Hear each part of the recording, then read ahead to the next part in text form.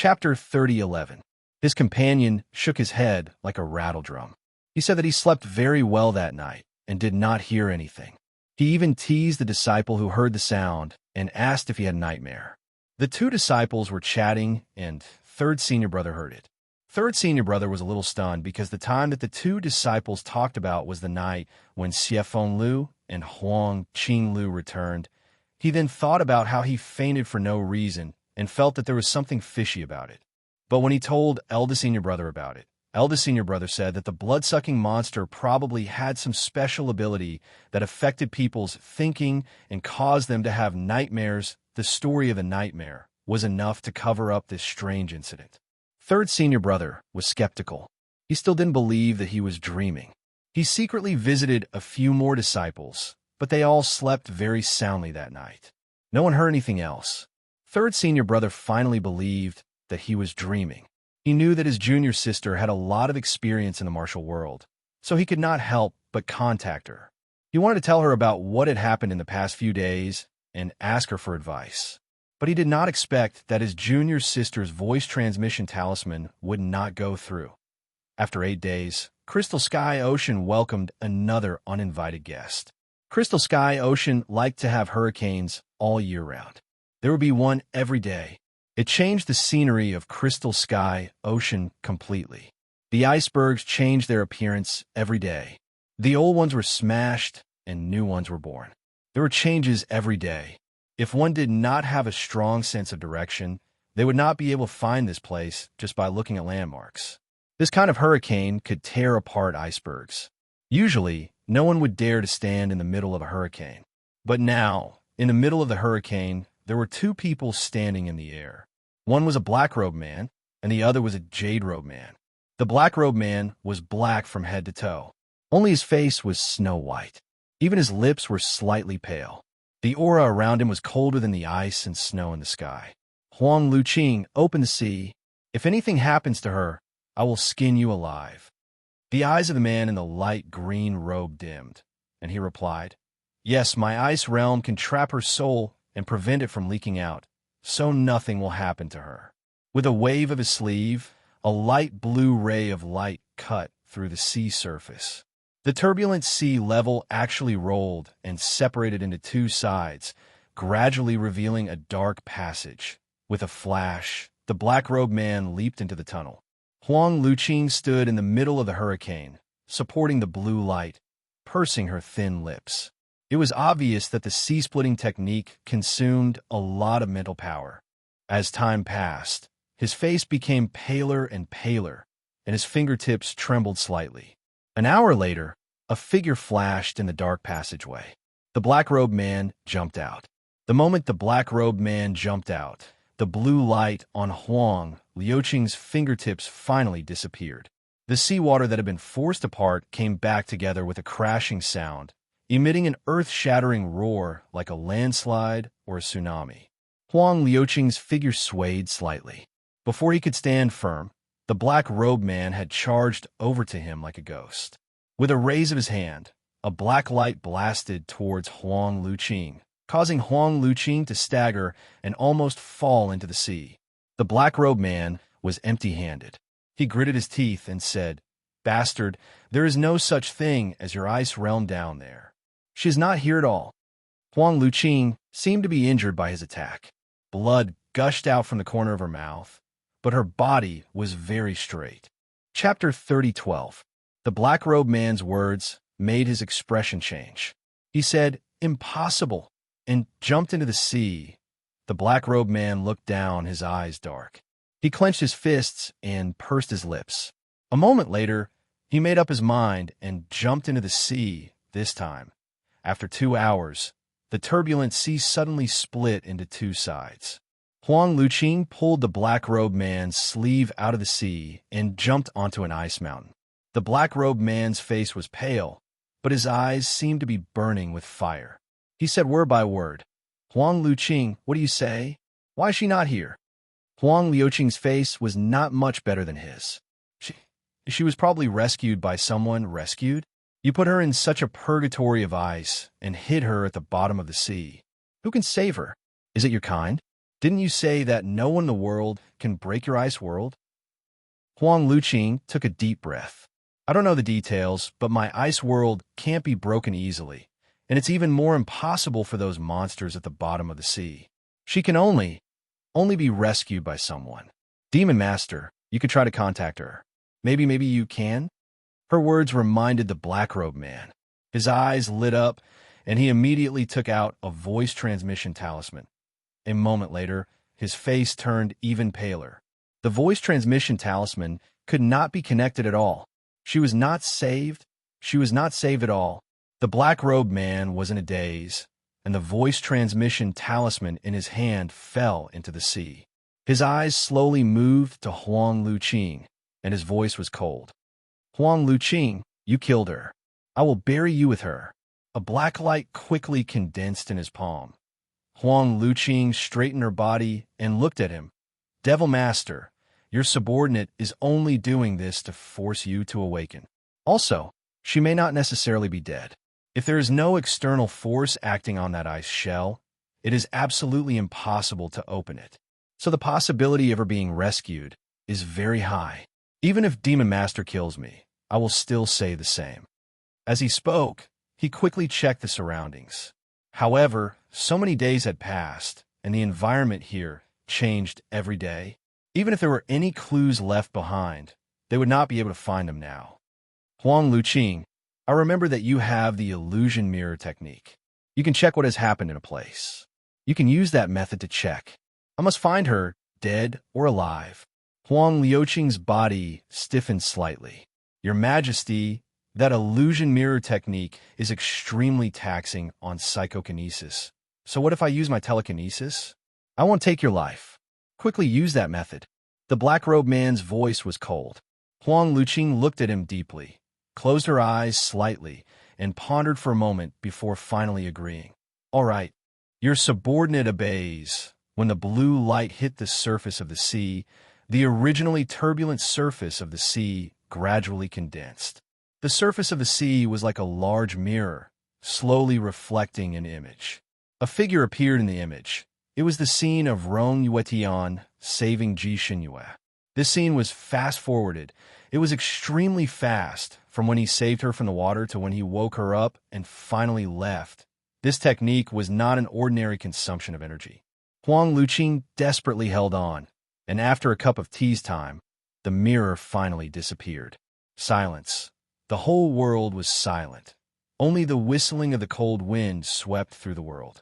The black-robed man clenched his fingers tightly, his knuckles turning white. He wasn't stupid. Although the scene flashed by, he could see that the two of them had some physical contact. Chapter 30:13. Rong Yuetanlan was obviously chasing after a beauty, and Ji Xinyue. She didn't seem to reject Rong Yuetanlan, and even had feelings for him. The woman he had liked for so many years, the woman he wanted to get, was getting further and further away from him. What was worse was that the date of her rescue should be 6 days ago, and she had been with Rong Yuetanlan in this place for 5 whole days. In these 5 days, she had contacted several people through the sound transmission talisman, but she didn't contact him. It seemed that she was really suspicious of him. She was afraid that she wanted to get rid of him. They might not be able to go back at all. The black-robed man's fingers trembled slightly, and his thin lips were tightly pursed.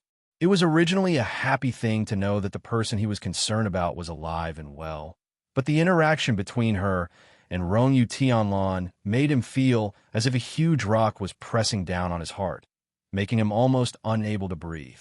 He kept looking at the disappearing mirror and didn't look at Huang Luqing, who was pale and had blood on the corner of her lips because of the extreme consumption of her mind power. Huang Luqing stood in front of him with difficulty. Devil Master, she is indeed fine. Let's leave. Your body hasn't fully recovered, and this place is not good for your health. The black-robed man glanced at her coldly, and his voice was slightly cold. Quickly go and check where he took her. I want to find her. Huang Luqing's eyes flashed slightly, and she sighed softly. Devil Master, Rong Yuetanlan is already an immortal, and he has no fixed residence, and his whereabouts are all over the world. If he wants to hide someone, it's not easy to find. Originally, Devil Master knew a tracking technique. and it was not difficult to find him. But when Devil Master awakened, he couldn't bear to consume all the beasts, so his power was not fully recovered, and he couldn't use that skill. I think it's better to wait for Devil Master to fully recover before looking for her. Since she is still alive, she might come out voluntarily in the future. Moreover, Ronyu Atamlon already knows that Devil Master is about to awaken, and he will definitely come out to stop it. At that time, they might come out together, and there is no need for Devil Master to look for them. When they come out together, maybe they're already married. The black-robed man's voice was cold. No, I must find her immediately and take her away from Ronyu Tianlan. His eyes were like poisonous needles. You don't have a solution now? Huang Luqing was stunned for a moment, and after a moment of silence, she said, if Devil Master must find her, you can only use one strategy. The black-robed man's eyes lit up. What plan? Huang Luqing said, this subordinate has investigated this exalted immortal beforehand. A few days ago, he had a close relationship with Ji Xinyue's younger sister, Ji Tianya. The black-robed man said impatiently. I already knew that, but that guy's already broken up with Ji Tianyue. Why mention her? Huang Luqing said indifferently. Although he and Ji Tianyue broke up, he once promised Ji Tianyue a condition, saying that if she were to encounter a real-life danger, he would save her once. The black-robed man's eyes lit up. Are you serious? Huang Luqing nodded. This subordinate learned about this from Ji Tianyue's maidservant. It can't be false. The black-robed man slowly clenched his fists. Very good. Then he would lure the snake out of its hole. These days, Ji Tianyue's life was extremely bitter. Her house was broken, her meals were cold, and her bed was made of wood. For someone like her, who had been spoiled since childhood, this was simply a nightmare. Moreover, there was no time for her to wake up. My dearest, happy Singles Day. Shopping is awesome. You can find a good husband and buy good things. Chapter 30:14. She cried, threw a tantrum, and even smashed things, but none of that attracted a single glance from her father. She regretted it even more. In order to make her father value her again, she even told the servant girl that heavenly immortal Rong Yu had not given up on her and promised to save her if she was in danger. This proved that he still liked her. In order to verify this, she even took out the precious sound transmitting talisman from the servant girl. The servant girl only chuckled and left. She had no intention of passing the message. That night, Ji Xinyue was shivering on her bed in the cold palace. It was already winter, but there was only a thin blanket on her bed. It could not resist the bone-chilling cold at all. Just as she was having trouble falling asleep, there was a sudden breeze, and a black shadow appeared in front of her. In the dark night, she could not see the person's face clearly. She could only vaguely feel that the person was tall and handsome. Her heart skipped a beat, and she opened her mouth to call out. That person waved his sleeve, and Ji Tianyue's entire body froze. Not only could she not move, she could not even make a sound. That person's loose black clothes were like a bat in the dark night. He calmly walked forward and touched her body with his cold fingers. Ji Tianyue did not know what he was going to do. She opened her eyes wide in fear and felt that his fingers were as cold as snow. Goosebumps instantly appeared on her skin. That person was so close to her, but she could not see his face clearly. That person's face seemed to have merged with the night. That person was not trying to take advantage of her.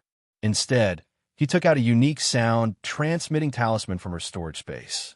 Then he sensed the psychokinesis aura on it and smiled deeply. Ji Tianyue actually wanted to shout that she was protected by heavenly immortal Rongyu, but she could not do so because her acupoints were sealed. She only felt that person's smile had a sinister chill, causing her to shiver again. That person waved his sleeve at her face, and she fainted. Ji Tianyue was woken up by the cold.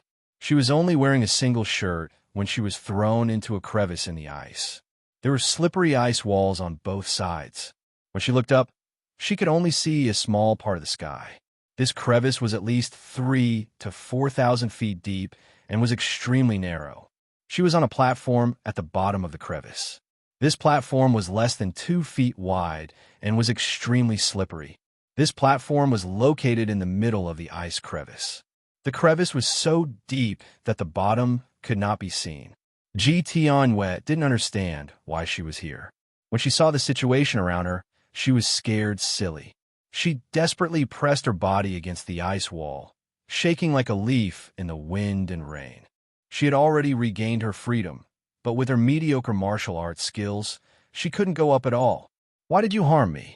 She screamed, "Help!"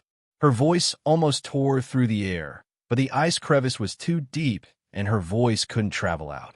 It hit the ice wall and made a buzzing sound. No one bothered with her. She didn't know how many times she had shouted until her voice was hoarse, but no one came. She shivered uncontrollably from the cold and grew more and more desperate. Finally, she burst into tears. She didn't know how long she had been crying. It was so long that even she felt despair. Suddenly, a figure flashed on the ice wall above her. A black-clothed man appeared. That man covered the sky above her and blocked all the light. She couldn't see the man's face clearly. She only felt that the man's black robe was like a messenger of the night. The coldness of that man was so heavy that it made her shiver from the bottom of her heart. Chapter 30:15. She also recognized that this person should be the one who brought her here. "What do you want to do? Why did you bring me here?" "Let me tell you, I'm not someone to be trifled with. My father is the South Sky Emperor. My sister is the famous Princess Ji Shenyue, and immortal Rong Yu also protects me like a treasure. If anything happens to me, they won't forgive you. Let me go, I can pretend this never happened." Ji Tianwei threatened while trembling. The man laughed coldly. "Do you want to live or not? If you want to live, use the sound-transmitting talisman that Rong Yu Tianlan gave you to ask him to save your life." Ji Tianwei was stunned and widened her eyes. "How do you know I have this sound-transmitting talisman?" That person didn't answer and only looked at her coldly. Ji Tianwei suddenly had an epiphany. "Are you going to harm my brother Rong Yu? So you want me to ask him to come here?" I don't want to be fooled by you. I won't do anything to betray brother Rong Yu." That black-robed person laughed coldly. "Then, it's up to you. To tell you the truth, this is the vast ice field. It's usually deserted. If no one comes to save you, only death awaits you. Choose for yourself." Ji Tianwei. Her face was pale, and her mouth was slightly open, but she couldn't say anything. That black-robed person turned to leave, but suddenly seemed to remember something and said, "If you ask him for help, you can say that you came here to relieve boredom and accidentally fell into this ice crevice. Don't say that I brought you here, or else he wouldn't have come if he knew this was a trap. Then only death awaits you." "No way. I won't say that. You're the one who wants to plot against brother Rong Yu. I must remind him." Ji Tianwei shouted subconsciously. That black-robed person seemed to laugh and said coldly, "If you're not afraid that he won't care about you, just tell him the truth." His figure flashed, and like a wisp of smoke, he floated upwards and disappeared in the blink of an eye. Ji Tianwei, her face was pale, and her body kept trembling. The black-robed man was right. If she told the truth, Rong Yu Tianlan would not jump in if she knew it was a trap. Then she could only freeze to death here. But if he lied and deceived Rong Yu Tian, he might suffer a great loss from the black-robed man without knowing the reason. Was she lying or not? This place was bone-chilling cold. Standing on this small platform, Ji Tianwei's hands and feet were frozen stiff. She slowly squatted down, hugged her knees, and wept. After a long while, she finally took out the voice transmission talisman with trembling hands. On the icy plains, the black-robed man stood facing the wind, his sleeves fluttering in the wind. A moment later, Huang Luqing emerged from the crack in the ice and landed in front of him. "Devil Master, you guessed right. That girl did as you instructed. It seems like this little princess cherishes her life very much, even willing to sacrifice the life of her beloved for this." The black-robed man smiled coldly. She has always been this kind of person. For her own life, she can sacrifice anyone. How did Rong Yu Tianlan reply to her? Rong Yu Tianlan's answer was very simple. He told her to wait where she was and that he would come. He didn't suspect anything? I don't think so. That girl is better at lying than you. I almost believed her. The black-robed man nodded. That's good. Then let's wait quietly for him to take the bait. Chapter 30:16. Huang Luqing pondered for a moment. Demon Lord, I think you should restore your power first before dealing with Rongyue Tianlan. Your current power is not even half of what it used to be. I'm afraid you're not his opponent. The black robe of the man in black fluttered. After a while, he smiled coldly. It's only a matter of a night for me to fully recover. The other side is not ready yet, so there's no hurry. This time, we're just luring the snake out of its hole and testing his true strength. He looked up at the sky. He knows the technique of traveling 1,000 miles in an instant. He should be here soon. How's the arrangement? Huang Luqing nodded. It's all set up. We're just waiting for the fish to take the bait. The man in black robes' eyes flashed with a fiery light. It was a kind of revenge that was about to succeed. Rongyue Tianlan, I prepared a feast for you. I'll invite you to taste it. This time, he didn't really want to take Rongyue Tianlan's life. After all, that person was at the level of a great immortal and couldn't be killed easily. However, he was confident that he could injure or even seriously injure him. As long as Rongyue Tianlan was injured, he would definitely return to his current hiding place to heal. That way, they could follow him to his lair and find Ji Shenyu. This was the idea of the man in black robe. Huang Luqing was an expert in setting up hidden weapon arrays. Back then, those immortals had suffered a lot under his arrays. Therefore, many people had lost their lives. As long as Rongyue Tianlan appeared on this ice field, he would fall into their trap. Even if he didn't die, he would lose a layer of skin. The two of them hid in the air, waiting for Rongyue Tianlan to fall into the trap. They would then give him a fatal blow. 2 hours passed. 4 hours passed. 10 hours passed. 16 hours passed. 16 hours passed. A day passed. The sun rose and set in the sky.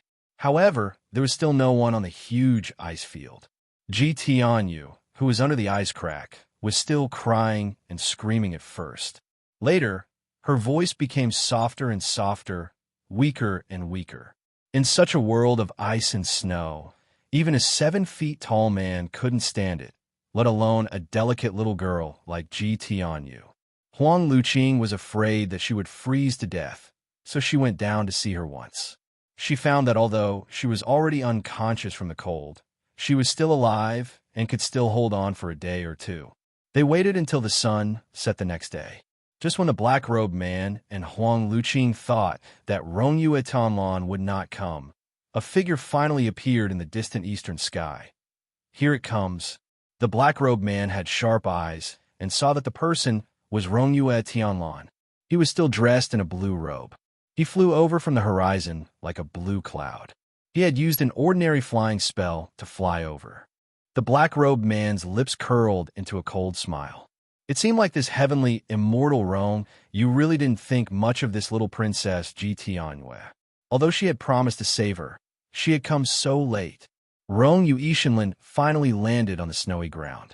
He had been observing the surrounding environment while holding a voice transmission talisman in his hand. From time to time, he would correct his position and look for directions. Obviously, he was not familiar with the terrain. Although he could determine Ji Tianyu's general location, it was still difficult to pinpoint it accurately. He seemed to be searching for the footprints left behind by Ji Tianyu. After a while, he finally found them. A woman's small footprints meandered towards the direction of the crack. After Rongyue Tianlan carefully observed the footprints, he seemed to be relieved. He followed the footprints and walked over. Chapter 30:17. The black-robed man sneered in his heart. It seemed that this exalted immortal still did not understand the climate here. It would snow at least once a day. Even if Ji Tianyu had left behind footprints, it had been a day and a night, and the footprints had long been blown away by the wind and snow. The footprints left behind now were made by Huang Luqing, and it completely matched the size of Ji Tianyu's small feet. Everything was as the black-robed man and Huang Luqing had imagined. Rongyue Tianlan walked step by step into the array they had set up. The array was finally activated, and all kinds of earth-shattering noises were incessant on the ice field. Bolts of lightning struck the array, and snow fog filled the sky. All kinds of ice and snow condensed into weapons, like a hornet's nest that had been poked, shot in the direction of Rongyue Tianlan. The originally flat snow surface directly cracked open, and all kinds of blue poisonous hidden weapons shot out from the cracks. An inescapable net. It could be said that what was set up around Rongyue Tianlan was a real, inescapable net. Even the four kings of this continent would be flustered and overwhelmed if they encountered such a sneak attack. There was no escape if he was injured. Rongyue Tianlan was also taken aback by the sudden danger. He dodged left and right in the array, but after all, it was too sudden. He was in a passive position at first, and it was obviously difficult to turn the situation around later. Soon he was injured. His shoulders, ribs, legs, arms. He was hit several times, and blood dyed his blue robe red. Those hidden weapons were all poisonous. After he was injured, his movements became slower and slower, but he did not give up and attacked left and right, trying to break out of the encirclement. The black-robed man hid in the air and watched coldly, a bloodthirsty smile on his lips. During the war years, he and Huang Qinglu had encountered exalted immortals before. After being ambushed in such an array, they were also seriously injured and almost lost their lives. Now, Rongyue Tianlan was indeed not out of his expectations. It was only a matter of time before he was seriously injured. The black-robed man held his chin with his fingers. It seemed that he had overestimated this opponent. This exalted, immortal Rongyue was just... There was nothing happier than seeing his love rival trapped in the inescapable net he had set up, so the black-robed man, who had always been gloomy, could not help but laugh happily like a child. Huang Qinglu was standing beside him, manipulating the array formation to continue attacking Rongyuishan. He glanced at the black-robed man and suddenly saw his childlike smile. His heart skipped a beat and his fingers trembled slightly. It had been far too long since he had seen the demon lord like this. Rongyuishan, who was inside the array, had suffered countless injuries. Her blue robe was almost soaked in blood and was no longer as free and easy as before. She looked like she was in a sorry state. His footsteps were unsteady, and he was obviously an arrow at the end of its flight. The black-robed man's figure flashed, and he suddenly charged into the formation. Huang Qinglu was shocked. He knew that the Devil Lord would plot against Rongyue Tianlan, but he felt that it was not the right time yet. He should wait a little longer. The black-robed man was in midair, and his thunderous palm had already smashed down. This move contained the essence of almost all of his cultivation, and it was once his greatest weapon to defeat his enemies. Back then, countless immortals above the divine monarch level had died under this move. The black and misty palm chi pressed down on Rongyue Tian like Mount Tai. Uft! Rongyue Tian couldn't dodge in time and was hit directly by this move. Boom! With a loud bang, Rongyue Tianlan, who was covered in blood, had a flash of red light around her body. She actually exploded under this palm. Chapter 30:18. What kind of mutual destruction move was this? The black-robed man was stunned. Because the distance was too close and the red light from the explosion was too fast, he did not dodge and was hit by the red light. The dust on the snowfield settled. The black-robed man fell to the ground. His face was pale, and there were blood stains on the corner of his lips. His black robe was covered in dark patches. The red light that hit him was not the real red light, but blood plasma. The blood plasma shot directly on his body. The huge impact made him vomit blood and stained his robe. The price he paid for this attack was not small, and he suffered injuries that were neither light nor heavy. And Rongyue Tianlan had disappeared, and what appeared there was a broken puppet. The puppet was 2 feet tall and should have been filled with blood. But at this moment, there was a hole in the puppet, and all the blood was sprayed out. It was like a deflated balloon. They were fooled. This Rongyue Tianlan was actually a fake. It should be a puppet made by Rongyue Tianlan. The black-robed man's fingers trembled. Huang Luqing was also stunned. She never thought that the net they had painstakingly set up was actually a fake person. If the one here was fake, then what about the real one? The black-robed man's figure flashed and went straight to the crack.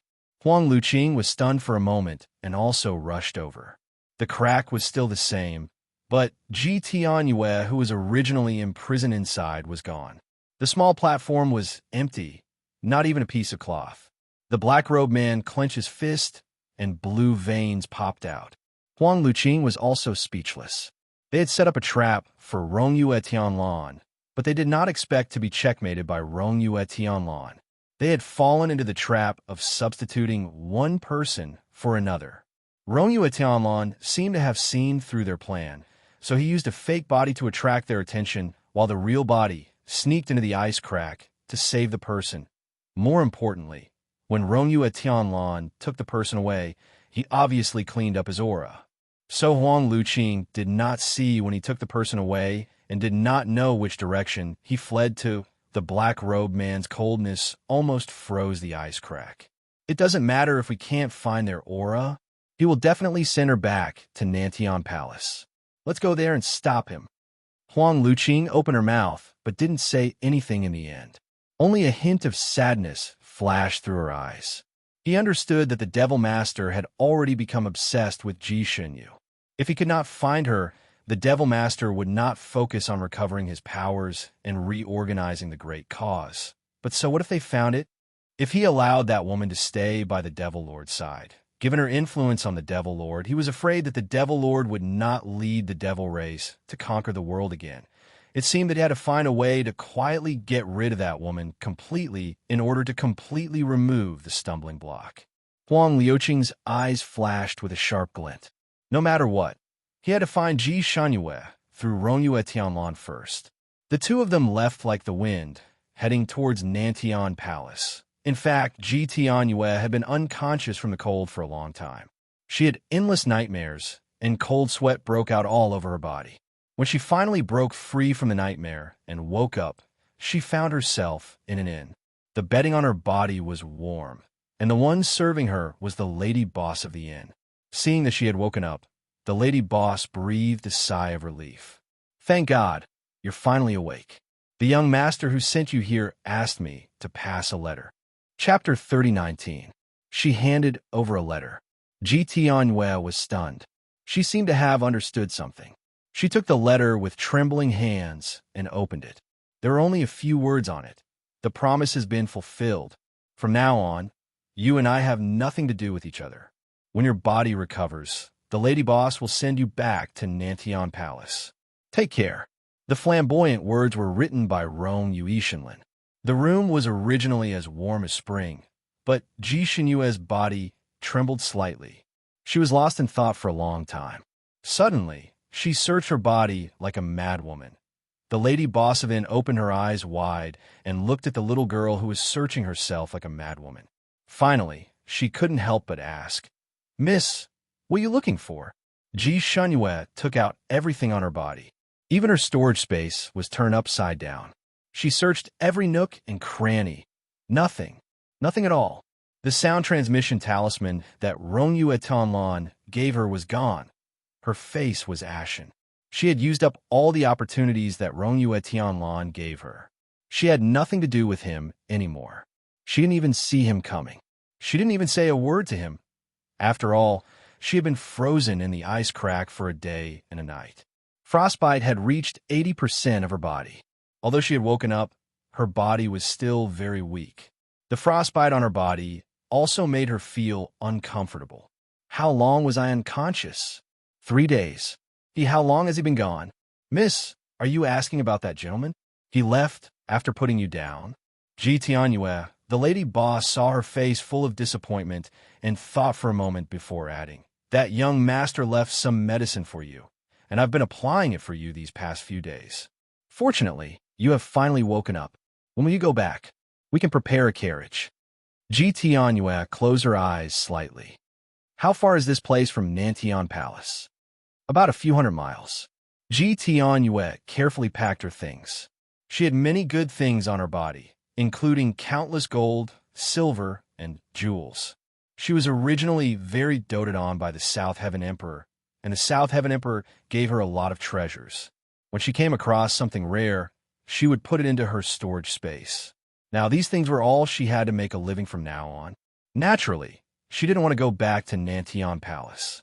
If she went back, she would be in the cold palace. Since she had already escaped by accident, she might as well wander the Jianghu alone. If her sister could do well in the Jianghu, she believed that she could do the same. She didn't believe that she could do worse than her elder sister. She clenched her fists and didn't notice the greedy gaze of the lady boss behind her when she saw the things she took out. In the end, Ji Tianyue was still a child with little experience in Jianghu. She committed a big taboo in Jianghu, not showing off one's wealth. Treasures moved people's hearts. Any one of the jewels in her hands was worth tens of thousands of gold. A single treasure was enough for an ordinary person to live a rich life for the rest of their lives, not to mention that she had so many of them with her. In fact, Rongyue Tianlan had left enough money for the lady boss. Not only could she live in this and leisurely for a few months, but she also had enough money to send her back. Rongyue Tianlan was also afraid that she would harm a little girl, so before he left, he even smashed a big stone to threaten the lady boss so that she wouldn't dare to have any evil intentions. His arrangement was not inappropriate. Originally, Ji Tianyue could have returned to the palace safely. But now, under the huge temptation, the lady boss was moved. Chapter 30:20. Xie Zhuk was extremely angry. He and Huang Luqing had been waiting in the shadows of Nantian Palace for 3 days, but they never saw the person they were waiting for. Not only did Rongyue Yishan not come, but even Ji Tianyue did not come back. 3 days. Even if Rongyue Yishan drove an old cow and a broken car, she could still send them back. It was obvious that Rongyue Yishan had seen through their plan again, so she had hidden with Ji Tianyue. Perhaps she had already brought Ji Tianyue back to her secret residence. Now, the two sisters had already met. Xie Zhuk clenched his fists again and again, resisting the urge to tear down Nantian Palace. He had been busy for so long and had planned for so long, but it was all for nothing. He was extremely depressed. At this moment, walking on the street, his entire body was filled with a coldness that kept people away. Huang Luqing had been silently following beside him. She knew that Xie Zhuk needed a vent. The two of them were extremely beautiful. Walking on the street like this was undoubtedly an eye-catching scene, attracting the affectionate gazes of countless women. When they passed by a brothel, the courtesans dressed in red and green upstairs could not help but throw handkerchiefs, flowers, and other things at them when they saw the two of them passing by. Demon Master, do you want to find a girl? Huang Luqing asked Xie Zhuk as she casually brushed away a flower that almost hit her head. Tens of thousands of years ago, Xie Zhuk had been extremely dissolute and had countless concubines by his side. He was a dissolute demon master. At that time, Huang Luqing could not stand his style and had tried to persuade him a few times. She had even fallen out with him because of this, but she still could not stop Xie Zhuk's dissolute nature. Xie Zhuk and Huang Luqing had met when they were children. Xie Zhuk had accidentally saved Huang Luqing's life. In order to repay Xie Zhuk, Huang Luqing had stayed by his side. At first, she was his playmate, and later, she became his military advisor. Xie Zhuk was a genius at cultivation. With Huang Luqing's help, he quickly unified the demon world and became its master. Xie Zhuk was quite kind when he was young. Perhaps it was because of the baptism of war and the countless assassinations and conspiracies that this once smart and kind child had become headstrong and arrogant. He had a very strong rebellious mentality. The more he was not allowed to do something, the more he wanted to do it. Huang Luqing stopped him from spending time on women, but he just had to take a bunch of concubines back. There were so many women around him that it was impossible to count. Finally, he took in a female spy from the immortal realm. That woman knew his whereabouts and trajectory and sent it to the immortal realm, causing him to fall into a trap set by the immortal realm and be completely wiped out. And at that time, because Huang Luqing had a falling out with him, she left him for half a year. Half a year later, she heard the news of him being killed by a group of immortals. After Huang had awakened, he had had Zhuk, a demon master, had had Huang Luqing. He still remembered his back, then Huang Luqing. He looked at him coldly. Haven't you always been annoyed that I'm looking for women to have fun with? Huang Luqing sighed and said, this subordinate would rather you return to your original dissolute nature. He raised his head and looked at the women upstairs. There was no lack of outstanding beauty among them. One of them even looked somewhat similar to Ji Xinyue. He raised his sleeve and pointed at the woman. Demon Master, how about that woman? The woman seemed to know that she had been pointed out. She immediately winked at the two of them, seductive and soul-stirring. Chapter 30:21. Xie looked up and frowned slightly. He coldly said, "Dirty." He raised his sleeve, and a faint green light shot toward the building. Those women were leaning against the railing of the building and stroking their hair coquettishly. After the green light flashed, the railing suddenly broke. Amidst ear-piercing screams, the group of women fell straight down from the third floor and fell to the ground like dumplings. Huang Luqing. Such an unforeseen event naturally attracted a large number of onlookers, and the scene was a little chaotic. Huang Luqing took the opportunity to leave with Xie. He could already tell that not only had Xie shattered the railing, but he had also broken the throat of the woman who looked a little similar to Ji Xinyue. The other women might only be injured, but that woman would definitely die. The two of them quickly turned to another street. Huang Luqing could not help but ask, "Why did you kill her?" Xie voice was cold. "She tarnished her appearance. How could he allow a woman who looked a little similar to Ji Xinyue to do that? Therefore, he had killed her without mercy." Huang Luqing. He tightened his grip on the fan. Although Xie had a group of beauties by his side, he had never truly fallen in love with any woman. In his eyes, all the women in the world were tools to vent his desires. Now, although he had recovered Xie's memories and even his personality, his feelings for Ji Xinyue had not changed. In fact, his obsession had become even stronger. He would not stop until he got her. As the two of them walked, the sound of wings flapping suddenly came from above. The two of them looked up and saw a colorful bird flying past. Xie's feet suddenly stopped. This bird was the soul-seeking bird. The bird flew directly to a tea house on the street. On the third floor of the tea house, a woman in white was sitting by the window. The soul-seeking bird had landed on her shoulder and was chirping nonstop. The woman in white was extremely beautiful and had an otherworldly aura. She tilted her head as if listening to the bird. After a while, she smiled gently and stroked the bird's head with her fingers. "Thank you for your hard work."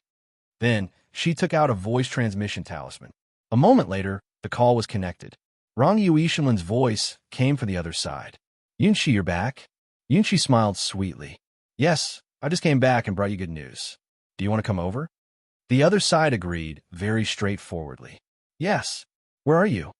Yunqi told him her address before turning off the voice transmission talisman. Xie and Huang Luqing looked at each other. This was really a case of wearing out iron shoes in a fruitless search, only to find it without any effort. They couldn't find Rongyue Tianlan's whereabouts, but now he had delivered himself to their doorstep. "Luqing, Rongyue Tianlan is extremely cunning. We must not reveal our whereabouts in advance this time. It won't be too late to make a move when we confirm his lair," Xie said. Huang Luqing tightened his grip on his fan. It had been a long time since he had heard Xie call him by his name. He paused for a moment before saying, "Yes, let's hide our tracks first." These two people's kung fu was top-notch. Not only were they proficient in the art of transformation, but they were also proficient in the art of invisibility. Soon, they concealed their tracks and went upstairs. There were not many people in the tea house. There were many empty seats on the third floor. The two of them found a seat and sat down. This table was quite far from Yunqi's table. It was in a corner, and there was a screen in front of it. Usually, even if someone sat at this table, it would be easy to overlook it. Chapter 30:22. This time, Rongyue Tianlan wasn't slow. He arrived within an hour. His clothes fluttered as he appeared in front of Yunqi with a faint smile. "Yunqi, I've made you wait." Yunqi was clearly very familiar with him as she smiled and called Rongyue Tianlan to sit down. Rongyue Tianlan's eyes fell on the bird, and he asked, "How is it? Can it smell the aura of her soul?" Yunqi smiled and pushed a cup of tea over. "Don't worry, you rushed here in a hurry. You should drink a cup to moisten your throat first. I also just rushed here, and I'm very tired. Let me catch my breath, and I'll tell you in detail." Rongyue Tianlan shook his head. He knew that Yunshi liked to keep people in suspense. The more anxious you were, the calmer she would be to tease you. His eyes fell on Yunshi, and he saw that her pretty face was indeed a bit pale. Even the bird looked tired as it panted with its head down. He wanted to urge Yunshi to tell him the result, but seeing her like this, his heart softened. He sat down and drank some tea. He took out a shining sword from his spatial storage and placed it on the table before waving his hand at the bird. The bird immediately swooped down and pecked at the sword. In just a moment, it swallowed the divine weapon into its stomach. After eating the special food, the bird looked a lot more spirited. Yunshi gave a soft sigh as she turned the teacup in her hand to look at Rongyue Tianlan.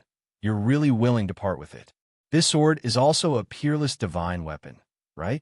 If you let it eat like this, you'll spoil it. It's worth it. Rongyue Tianlan only said these 3 words as he stroked the bird's feathers. The bird rubbed its beak against his hand in satisfaction to show its friendliness. Tianlan, who is that Princess Jiyu? What is her relationship with Yi Qianshang? Yunshi couldn't help asking out of curiosity. Rongyue Tianlan was drinking tea when his hand holding the teacup paused. After pondering for a bit, he gave a sigh. It seems like you transmigrated to the past when they first met. You don't know the ending, Yunshi smiled. It should be like this. That little princess is so cute. She was played around by Yi Qianshang. Rongyue Tianlan's fingers trembled, and a little of the tea spilled out. He lowered his eyes for a moment and sighed. Actually, he didn't fall in love with Jiyu at first. He was just using her. What happened next? Yunshi raised her eyebrows. A lot of things happened after that. Let's not talk about these things anymore. You just need to know that she married him in the end. She is his most beloved wife. Yunshi's eyes widened as she blurted out, She's your wife? It's her, Yi Qianshang's wife, the wife of my soul, not mine. Yunshi glared at him. Isn't that the same? That part of your soul is also you.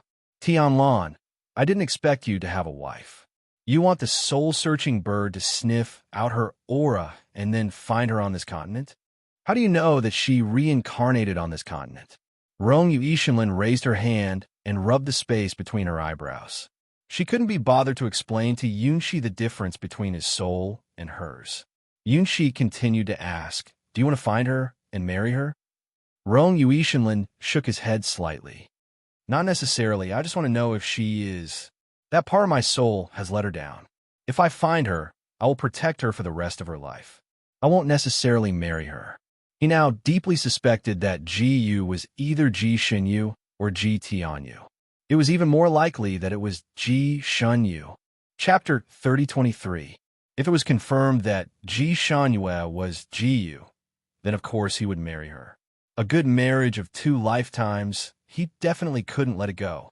If Ji Tianyu was Ji Yu, then he would try to find a good husband for her and let her live a happy life. It would be his compensation to her, and he would still marry Ji Shenyu. No matter what, she was the one he liked now, and she was the one who affected all his heart. The 2 of them talked for a while, and Rongyue Tianlan gave Yunshi some pills to recover as soon as possible. Yunshi rested for a while and stood up. You should have a target, right? Where's the first person you want to test? Rongyue Tianlan looked at her and saw that her face was still a little pale. He pondered for a moment. She's not in this city. It's 800 miles away. Yunshi frowned slightly. So far, she hadn't recovered yet, and it was really difficult to ride a cloud for such a long distance. Rongyue Tianlan knew what she was worried about. Don't worry, I'll take you there. Yunshi smiled sweetly. Okay. The 2 of them went downstairs. Demon Master, should we follow them? Huang Luqing reminded Xiejuk, who had been in a daze. The light in Xiejuk's eyes was a little strange, as if he was excited and disdainful. He clenched his fists and suddenly sneered. So he's already married. Then how can he be worthy of Shenyu's love? He's not worthy at all. Shenyu deserves the best, and Shenyu's man must be loyal to her. Huang Luqing, Demon Master, the one marrying shouldn't be him, but one of his souls. If one of his souls marrying a wife wasn't worthy of Ji Shenyu, then the Demon Master had a bunch of women by his side back then. Of course, Huang Luqing didn't say these out loud. What's the difference? In the end, it's still him. And he obviously can't forget his feelings for that woman, and he's still trying to find her. He treats Shun Yu well because he treats her as that woman's substitute. Xie Zhuk fiercely retorted. Huang Luqing didn't want to argue with him and sighed. Demon Master is right. Should we follow them? Follow. Of course. I want to see who Rong Yue Tianlan's so-called wife is. We'll reach Fenghua City after passing through this forest. She's staying in the second room on the third floor of the Tian Kolai Inn in Fenghua City. Rong Yue Tianlan instructed Yunxi, who was on the same cloud as him. Yunxi was playing with the bird. She nodded and replied, "All right." Then, she tilted her head and looked at him. "Aren't you going?" Rong Yue Tian said, "Let's use the soul-searching bird to identify it first." If Ji Tianyue was still Ji Yu, he would naturally go down to meet her again. Of course, it wasn't to rekindle their old relationship, but to send her back to Southern Heaven Palace. Then, he would greet Southern Heaven Emperor and tell him not to mistreat her anymore. He would ensure that she would live a carefree life. If not, then Ji Tianyue was a stranger to him, and he didn't need to take any responsibility for her. He had already done all he could for her. Although she was Ji Shan Yu's little sister, a little sister who always wanted to harm her elder sister. "Ha! Let me go. Will Wu let go of me? Help!" Ah! The shrill cry of a woman came from the forest. When she shouted for the third time, something seemed to be stuck in her throat. She couldn't shout anymore and could only let out a whimper. "Ha ha! This place is deserted. Little girl, you've made me happy enough. I can even let you go more comfortably." Chapter 3024. Chaotic noises could be heard from below. It was obvious that there was a robbery and murder going on below. Rong Yue Tianlan's expression changed. Not good. She turned the cloud around and rushed downwards.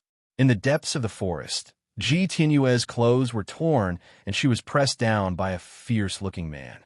The man was pulling her underwear. Ji Tianyue's face was full of tears. She seemed to want to struggle desperately, but her acupoints were sealed and she could not move at all. She could only open her eyes wide, and despair filled her eyes. There was a short man standing next to her. The short man was impatient. "Third brother, let's get her things out quickly and leave. I feel a little creepy." The fierce-looking man laughed grimly. "Big brother, we have to kill her to get the things she hid in the storage space."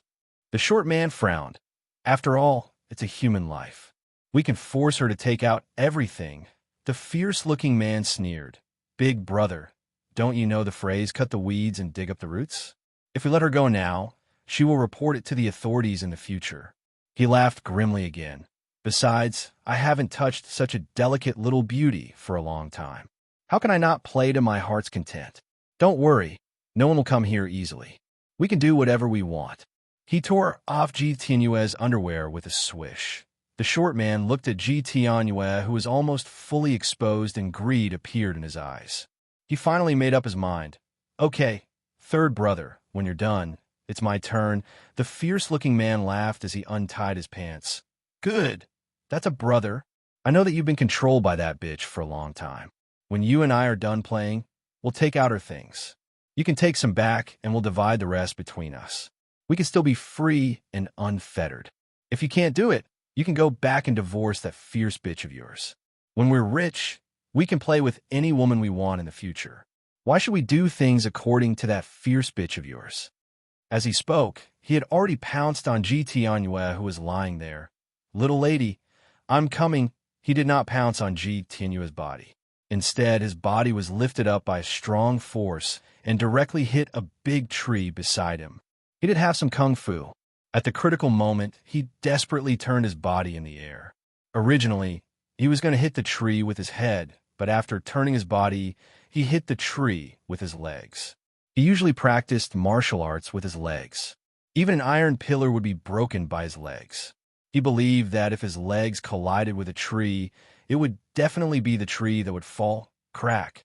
A sound that made one's teeth ache rang out, followed by a blood-curdling scream that tore through the air. He fell to the ground.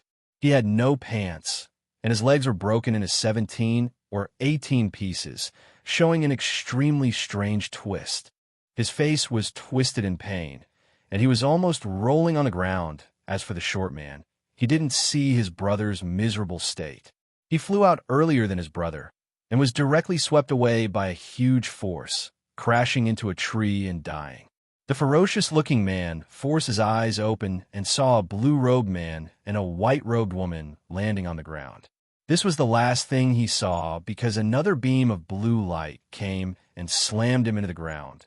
The blue-robed man and the white-robed woman were naturally Rongyu Ishinlin and Yunshi. The scene in front of her was too unbearable. Rongyu Ishinlin directly slapped the bodies of the two filthy men into the ground and buried them. Chapter 3025.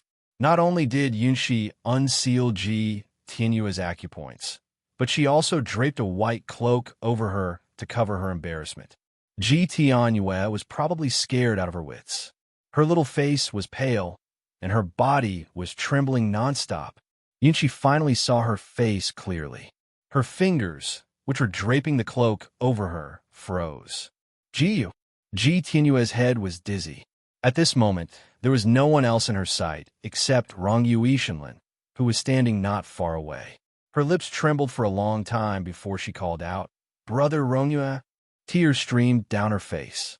She pushed Yunshi away and wanted to throw herself into Rongyu Ishinlin's arms. Rongyu Ishinlin had not expected that she would be plotted against here. When he saw her throwing herself at him, he waved his sleeve.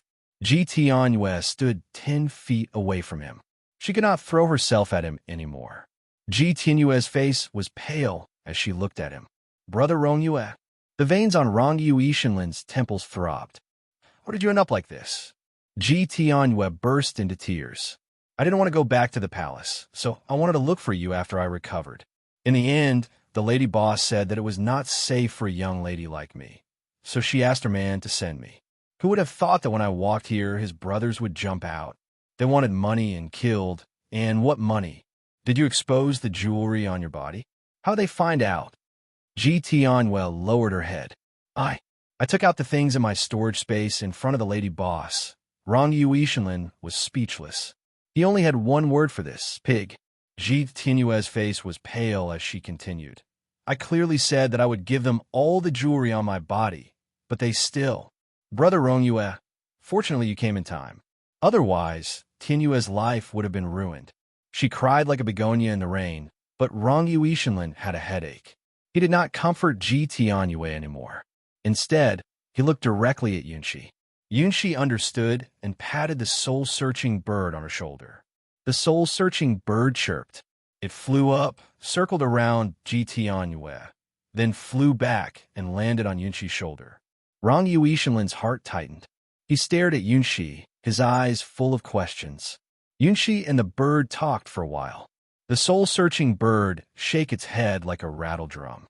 Yunshi shook her head slightly at Rongyu Tianlon. She wasn't. She was not Jiyu. She was really not Jiyu. Rongyu Tian heaved a long sigh of relief. Rongyu Ishinlin left with Yunshi again. This time, he left without any worries, leaving Ji Tianyue crying in the forest. Out of humanitarianism, Rongyu Tianlon unsealed Ji Tianyue's acupoints before ascending. Yunshi also left a set of clothes for the little girl so that she could change into them later. Ji Tianyue watched them leave and cried uncontrollably. She finally understood that she and Rongyu Tianlon were not fated to be together. Why? Why won't you like me? How am I worse than my sister? Ji Tianyue's heart was filled with injustice and unwillingness. She clenched her small fists tightly. "Obviously my dance is the best, and my appearance is better than hers. You are not as good as her in any aspect.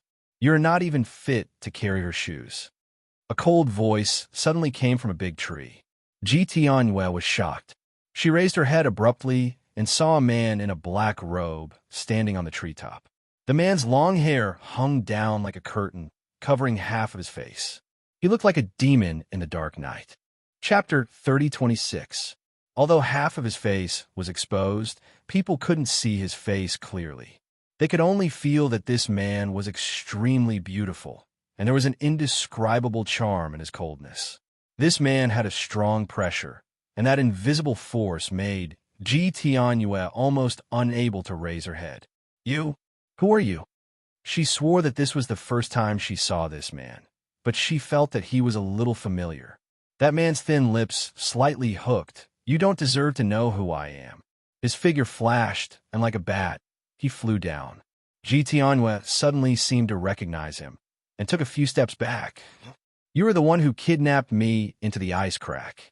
You want to use me to threaten him? He won't be fooled again." She was panicked and scared, and was already stuttering. The man in the black robe smiled. "That's why I said you were useless.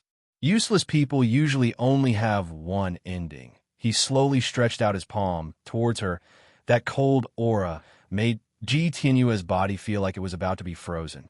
Her martial arts had clearly recovered, but under that cold aura, her body was stiff, and she couldn't even retreat. The man in the black robe's palm was as white as jade, and his fingertips were round and slender, and it fell on her shoulder. Ji Tianhua also knew that it was a moment of life and death. She was so scared that her teeth were chattering, and she desperately said, Don't kill me. I can give you everything I have." The man in the black robe's eyes flashed slightly. "Everything? Yes, including my body. Please don't kill me. I could do everything for you." Ji Tianhua was almost scared to the point of peeing, making random wishes. "Very good, then die for me." The man in the black robe's palm flashed with a black light. A moment later, the living Ji Tianhua disappeared, and only a skeleton was left in the white cloak, no longer fresh and delicate. Someone behind sighed faintly. "Why kill her? She's just a waste. You won't be able to increase your power by much by sucking her."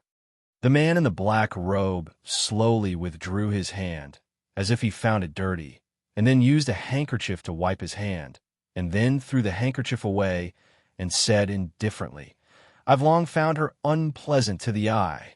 "For Ji Xinyu?" Huang Luqing sighed. "Oomph." The black-robed man snorted, leaped up, and said to Huang Luqing, "I'll chase after them. You clean up this place." He disappeared in the blink of an eye. Huang Luqing shook her head, looked at the skeleton on the ground, and sighed. "You shouldn't have schemed against my sister after obtaining benefits from her. She is his bottom line." He casually dug a deep hole in the ground and threw the skeleton into it. The forest regained its tranquility.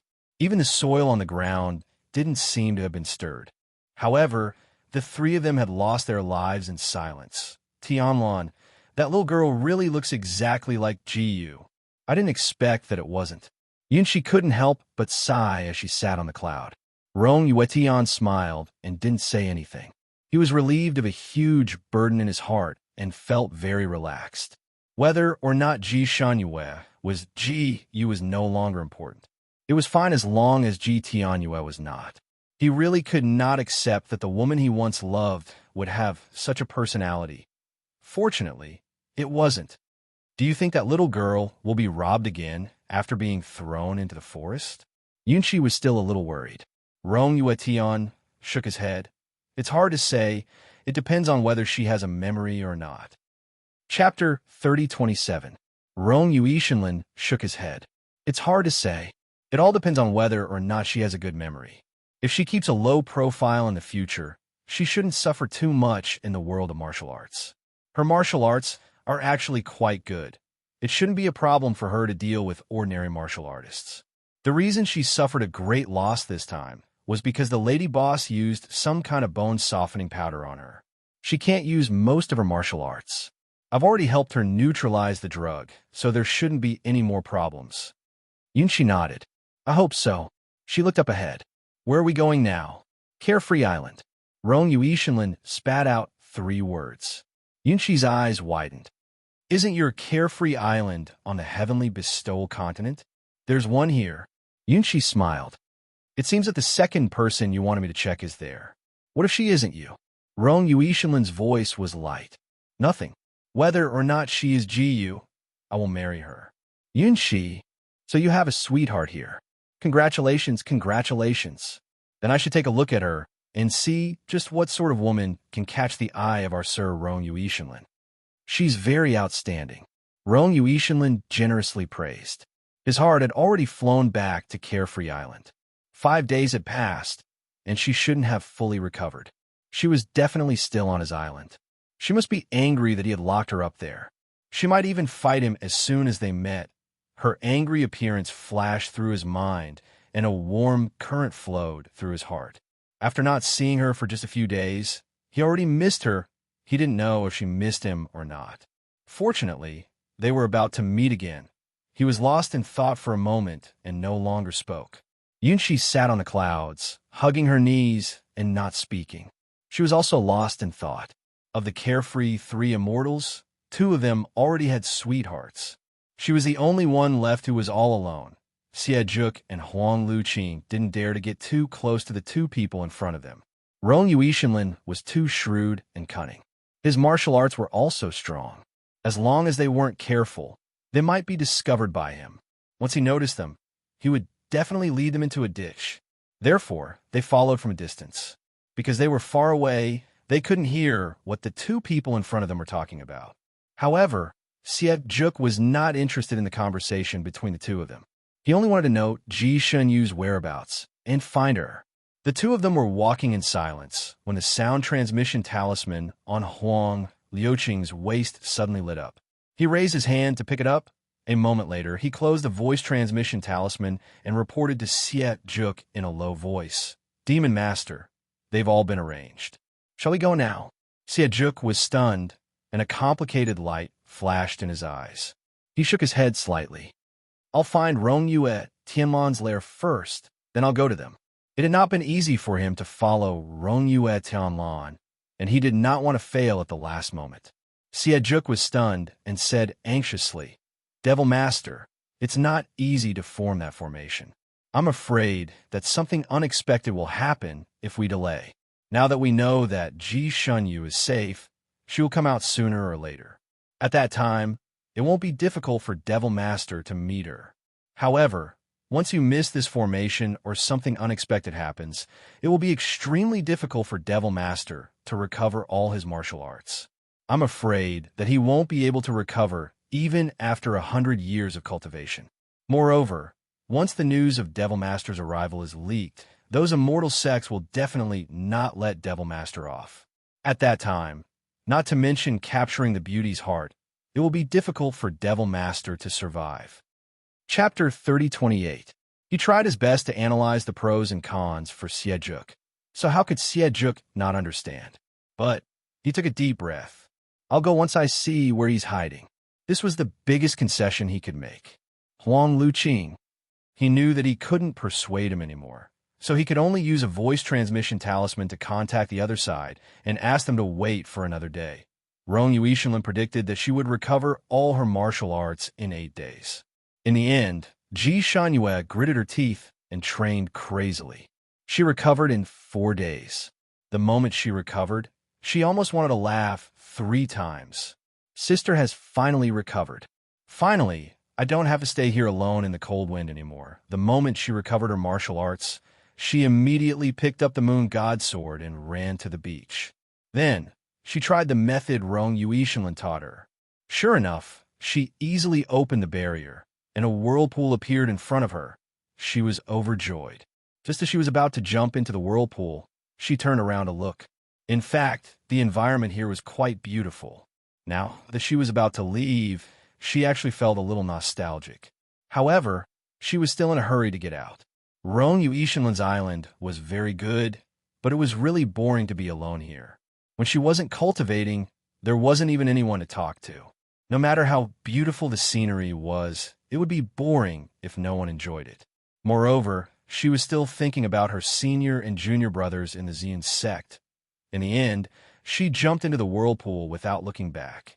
She would come here again if she had the chance in the future. Right now, it was more important to get down to business. She left the island smoothly. When her feet landed on the shore, she looked back at the surging waves of the sea and laughed loudly. She was out. She was finally out. She looked at herself. Her peach-red shirt was like a brilliant red cloud. The first thing she did when she left the island was to look for her voice transmission talisman. Very good. Rong Yuishinlin didn't lie to her. She really found her things in the location, he said. A few voice transmission talismans lay in her palm. They were colorful and exceptionally beautiful. Different colors represented different people to contact. White represented her master, yellow represented the South Heaven Emperor, and the other colors represented her senior and junior brothers and the friends she made when she was traveling in the Jianghu. For example, the blue one that looked like a star represented Rongyue Shenlin. The voice transmission talisman was formed by combining the telekinesis of both parties. Therefore, those who could communicate with each other through the voice transmission talisman were usually the most trustworthy and closest people. Ji Xinyue looked at the sound transmission talisman in her hand and discovered that there was an additional blood-red one. Furthermore, the appearance of this voice transmission talisman was different from other voice transmission talismans. The other voice transmission talismans were all in the shape of a five-pointed star, but this one was in the shape of an octagon. It lay in her palm like a red bean. She moved closer to her nose and sniffed. Her heart skipped a beat. Rongyue Tianlan's aura. Obviously, Rongyue Tianlan had left this for her. He had already left her a blue one. What did he mean by giving her this blood-red one? Perhaps he had mistakenly mixed in the sound-transmitting talisman that he used to communicate with others. In that case, she would just return it to him when she saw him in the future.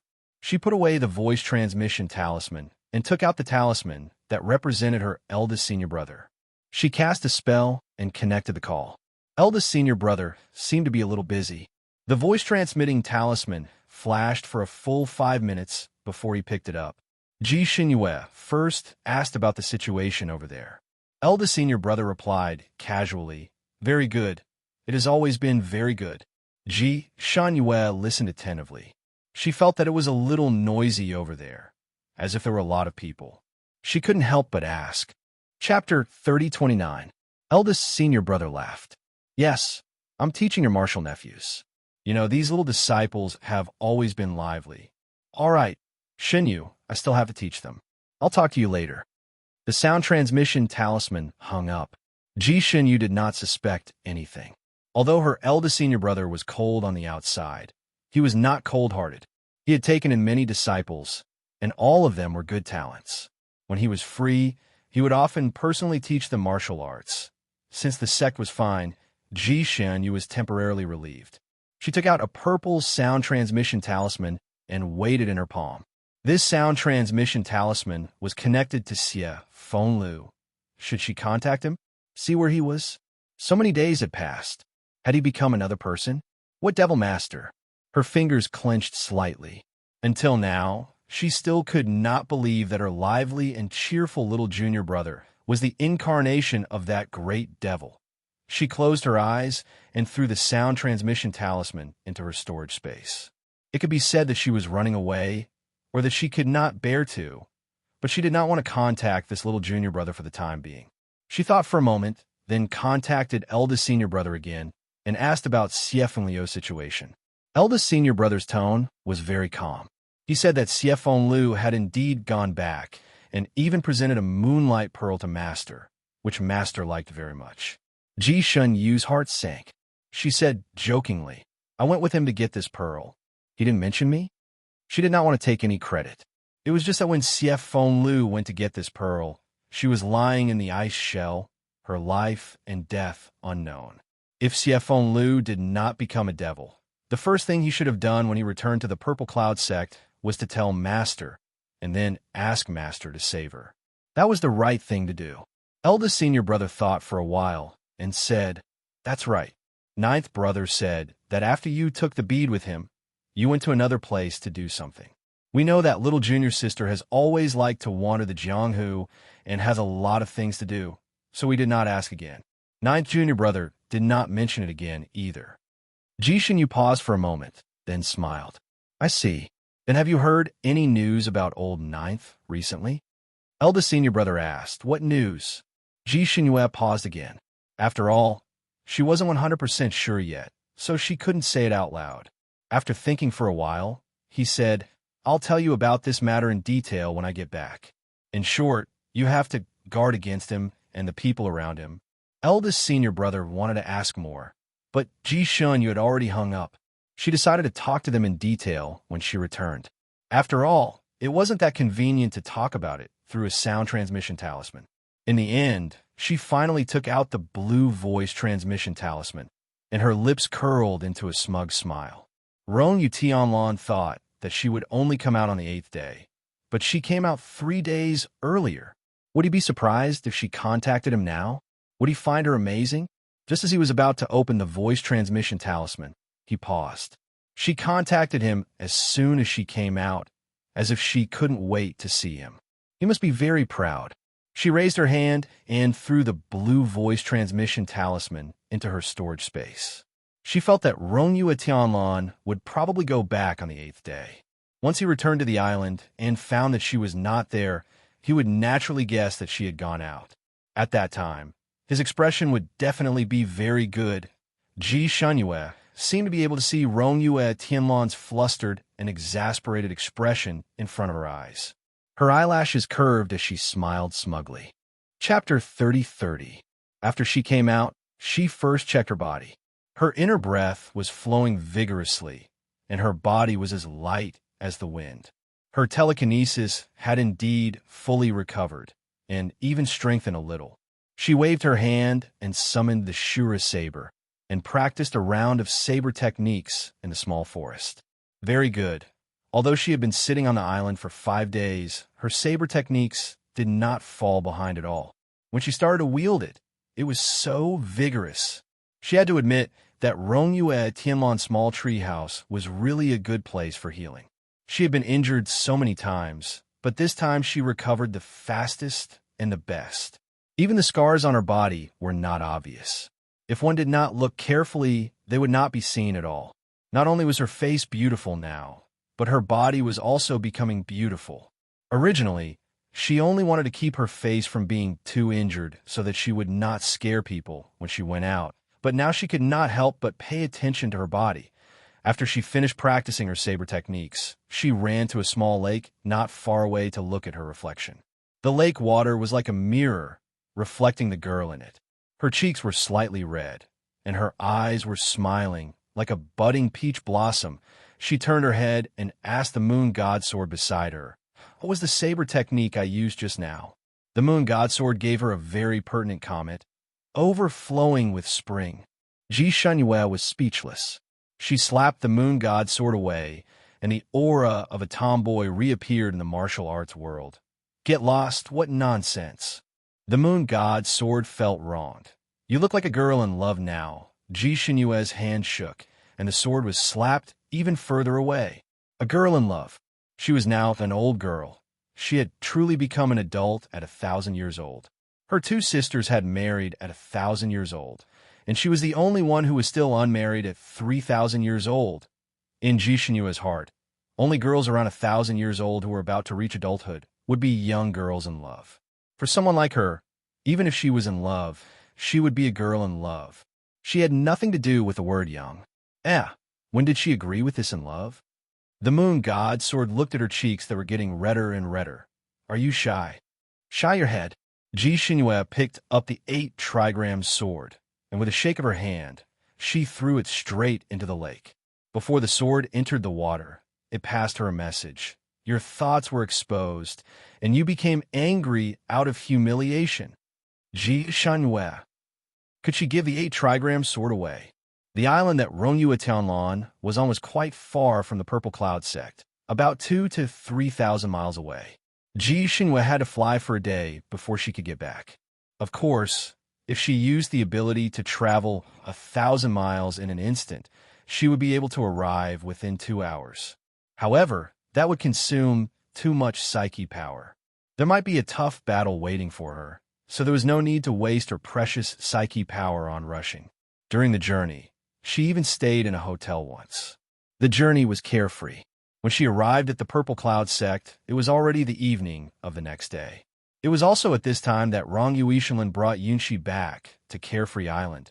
As soon as Ji Shunyue arrived at the Purple Cloud sect, she noticed that the atmosphere was not quite right.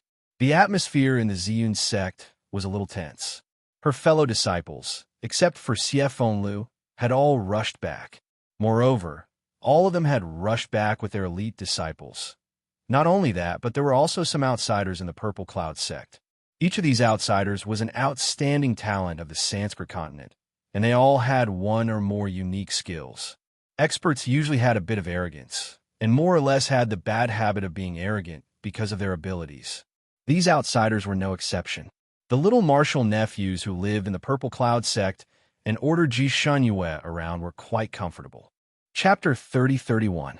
When Ji Shunyue arrived, she saw these people practicing a kind of array in the big square of the Purple Cloud sect. Ji Shunyue was very knowledgeable about arrays, but she had never seen anything like this. The disciples and the experts were wearing different colored robes, forming a six-pointed star array. They were moving around in groups, with all kinds of lights flashing from time to time. The Purple Cloud sect master didn't take in disciples easily. He had very high requirements for the aptitude of his disciples, so his disciples were all elites of the elites. Any one of them was a big shot in the Fanning continent. Moreover, he had a problem with taking in disciples according to the 6 attributes. Perhaps it was because people had lived for too long that they became a little bored. So other than Feng Wuji, the Purple Cloud sect master's eldest disciple, the other disciples were all of a single attribute.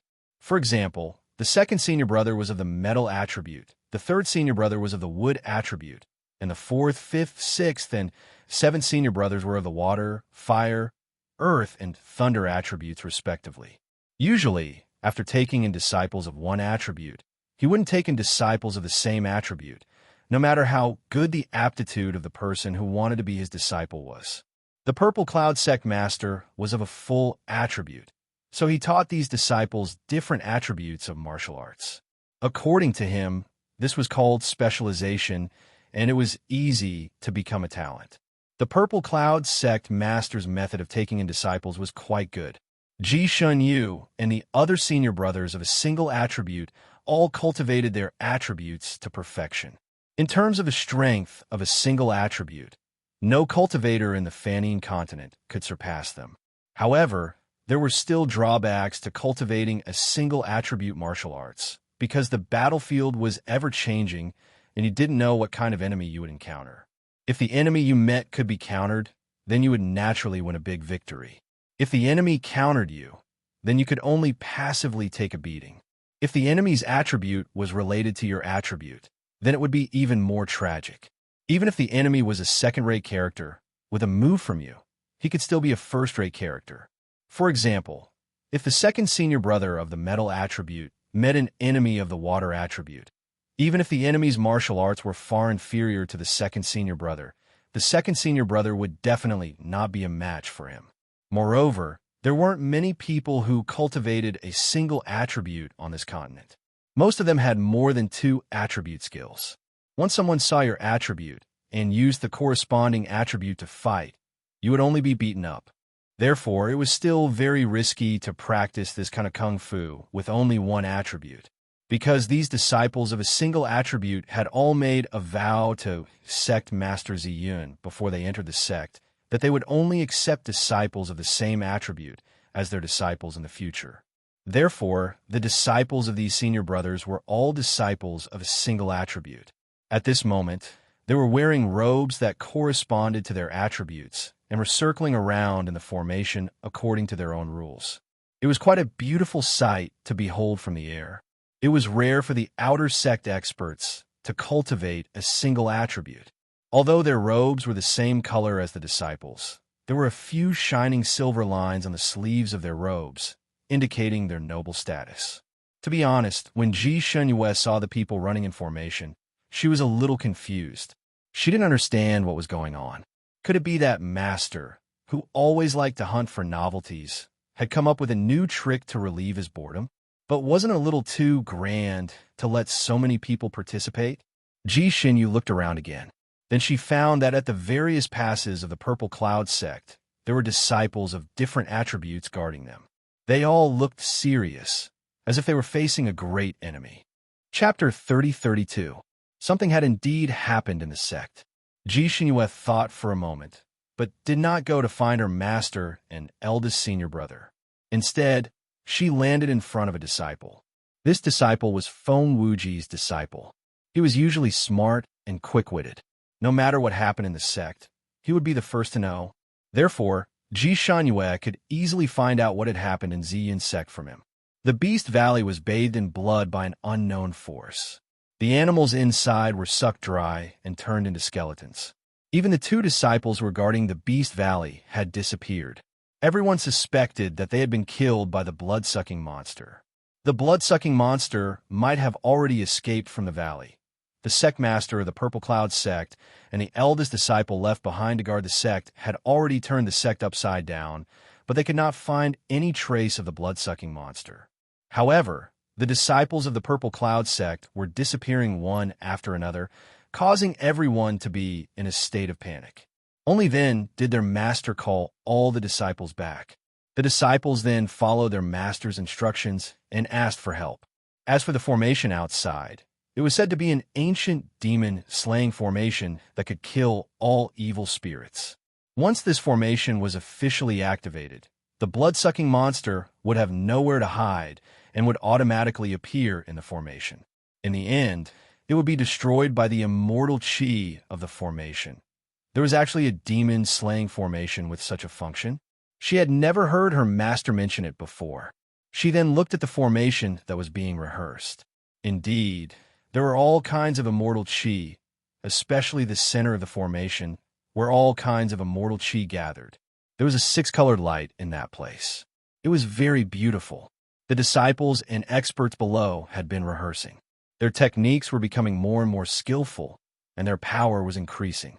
For some reason, Ji Shan felt that there was something strange about this formation. However, she could not pinpoint what was strange about it. She looked at the formation in a daze for a moment. Just as she was about to go find her master and eldest senior brother, the two of them appeared from the east. Eldest senior brother raised a flag and waved it. This was a signal to end the rehearsal. Only then did the disciples disperse under the leadership of their respective masters. They all came forward to pay their respects to Sect Master Ziyun and Feng Wuji. The external help that they invited naturally heaved a sigh of relief. Although they were of noble status, they were still Sect Master Ziyun's juniors. They also came forward to exchange a few pleasantries. Sect Master Ziyun said a few comforting words and asked everyone to take a rest and recover their energy. The official opening time of the array would only be announced after he had carefully calculated it. However, it would not be later than tomorrow morning at the latest. Everyone was indeed a little tired, but they were all very excited. They were filled with curiosity and hostility towards the blood-sucking monsters that would appear after the array was activated. Especially the friends of the missing disciples. They couldn't help but feel their blood boiling. They couldn't wait to activate the array so that they could kill the blood-sucking monsters and avenge their friends. After everyone left, the foreign aide was also invited to the guest room by Feng Wuji to rest. The huge martial arts field regained its calm. The martial arts field of the Purple Cloud sect was very expensive. It was paved with 6-colored jade stones. The jade here was very rare in the entire Fanine continent, and any piece could be sold for a high price. However, there was a martial arts field here that could accommodate thousands of people. Its value was immeasurable. Initially, every time Ji Shinyu came to this training field, she felt that her master really knew how to burn money and was willing to spend it all. She had once asked her master the reason, and her master had thought about it. Chapter 30:33. She had once asked her master the reason. Her master thought for a moment, then patted her head and asked, "Don't you think that this kind of jade in the martial arts field shows our Purple Cloud sect's magnanimity?" Ji Shinyu was speechless. Magnanimity. Indeed, magnanimity. Those who came to the Purple Cloud sect, because of its reputation, were all amazed by this martial arts field, feeling that it was very spectacular and shocking. They were all racking their brains to join the Purple Cloud sect. Thus, the Purple Cloud sect never lacked good disciples to join. Every time they recruited new disciples, the sect would be as crowded as a marketplace, and this made the Purple Cloud sect more and more prosperous. Ji Shinyu had always felt that this jade martial arts field was the facade of the Purple Cloud sect, although she had always wondered why her master didn't use these jade stones to build the main gate of the Purple Cloud sect. Wouldn't that make it look more imposing and show off in front of more people? However, she still understood her master, because her master had always been an unpredictable person. Even his beloved disciple, Ji Shunyu couldn't figure him out. No matter what shocking things he did, Ji Shunyu wouldn't find it too strange, and she was already used to it. At this moment, the purple cloud sex master was standing in the large square, looking up at the setting sun in the sky, as if he was lost in thought. Ji Shunyu rarely saw her master with such an expression, as if there was something very heavy on his mind that he couldn't resolve. Was her master sad for those innocent disciples who died in vain? Or was he worried about tomorrow's battle? Ji Shunyu's blood surged as she appeared in front of her master. Master, Shunyu is back. I'm willing to share your worries. The purple cloud sex master seemed to be startled and took a step back. Looking at his little disciple, who was obviously travel-worn but had bright eyes, he rubbed his forehead. Impudent, suddenly jumping out like this. Do you want to see your master's shocked expression? With his usual reprimanding tone, his eyes were filled with genuine concern. He looked at her. Oh, you look a bit thin. Who made you unhappy? Ji Shunyu's heart warmed. In this world, only her master cared about her so much, even more than her father. The fatherly love she lacked from her father seemed to have been compensated by the purple cloud sex master. In her heart, she had always treated the purple cloud sex master as her father. The purple cloud sex master patted her shoulder and looked in her eyes. Why do you look like you're about to cry? Were you really bullied? Ji Shunyu shook her head. She tried to hold it in, but she couldn't hold it in any longer and finally opened her mouth. Master, I've heard about the sex matters from the disciples below. This disciple suspects that. He paused here. What are you suspecting? Sect Master Ziyin pulled her to a high platform and sat down. Ji Shunyu thought for a moment, then steeled her heart and said, Disciple suspects that it's Little Nine. Little Nine is playing tricks. Grandmaster Ziyin had just conjured 2 cups of tea and was about to pass one to her when he heard her words. His fingers paused, and the tea spilled a little. Are you suspecting your own junior brother? Ji Shunyu sat there hugging her knees. She was in a very conflicted mood, but she still said word by word, Master, disciple is as close to him as a brother. I really don't want to doubt him, but I'm more than 50% sure. Actually, she still said too little. She was 90% sure now. Sect Master Ziyin was silent for a moment and sighed. Little 8, tell me your reason. Because of the importance of this matter, Ji Shunyue did not want to hide anything from her master. So she told her master about what had happened to her and Xiefeng Lu in the Celestial Crystal Ocean. Chapter 30-34. Of course, she also briefly mentioned how Rongyue Tianlan had saved her. However, she did not mention the exact location of Rongyue Tianlan's island.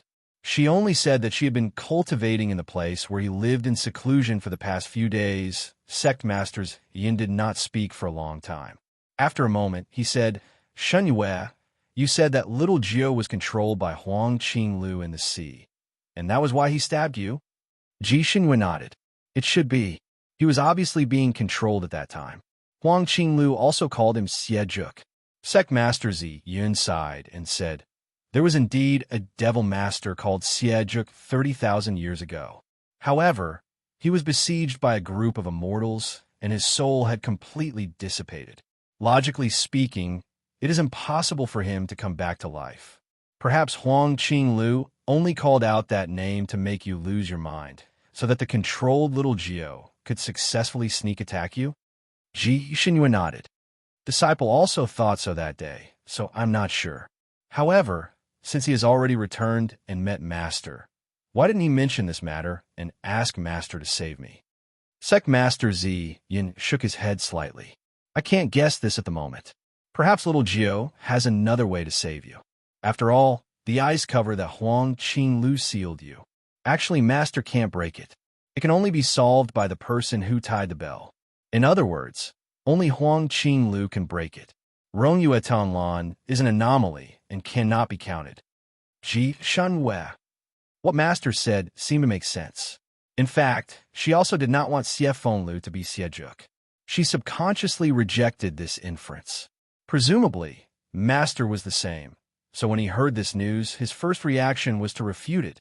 However, after combining all the information, Ji Shunyue vaguely felt that Xiefeng Lu was Xiejuk's incarnation. After all, Many things could not be explained by coincidence. For example, on the night Xiefeng Lu and Huang Luqing returned, the matter of the blood-sucking monster happened in the Purple Cloud sect. Master, have you been in contact with Little Geo these days? Sect Master Ziya nodded. I've been in contact. There's nothing unusual. Then he's still with Huang Qinglu? Sect Master Ziyun's handsome face was dignified. Master didn't ask, but since Huang Qinglu controlled him to attack you, and Little Nine hasn't revealed a word to the sect until now, there are only two possibilities. First, he is still not sure whether others can break the cover, so he pretended to deal with Huang Qinglu to avoid alerting the enemy. Secondly, is that Demon Master Xiejuk, and he is currently busy trying to restore his original body. However, I feel that the possibility of the second possibility is not too high. You also know Little Nine's temperament. After all, she is mischievous and lively. As for Xiejuk, I heard that this person's temper is cold and irritable, and he's bloodthirsty. It's almost the complete opposite of Little Geo's personality. It's really not similar. No matter what, this matter is of great importance. I will thoroughly investigate this matter and give you an explanation. Ji Shinyu said, Master, there's no need to explain anything to Disciple. Disciple suffering a loss is a small matter, but Demon Master Xiejuk's revival is a big matter. Once he succeeds in reviving, I'm afraid he will bring a storm of blood to this continent. Disciple also hopes that Little Geo is not Xiejuk, and that everything is Huang Qingliu's doing. Sect Master Zi Yin casually handed her a cup of tea. Perhaps this Huang Qinglu is not simple. I will investigate this matter carefully. Shinyu, this matter is no small matter. Before there is a clear conclusion, do not leak any information to anyone. Chapter 30-35. Her master's request was not excessive. After all, it involved Xiefeng Lu. He was Sect Master Ziyun's beloved disciple and Ji Shinyue's favorite junior brother. If news of this spread in advance, it would definitely set off a huge wave in the entire Fanning continent. Xiefeng Lu would be hunted down by all the immortals in the Fanning continent. If it was proven that Xiefeng Lu was wronged and that he was not Xiejuk, then it would be too unfair to him. No one would spread the news just because they suspected that their family had committed a crime. Therefore, Sect Master Ziyun's request was very reasonable, and Ji Shanyue would do the same. If she wasn't facing her most trusted master this time, she wouldn't have said it. She nodded and naturally agreed. Sect Master Zi Yin patted her shoulder. No matter what, there will be a result tomorrow. You're also tired, go back and rest well. Only when you have recovered your spirit can you share my worries. Sect Master Zi Yun turned and left. The sun was already halfway down, and his back had an inexplicable sense of desolation. Ji Shinyue held a half-drunk cup of tea and sat there for a while before standing up. As soon as she stood up, her body swayed slightly. Then, she slowly fell down. A figure flashed from the darkness and caught her as she was about to fall to the ground. He lifted her up and looked down at her, a complicated look in his eyes. Shinyu, you're too tired. You should rest well. Master has no other choice. No matter what, Master will not harm you. I will ensure your safety and not let you suffer any real harm. Go to sleep. When you wake up, you will find that this world is still the same as before. Nothing has changed. Ji Shinyue laid in his arms, her long eyelashes slightly closed. She had completely fallen asleep. It was already late at night, and a few stars fell from the sky. There was only one entrance to the Beast Valley. The other places were all cliffs and were sealed by layers of barriers, so there was no way to enter or exit. At the entrance of the Beast Valley was a shiny golden mirror. The mirror had complicated spell patterns on it, and layers of light flashed on the surface of the mirror. This mirror was the famous demon revealing mirror in the Fanning continent. Once a demonic creature entered or exited the valley, this mirror would alarm and emit thousands of rays of golden light, more beautiful than fireworks. Because of this mirror, people didn't have to worry about any monsters sneaking in and out of the valley. This demon-revealing mirror was Sect Master Ziyun's most prized possession. Over the years that he had been in possession of this mirror, Countless devils who had disguised themselves as ordinary people had been exposed and killed by the immortals. When a mirror was mentioned, the immortals of the Sanian continent all praised it. However, the people of the Devil Dao hated and feared the mirror. They did everything they could to destroy it. Over the years, there were a few devils who risked their lives to steal the mirror and destroy it, but they all died before they could succeed. They were all killed by the sect Master Ziyun, who was jealous of the devils and had powerful magic power. After a while, no one dared to have any ideas about the mirror anymore. Tonight, it was Ji Shan Yu's third senior brother's turn to guard the mirror. This third senior brother had always been cautious and conscientious in his work. As long as it was a task given to him, he would definitely complete it with quality and quantity. He would never go off on his own to fool others. Just like now, on the eve of the great battle, all the participants had already rested. Both the inside and outside of the valley were quiet. Only the occasional long howl of the beasts in the Beast Valley made the night seem even quieter and deeper. Third senior brother sat on a blue stone at the entrance of the valley. Although he was very tired, he was still full of energy. Chapter 30-36. The four disciples he was most proud of were by his side. The few of them had been chatting to get rid of their sleepiness, and naturally, they talked about the blood-sucking monster. They were all guessing what the blood-sucking monster looked like. The young disciples' imagination was abnormally rich. They imagined the blood-sucking monster to have all kinds of ferocious appearances, such as 3 heads and 6 arms, a head like a basket, and fangs that were a few feet long. A gust of wind suddenly blew from afar, brushing past them and blowing straight into the Beast Valley. The night wind was rather cold, and these disciples were in the middle of discussing terrifying things.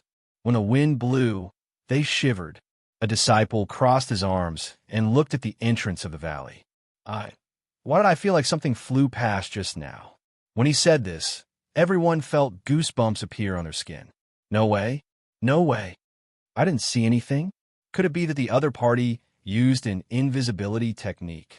Third senior brother was a little absent-minded just now. When he heard the disciples' words, he first looked at the demon revealing mirror. There was nothing unusual on it. He waved his hand. Don't make wild guesses. What kind of person is there? It's impossible for people from the celestial world to enter this valley with invisibility. If a demon wants to enter or leave, regardless of whether he's invisible or not, this mirror will warn him. What just blew past was just a gust of wind. The disciples heaved a sigh of relief and stopped talking about the previous topic. Instead, they started to gossip about men.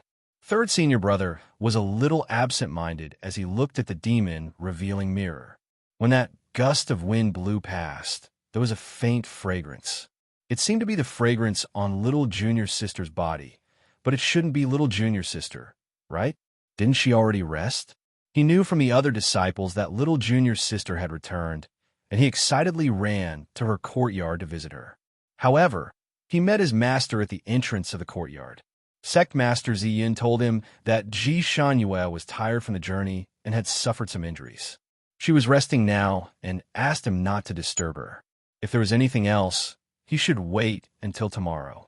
Since his master said so, he could only return. Did he miss little junior sister too much?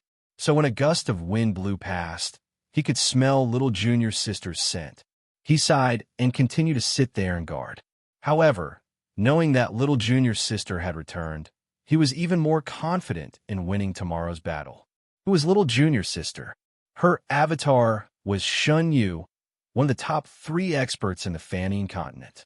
She was a classic example of the student surpassing the master. Her martial arts were even slightly stronger than the sect head of Ziyin. With her back, what demons and ghosts couldn't be exterminated? The Beast Valley was filled with mountains and dense forests. A black shadow shuttled back and forth in the valley, as if it was looking for something. Suddenly, the black shadow stopped at a mountain ridge. In the night, her eyes were as deep as the stars. This person was Ji Shunyu. She had never thought that her master, whom she had always trusted and loved her like a father, would plot against her. Therefore, when she was chatting with her master, she did drink the tea that her master had spiked. It was only when she stood up and felt dizzy that she realized that something was wrong. Fortunately, when he was with Rongyue Tianlan, he had taught her the kung fu to cure the knockout drug. Therefore, she immediately activated that kung fu at the moment when she was about to faint. Once this kung fu was activated, it would not stop even if the person was unconscious. Sect Master Ziyun's knockout drug was supposed to make her sleep for a day and a night, but she only slept for 4 hours before waking up. Chapter 30-37. When she woke up, she was a little confused, but she reacted quickly. She was stunned for a moment and didn't know what to feel. She first sensed her body. Her inner breath was normal, and all her physiological functions were normal. She even felt that the blood in her body was more active. In other words, the drug that her master gave her only had the effect of making her unconscious. It wouldn't cause any harm to her body, and even had the effect of nourishing her blood. Before she fainted, she vaguely heard her master's words. She didn't hear the whole thing, but she still heard the sentence, "I won't let you suffer any harm." It seemed that he really didn't want to harm her, but why did he drug her for no reason? Did he not want her to think too much and nourish her spirit? Or was her master hiding something important from her? Or was her master from the demonic sect? When the last thought popped up, she immediately pushed it back down. How could it be? Her master hated the demonic sect the most. He would kill everyone he saw. Who knew how many demons had died in his hands over the years? How could he be from the demonic sect? Anyone could be from the demonic sect, but her master couldn't be. She must be crazy to think of this possibility. But her master's original attitude towards the demonic disciples was that he would rather kill 1,000 by mistake than let one go. But now, Xiao Jiu was obviously a big suspect, yet her master could calmly analyze and deal with it. Was it because Xiao Jiu was his beloved disciple? He didn't believe that his disciple was a demon, so he could calm down and investigate thoroughly? The more Jishin Yu thought about it, the more her head hurt. She subconsciously didn't want to suspect her master. Maybe her master did have other secrets, and he didn't want her to worry about these secrets. So, although she kept comforting herself, she was still a little nervous. She felt that something big was about to happen, but she couldn't find any clues. She thought of Rongyue Tianlan, and her heart moved. He was the only one who knew part of the inside story, and he had always been meticulous. Maybe she should discuss it with him. She was the kind of person who would do what she thought. She immediately took out her voice transmission talisman, but when she took it out, she was stunned. Her other voice transmission talismans were all there, but the blue one that contacted Rongyue Tianlan was missing. She didn't give up and looked through the storage space again. She even searched every nook and cranny, but she still couldn't find the voice transmission talisman. Could it be that he had accidentally lost the voice transmission talisman when he took it out to check last time? That's impossible, right? She clearly remembered that she had personally put the voice transmission talisman into her storage space. As for the things that were placed in the storage space, unless someone with a stronger psychokinesis came to retrieve them, it was impossible for them to lose it. She searched her room again and even searched every nook and cranny of her bed, but there was no sign of the voice transmission talisman. She finally gave up. It seemed like she had lost it. Her gaze landed on the blood-red sound transmitting talisman. This belonged to Rongyue Tian. Could she use it to contact him? She immediately tried to activate the red sound transmitting talisman, but after a while, the red sound transmitting talisman didn't budge at all. It was obvious that this was a special kind of sound transmitting talisman, which couldn't be activated by ordinary means. If it wasn't her own voice transmission talisman, it would be super troublesome to use. She would need to decipher some things. She was afraid that she wouldn't be able to decipher it without 6 to 10 hours. Moreover, she didn't know who was connected to the other side. Perhaps it was one of Rongyue Tianlan's friends. Chapter 30-38. Now is not the time to study this. She threw the sound transmission talisman back into the storage space and decided to rely on herself. She was an expert at finding clues. When she was roaming the Jianghu, she had helped the government solve some difficult cases, so she had experience. Since this kind of accident happened in the Beast Valley, there must be some clues left in the valley. She had to go look for them. She stood up and looked outside, and found that there were disciples patrolling outside her courtyard. She didn't want to suspect her master, but at this moment, she was still a little cautious, so she made some arrangements in her room before she went out. With her current martial arts, it wasn't too difficult to sneak into the Beast Valley without anyone noticing. A superb invisibility technique would do the trick. The sky was very dark, and only a few stars twinkled. But her night vision was excellent, and looking for clues was no different from looking in the daytime. The situation here was very different from what she had heard from her martial nephews. More than half of the animals here were gone, 2/3 of them, and the ones that were missing were all abnormally fierce beasts. Because the animals here were gifts that Sect Master Ian received for his birthday, they were all intelligent, and some were even about to cultivate into humans. The last time she came, she had seen a few fierce beasts that had already taken over the mountains as kings. They came and went with the wind, lightning flashed, and thunder roared. But now not a single one of these fierce beasts could be seen. Occasionally, a young wolf or something would jump out from the grass, and after looking at her in shock like a rabbit, it would quickly disappear into the forest. The air was faintly filled with resentment, and the mountain wind whistled, as if the resentful spirits of the fierce beasts were crying. Ji Shunyu went straight to the shadow of the mountain, where there was a beast that she had been thinking about. Ji Shunyu arrived at an extremely remote corner. There was a cave here. The cave was narrow, only enough for a child to enter. The path inside the cave twisted and turned, and at the end of the cave was a crystal world. There were rows of black crystals of various heights, and in the middle of these crystals, a little fox had once been trapped, a little fox with ink-black fur. When Ji Shunyu was young, she accidentally entered the Beast Valley and was chased by a fierce beast, so she hid in this cave.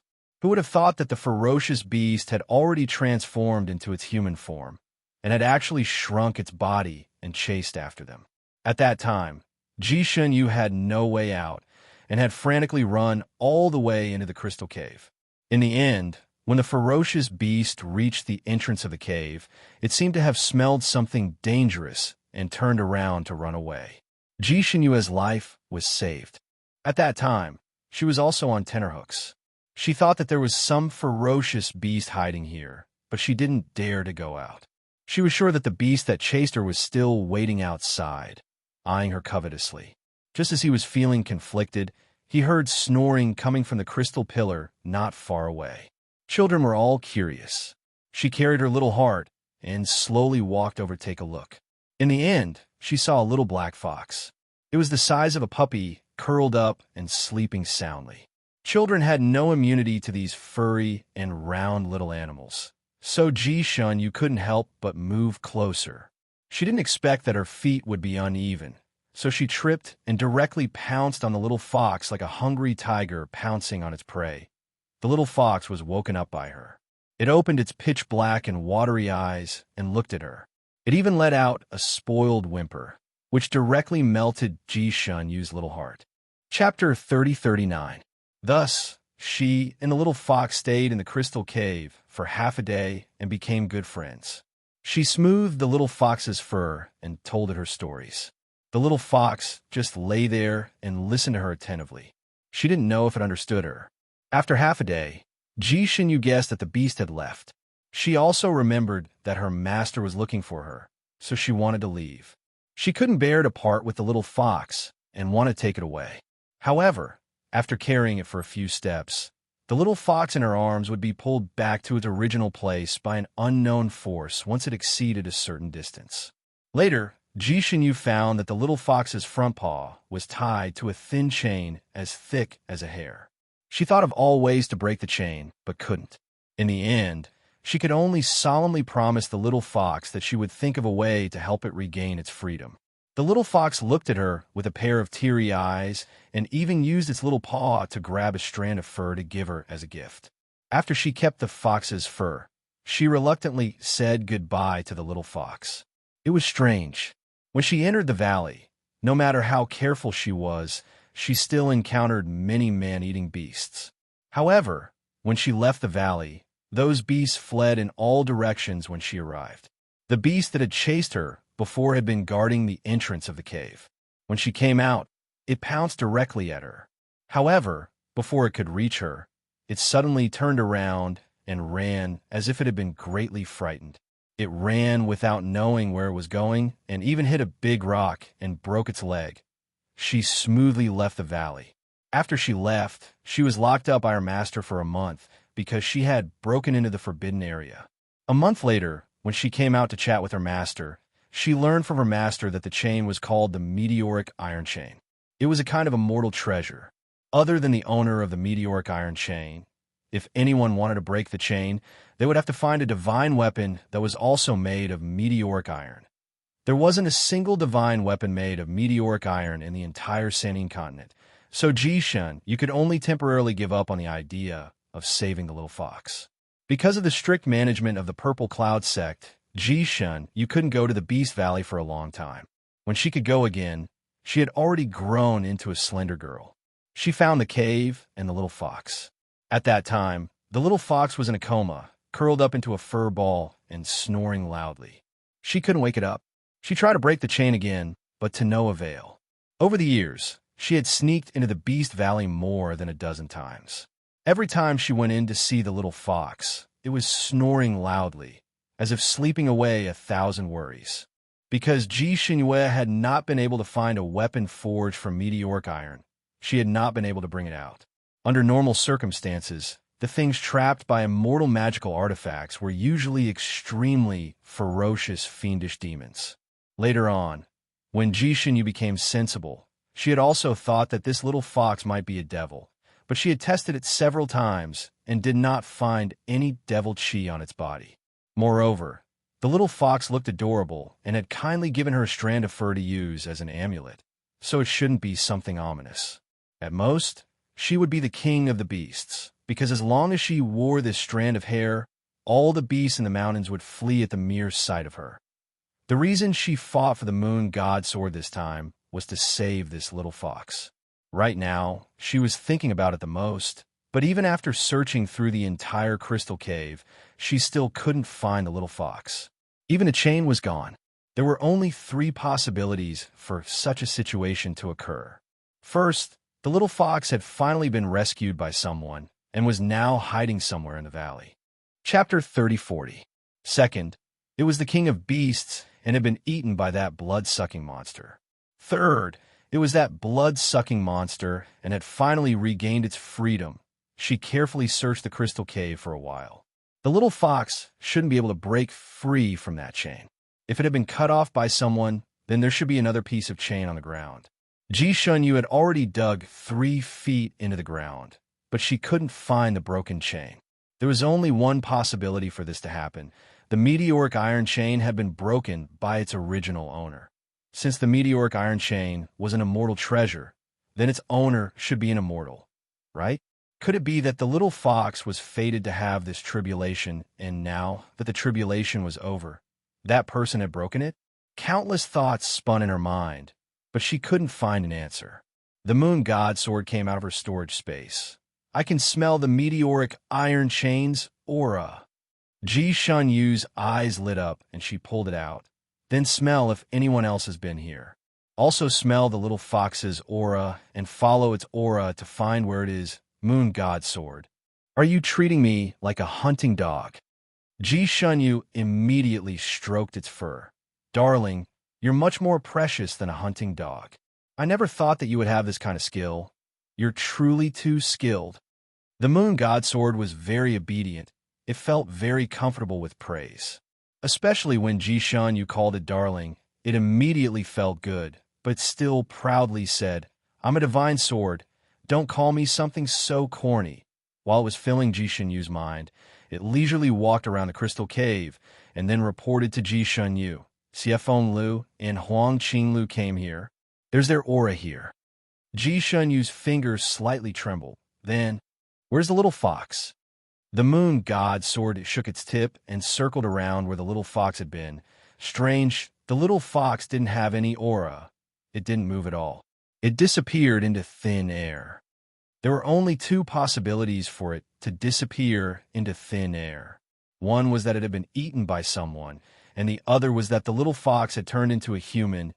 Ji Shunyu took in a breath. Let's go out and take a look. After leaving the cave, The moon god sword told her that there was only a stranger's aura, not the little fox or Siefunlios. Stranger? Yes, that stranger's aura is very strange, as if he is somewhat weak. He was carried away by Huang Qinglu.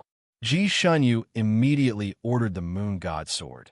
Then follow their qi and see where they went. The sensitivity of the moon god sword to aura was 10,000 times stronger than a hunting dog. Actually, Huang and Xie had already left for a few days, and the smell of this place had already been completely blown away by the mountain wind. No matter how powerful a hunting dog was, it would not be able to find people based on smell, but the moon god sword was able to easily find them. A quarter of an hour later, it had followed the aura and brought Ji Shunyu to a hillside. The location of this hillside was actually very well hidden. It was surrounded by mountain peaks on all sides and was a standard basin. If not for the moon god sword leading the way, Ji Shunyu would definitely not have found this place. And here, Ji Shunyu found a few bee skeletons. Because the surrounding mountain peaks were like a screen, even the wind couldn't blow in. Therefore, these skeletons stood there quietly, as if they had been frozen by time. Chapter 3041. Master, they died 7 days ago. Moon god sword reported. Ji Shunyu nodded. That was when Huang and Xie returned to the Purple Cloud sect. Moon god sword flew to the center of the hill and turned around. After Huang Qinglu brought the stranger here, he put him here. Ji Shunyu patted the sword's hilt to encourage it. It was so considerate to have this sword by her side. It helped her a lot and saved her a lot of trouble. She looked around, and her heart skipped a beat. Those skeletons seemed to be standing in a disorderly manner, but upon closer inspection, they seemed to be standing in some kind of formation. She carefully compared them, and her heart sank. These skeletons were standing in 6 different directions, faintly forming the shape of a hexagram. And looking at their movements, they seemed to be attacking the center of the hexagram before stopping. Their flesh and blood were sucked dry, leaving only skin and bones. Ji Shunyu suddenly felt a great sense of panic. She seemed to have understood something, but she couldn't believe it. Her fingers trembled slightly. She quickly checked the skeletons and recognized their species. These species were all different. There was a dual-winged salamander, a single-winged black lion, a flood dragon, and even a bird that looked like a vermilion bird. It was obvious that the bird was of the fire attribute, and the flood dragon was of the water attribute. As for the dual-winged salamander, it was a gift from Ji Shunyu to his master. He had fought with it before and knew that it was of the earth attribute. The single-winged black lion was of the metal attribute. These animals were of different attributes and stood in different positions. They were all standing in positions that were beneficial to their attributes. For example, the bird stood in the south. It was of the fire attribute. Ji Shunyu suppressed the panic in her heart and checked the overall shape of the hill. Her body trembled slightly. This hill was very similar to the Purple Cloud sect's martial arts field. The only difference was that the hill was filled with colorful stones, while the Purple Cloud sect was paved with colorful jade stones. Of course, if one didn't look carefully, they wouldn't find any similarities between the two. After all, one was as exquisite as the Jade Lake, while the other was just an irregular hill. Ji Shunyu's eyes flashed with the martial arts field's formation. It was also a hexagram, and the disciples of different attributes stood in different positions. That array was exactly the same as the one formed by the ferocious beasts on the hillside. These ferocious beasts were already psychic. Some of their intelligence was even higher than humans, and some of them could even transform. They could summon the wind, rain, and lightning. However, their intelligence was different after all. The probability of them automatically forming a formation to attack people was almost zero. Furthermore, even someone as knowledgeable as Ji Shunyu had never seen the ancient array before, so it was even more impossible for these beasts to have seen it. There was only one possibility for such a situation. These ferocious beasts were controlled by someone and formed into this array. Then their flesh and blood were sucked dry. What about his senior martial brothers and junior martial nephews? If he used the same array to attack the blood-sucking monster, would they be sucked dry as well? Ji Shunyu felt as if her entire body had fallen into an ice cave. She felt a chill from head to toe. If that was the case, what kind of role did her master, Ziyun, play? She didn't even dare to think about it.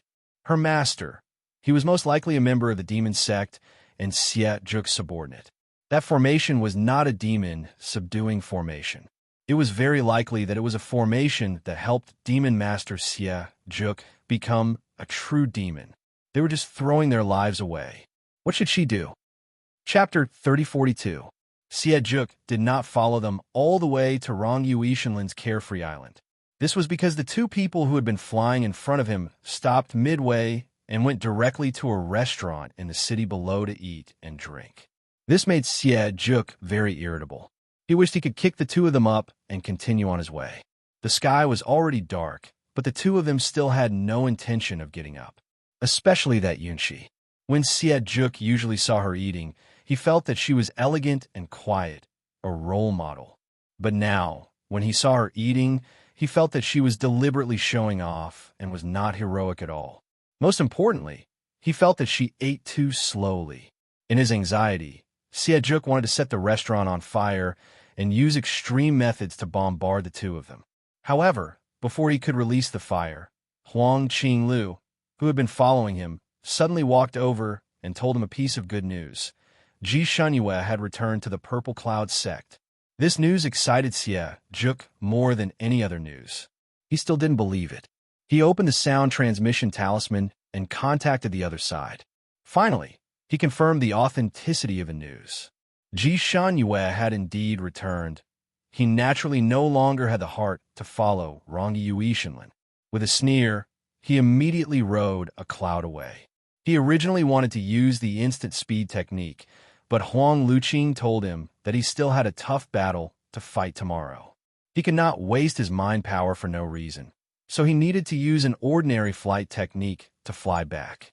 However, Xie Zhuk was eager to return. In the end, Huang Luqing thought of compromise. The mermaid race also had a kind of teleportation technique. Although it could not compare to the immortal race's instant speed technique, it was still much faster than ordinary flight techniques. It could take him 4 hours to reach his destination. Xie Zhuk agreed. When he and Huang Luqing arrived at the Purple Cloud sect, it was already the middle of the night. With their martial arts and familiarity with the terrain, it was very easy for them to sneak into the Purple Cloud sect silently. As soon as he returned, he did not bother to exchange pleasantries with the people here and went straight to Ji Shunyue's courtyard. He had to see her with his own eyes before he could truly feel at ease. At the door, Sect Master Ziyun stopped him. This was the second time the master and disciple had met after Xie Zhuk returned to his true form. Sect Master Ziyun looked at him with a slightly complicated gaze. Then, he lowered his eyes and said his only condition, "Young master, Shinyu does not know anything. I have already made her unconscious. She will only wake up in 2 days. By then, everything will have been settled. I just need to tidy things up properly. She will not discover anything. Young master, you cannot harm her." Xie Zhuk glanced at him and said indifferently, "I have my reasons. Don't worry." He turned around and entered the house. Sect Master Ziyun's eyes dimmed. The Devil Lord had awakened, but his mischievous little disciple had disappeared. Was this what he wanted? He was still worried. Just as he was about to follow in to take a look, he saw Xie Zhuk rush out with a livid expression. "She's not in the house at all." Sect Master Ziyun's expression changed drastically. "Impossible. I saw her outside the window just now." As he spoke, he also rushed into the house. Ji Shunyu's boudoir was warm, just like when he carried her in, but she was nowhere to be seen. Instead, there was a new doll on her bed, quietly lying on her bed. Xie Zhuk followed him in. A spell was used on this doll. If you don't look carefully, you'll think that she's lying in the blanket. I just lifted the bed curtain and found that something was wrong. Had she been kidnapped? Or did she escape? Logically speaking, the drug he used on her should not have failed.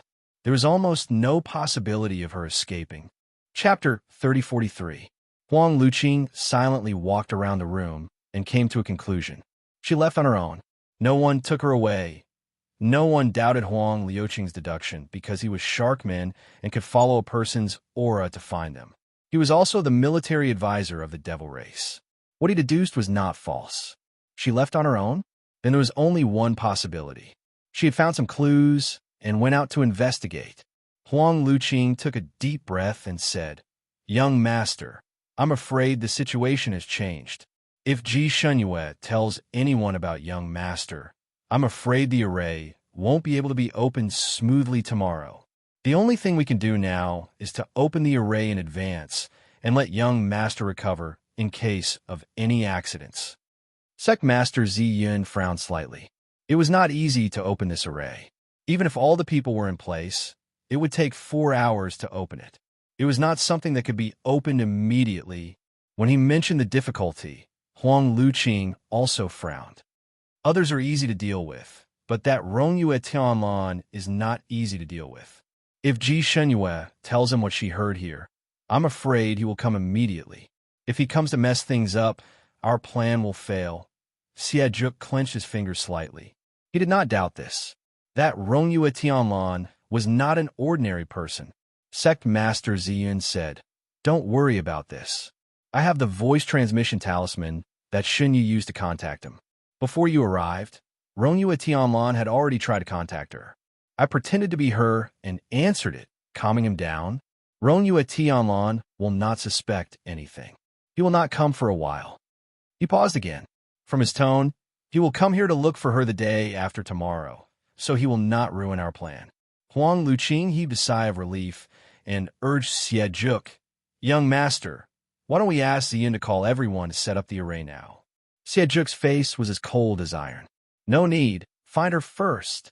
Young master, I've made up my mind. There is no need to say anything more. Besides, isn't this array the most effective when it is opened at noon? Then we should still act according to the original plan. Tomorrow morning, we will gather and set up the array at noon. Huang Liuqing, follow her aura and search." It was late at night, and third senior marshal brother was sitting on the big green rock, watching over the demon revealing mirror not far away. Suddenly, a figure flashed, and eldest senior marshal brother Feng Wuji walked over. He spoke straightforwardly. "Third brother, you still have to fight tomorrow, so I'll keep watch for the rest of the night. You should quickly go back and rest. Eldest senior brother is so considerate." Third senior brother and his disciples had a look of gratitude in their eyes. Since they were brothers, there was no need to be too courteous. Therefore, third senior brother and his disciples quickly left. The entrance of the Beast Valley returned to its peaceful state. After the group of people had left, Feng Wuji walked up to the demon revealing mirror and slowly took it off and kept it in his storage space. At the same time, Xie and Huang Liuqing appeared at the entrance of the valley. She entered the valley. Huang Liuqing's tone was incomparably certain. Xie paused for a moment and did not say anything. With a flash, he entered the valley, within the Beast Valley. Ji Shenyue stood in the middle of the array. Yu Shunjian saw that her face was extremely pale and that she was standing there like a wooden person in a daze. He was a little puzzled. He touched her fingers and found that her fingers were as cold as ice. He was shocked. "What's wrong with you?" Ji Shenyue trembled as if she had been struck by lightning and jumped up. "No." Chapter 3044. Ji Shenyue trembled as if she had been struck by lightning and jumped up. "No." Yu Shun's sword. Ji Shenyue ignored Yu Shun's sword's confusion and took out a sound transmission talisman with trembling hands. This sound transmission talisman was connected to her third senior brother. She subconsciously wanted to open it, but her fingers paused. What role did these senior marshal brothers of hers play in this earth-shattering conspiracy? What if they all knew and only hid it from her? No, third senior brother will also go to battle tomorrow. This matter concerns his life and death. He can't be involved. He should be a pawn that will be sacrificed. She steeled herself and opened the sound transmission talisman. The other side quickly picked up. "Little junior sister, why aren't you asleep yet?" His tone was naturally filled with joy and concern. Ji Shenyue didn't know why, but her heart ached. "Little junior sister, why are you looking for me at this time?" Her short silence made third senior brother a little worried. Ji Shunyu didn't know where to start, so she first asked, "Third senior brother, where are you?" "I just returned to my room and was about to rest." "Little junior sister, do you need something?" "If there's something, I'll come to your courtyard to find you." "Ah, I heard you were on duty at the entrance of the valley. Did you change shifts?" Ji Shunyu originally wanted to say it through the sound transmission talisman, but she felt that it wasn't convenient to say such a big thing through the sound transmission talisman. She might as well call third senior brother to another place to have a good chat. "Yes, there's a big battle tomorrow. Eldest senior brother was afraid that I would be too tired and not be able to rest well, so he replaced me just now. Now that he's guarding the entrance of the valley, nothing will go wrong." Ji Shunyu's heart sank. She felt that there was something wrong with eldest senior brother, but she didn't dare to be sure. Taking another breath, she decided to go straight to the point. "Third senior brother, there's something wrong with the array tomorrow." Just as she said this, a light suddenly flashed, and the sound transmission talisman in Ji Shunyu's palm flew out like lightning and closed. She was shocked and quickly raised her head to see a black-robed person standing not far from her. The black robe was like the night, his hair like a curtain, satin down to his ankles. He wore a hood on his head, hiding his face in the shadow of the hood, making people couldn't see his face, but they felt a chill from the bottom of their hearts. Huang Qinglu was also standing not far behind him. Her eyes seemed to contain an unfathomable smile as she looked at her and slowly said, "What's wrong with that array formation?" Ji Shunyu abruptly took a step back, then another step back, looking at Huang Qinglu, then at the black-robed man, her palms sweating. Her gaze turned to the black-robed man. "Little Joe?" The black-robed man slowly raised his head.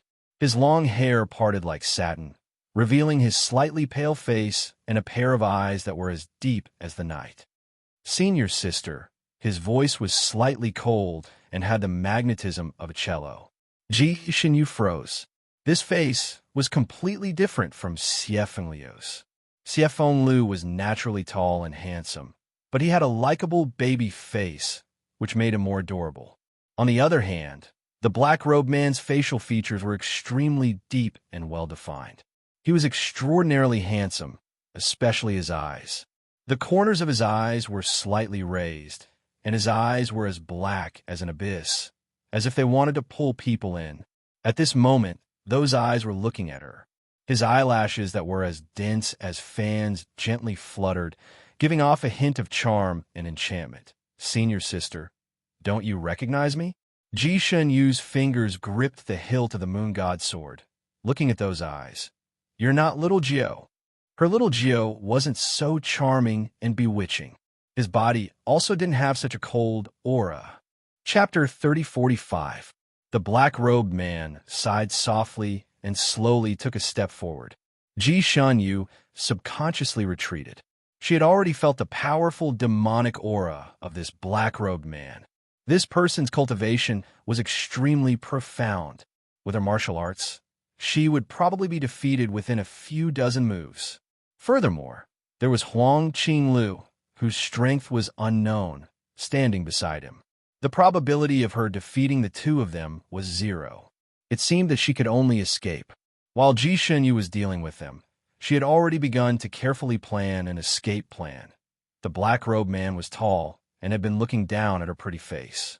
He slowly said, "If I'm not little Nine, then who am I?" Ji Shunyu's mind was spinning rapidly as she replied, "I don't care who you are." The moon god sword in her hand seemed to struggle uncontrollably and even swiped a screen in her mind. However, Ji Shunyu's attention was focused on the two people in front of her. She did not notice the moon god sword's small movements at all. After she finished speaking, she suddenly flicked her fingertips and a cloud of smoke suddenly spread out from her body, covering her figure. This smoke talisman was given to her by Rongyue Tunlan, who said that it was best to use it when escaping. At that time, she was somewhat disdainful because she never ran when fighting with others. She always wanted to fight to the end. However, she could not continue fighting now. She had to quickly escape and inform the people in Ziyun's sect. While the smoke dispersed, she wanted to use her martial arts to escape. She took the opportunity to jump back, but unexpectedly, her waist suddenly went numb and her entire body froze. There was someone behind her, and they took advantage of the situation to plot against her. Her body slowly fell and fell into someone's arms.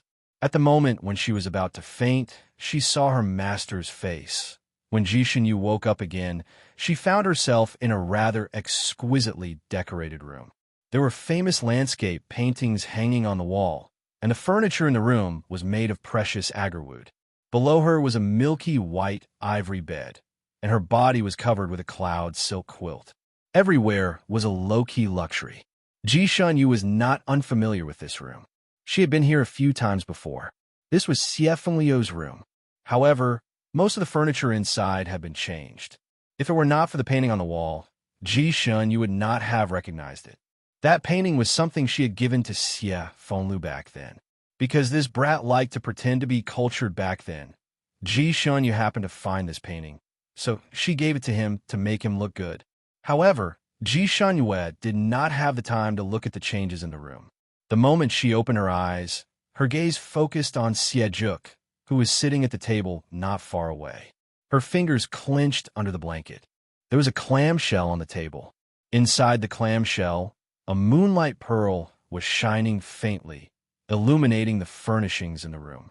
It also made Xie Juk's black hair and black clothes shine like satin, but his hands were as fair as jade. He was concocting kung fu tea, and his movements were as smooth as flowing water. He seemed to have noticed that Ji Shenyu had woken up and turned to look at her, his voice gentle. "Shenyu, do you want some tea?" Ji Shenyu slowly sat up on the bed. Her acupuncture points were sealed, so even though she could move, she could only sit up normally. The successive shocks of the truth made her, who had always been calm, pale. She stared at Xie Juk and ignored the tea he handed over. She asked straightforwardly, "What do you want?" Xie Juk was still holding the tea in front of her. He looked at her with a faint smile. "Senior sister, you don't even want to drink the tea I brewed?" Chapter 3046. When he smiled, he looked a little like Xie Fengliu from back then. It was as if he was still little Xiejio, the little Xiejio who often made her laugh and wanted to shelter her from the wind and rain, even though he didn't have thick wings. Ji Shenyu liked to drink tea, and little Xiejio was good at making tea, even better than the tea masters in the palace. In the past, every time they met, Xie Fengliu would always make tea for her. Ji Shenyu liked his filial piety. Once, Ji Shenyu sighed while drinking his tea. "Little Jio, I'm used to drinking this. You'll make my appetite picky. What if I can't drink it in the future? It's best if you become picky. Senior sister, how about you let little Jio make tea for you for the rest of your life?" Xie Fengliu's eyes sparkled at that time. He was half joking and half serious. The past could not be traced back. A month ago, there was no gap between the siblings, but now, she waved her hand and knocked over his tea. "You're not little Xiejio." This person did not look or speak like Xie Fengliu. How could her junior brother become him? The teacup fell to the ground with a crisp sound. Xie Juk lowered his eyes and looked at the broken teacup. A moment later, he smiled and waved his sleeve. The fragments on the ground disappeared, and even the spilled tea disappeared. He sat down by the bed. Ji Shenyu quietly shrank back, trying to stay as far away from him as possible. Xie Juk didn't seem to see her actions. He looked at her with a smile and said indifferently, "I'm indeed not little Xiejio. He's just a wisp of my main soul. Now that I've revived, he'll naturally return to me. But don't worry, although our temperaments and appearances are different, our preferences are the same. He likes you, I like you too. No matter what, I won't harm you." His long and narrow eyes narrowed like a fox's. Ji Shenyue's heart sank. She had thought of all kinds of possibilities. For example, he was still Xie Fengliu, but his temperament had changed greatly after he became a demon. For example, Xie Fengliu had been refined by this demon and became its nourishment. But she didn't expect Xie Fengliu to be just a wisp of Xie Juk's soul. No wonder their appearances and temperaments were different. If a soul reincarnated on its own, then this soul had to be extremely powerful. Only then could it directly transform into the main soul during the process of reincarnation and replenish the other souls on its own. Only then could it reincarnate into a complete person. Now that Xie Juk had revived and all his souls had returned, little Jio had completely disappeared and would never return. Ji Shinyu felt a sharp pain in her heart. She clenched her fists so tightly that they turned pale. She pursed her lips and stared at him. The little fox in the crystal cave was you. Xieju paused for a moment, then smiled. Shinyu is really smart. That is indeed my true body. Ji Shinyu clenched her fists again and asked all the questions in her heart. Didn't your soul already scatter? How could he have left his true body behind? Who locked you in there? Xieju turned his head to look at her. It seems like you know a lot. Back then, I fell for the tricks of the immortal realm, and my soul was destroyed by 81 bolts of golden lightning.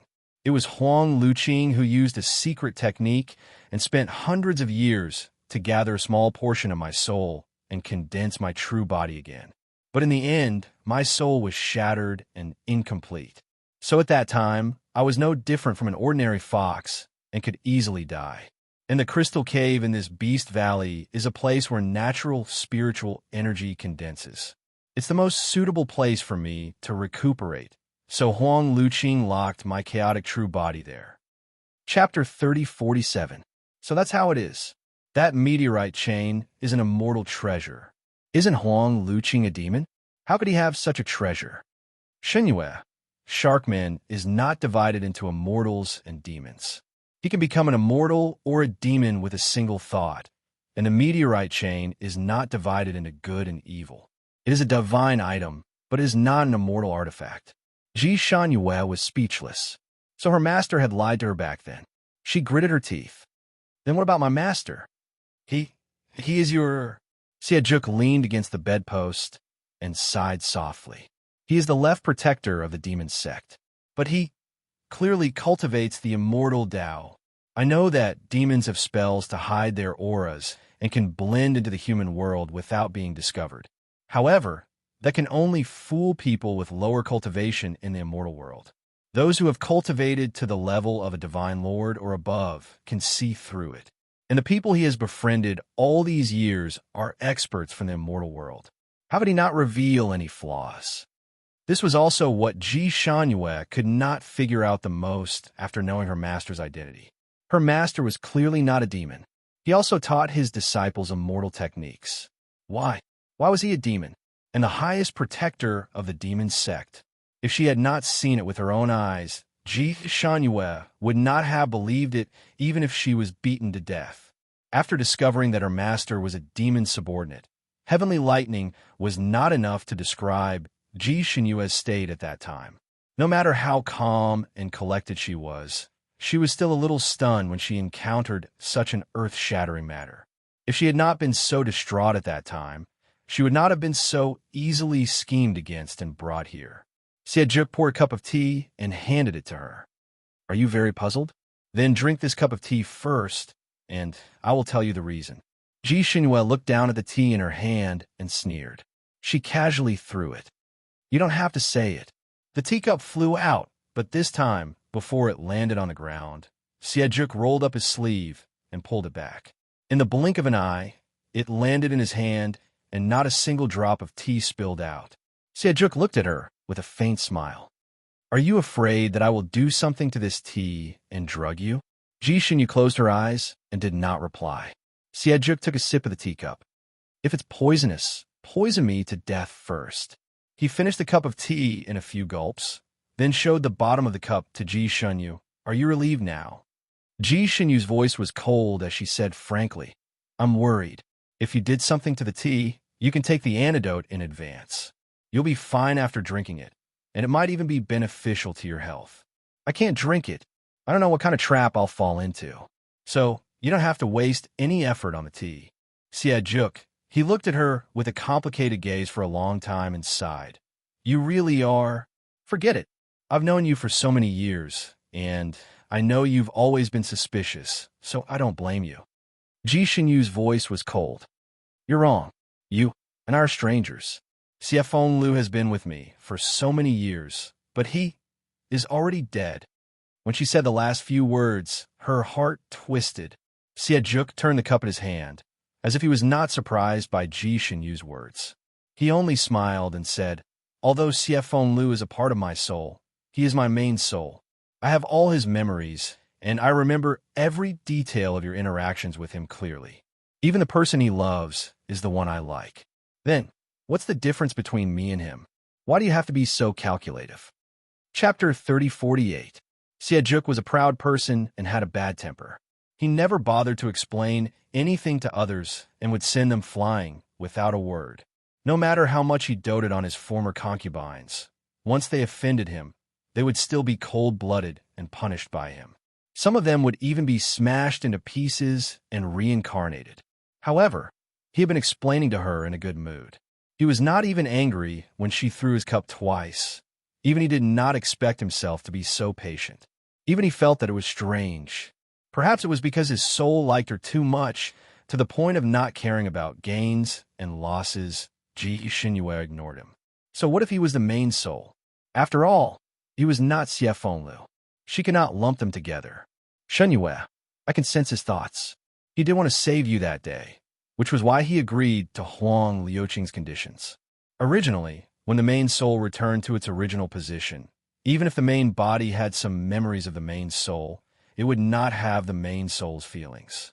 However, perhaps his obsession with you was too strong. I felt everything he felt. I couldn't even bear to absorb all the beasts in Beast Valley, but you also absorbed most of them. Siejuk sighed. There was no other way. If I didn't absorb them, I wouldn't have been able to recover. If I couldn't recover, I wouldn't have been able to go to Tianjing Sea to save you. The first thing I did when I recovered that day was to rush back to find you. Unfortunately, you were no longer there. Unfortunately? Ji Xinyue asked in return. So you were still hoping that I would be trapped in that ice shell? Siejuk heard her unfriendly tone, and the corners of his lips curled up slightly. That's not the case. That day, Huang Liuqing imprisoned you there. As long as you could break it within 10 days, she would not take your life. That was why Xie Fenglu agreed to Huang Liuqing's conditions to save you. This was his obsession before he died. This obsession was so strong that even I felt it. Ji Xinyue's heart ached again. She believed this. She believed that Xie Fenglu would not harm her that day. It turned out that Xie Fenglu had sacrificed himself to become Siejuk for her. The image of the baby-faced Xie Fenglu flashed across her mind. She remembered the pale face he had when he had plotted against her in the sea. Even though he had been controlled, the shock, anger, and panic in his eyes had not been faked. Ji Xinyue felt as if her heart had been stabbed by a knife, slowly twisting and turning in pain. However, her heart that had sunk to the bottom of the ice when she discovered the truth was now slightly warm. Little Nine didn't actually betray her. Little Nine had always been that Little Nine and would not change even in death. She took a deep breath and glanced at Siejuk in front of her. If he killed Siejuk and tore apart his soul, would he be able to revive Xie Fenglu? Perhaps because her gaze was too unfriendly. Siejuk propped his chin up and looked at her. Actually, I'm also a little puzzled. What are you wondering about? Why didn't you scream? Siejuk slowly said, You're awake now. Since you already know the truth and can communicate with me normally, why don't you shout and tell me all about my schemes? I thought the first thing you would do when you woke up would be to scream. Ji Xinyue sneered. Since you're prepared, you must have covered your courtyard with some kind of barrier. I'm afraid that no one outside will hear anything even if I shout until my throat is hoarse. Why should I waste my energy? Siejuk, he could not help but sigh. Although it's easy to deal with smart people, it's also less fun. Chapter 3049. He couldn't help but sigh. Although it's easy to deal with smart people, it's also less fun. Actually, I've always been looking forward to the moment you wake up and scream. Then, you realize that you can't call for anyone. Pervert. Siejuk held her hand, his eyes flashing. That's perverted? Actually, I could do even more perverted things. He exerted force on his wrist and pulled her into his embrace. He lowered his head and kissed her.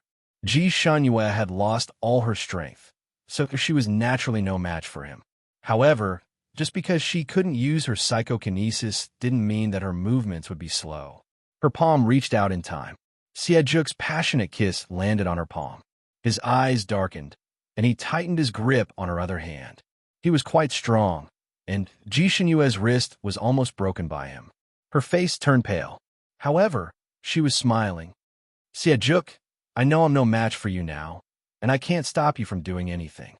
However, my life is my own. I'll use it to bet with you." She was clearly in so much pain that her forehead was covered in sweat, but her words were sonorous and powerful. The light in Siejuk's eyes changed several times. His fingers loosened slightly, but he refused to let go. "Are you threatening me with your life?" "Hee, Siefenglu might fall for this trick of yours, but I won't. Besides, with my magic power, even if you die, I can still bring you back to life. Even if I can't, it's not a bad thing to imprison your soul by my side. At that time, you might be able to watch me slaughter everyone in the Sanskrit continent and make your father and mother tremble and beg for mercy at my feet." He said a bunch of ruthless words. Ji Xinyue was unmoved. She only said a few words. "Why don't you try?" Siejuk was speechless. The atmosphere in the room was extremely quiet. Even the air seemed to be so heavy that it was about to drip water. Siejuk stared at her. As the Devil Master, his aura was fully released, causing the temperature in the room to drop. There was a tank of fish in his room. Under the pressure of his aura, the fish in the tank trembled and stuck to the walls of the tank. A moment later, their bellies flipped over. Ji Xinyue was in his arms, so she naturally felt the invisible aura from his body. Her psychokinesis was sealed, and her heart was pounding so hard that it felt like it was going to jump out her chest. However, she remained fearless and held her head high. She did not lose to him in terms of aura. After a while, just as Ji Xinyue felt that her heart was about to burst, Siejuk finally let go of her hand. "You are the most stubborn woman I have ever seen." Ji Xinyue took a step back and leaned against the wall. She closed her eyes and stopped talking. Siejuk's gaze landed on her wrist, and his pupils constricted. Because of his strong grip, there was already a bruise there. It was a shocking sight. He suddenly reached out and grabbed her wrist again. Ji Xinyue suddenly opened her eyes and looked at him warily. He coughed and said, "I'll apply some ointment for you." He took out a small bottle and was about to apply the ointment on her wrist. Ji Xinyue retracted her hand and said indifferently, "I'll do it myself." She did not use Siejuk's ointment, but took out her own from her storage space. The sparkling blue bottle looked exquisite and pleasing to the eye. Rongyue Tianlan had forced it on her. He had said that she was too easy to get injured, so he had forced more than 10 bottles of secret ointment for her to use in emergencies. Now it had come in handy. When Siejuk saw the small bottle, his handsome face darkened. Chapter 3050.